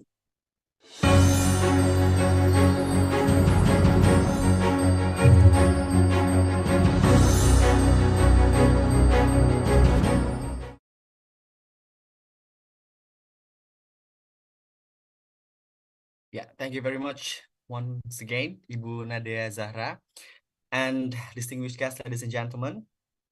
And that concludes our event for today. So we've covered everything starting from universal health coverage in primary prevention settings, comprehensive sustainable transitions through environmental, social, and economic dimensions, and shaping the future of technology using artificial intelligence and metaverse. I believe we have all gained a lot of things from today's discussions.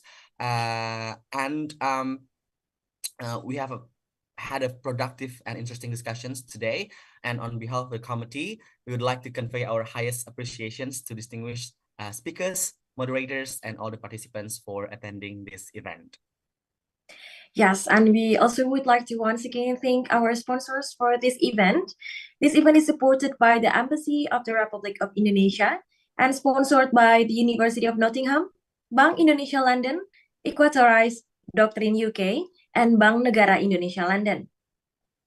And I'd like to kindly invite all of the participants here to attend our second day of the 21st ISIC event, which will be held at the University of Nottingham tomorrow. There, not only will be able to will be entertained by many thought-provoking talks like today, but we will also be able to meet many prominent figures and many other Indonesian scholars from across the UK. So make sure to book yourself a ticket to get there.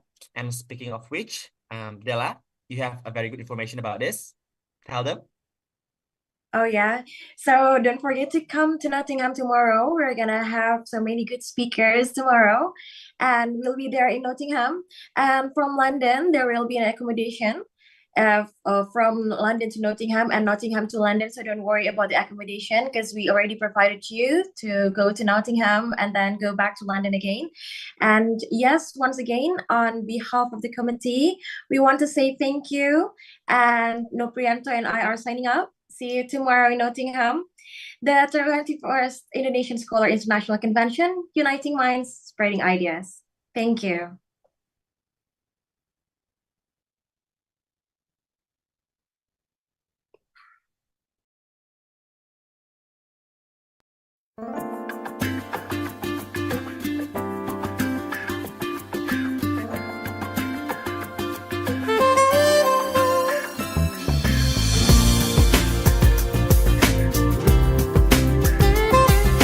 Recording stop.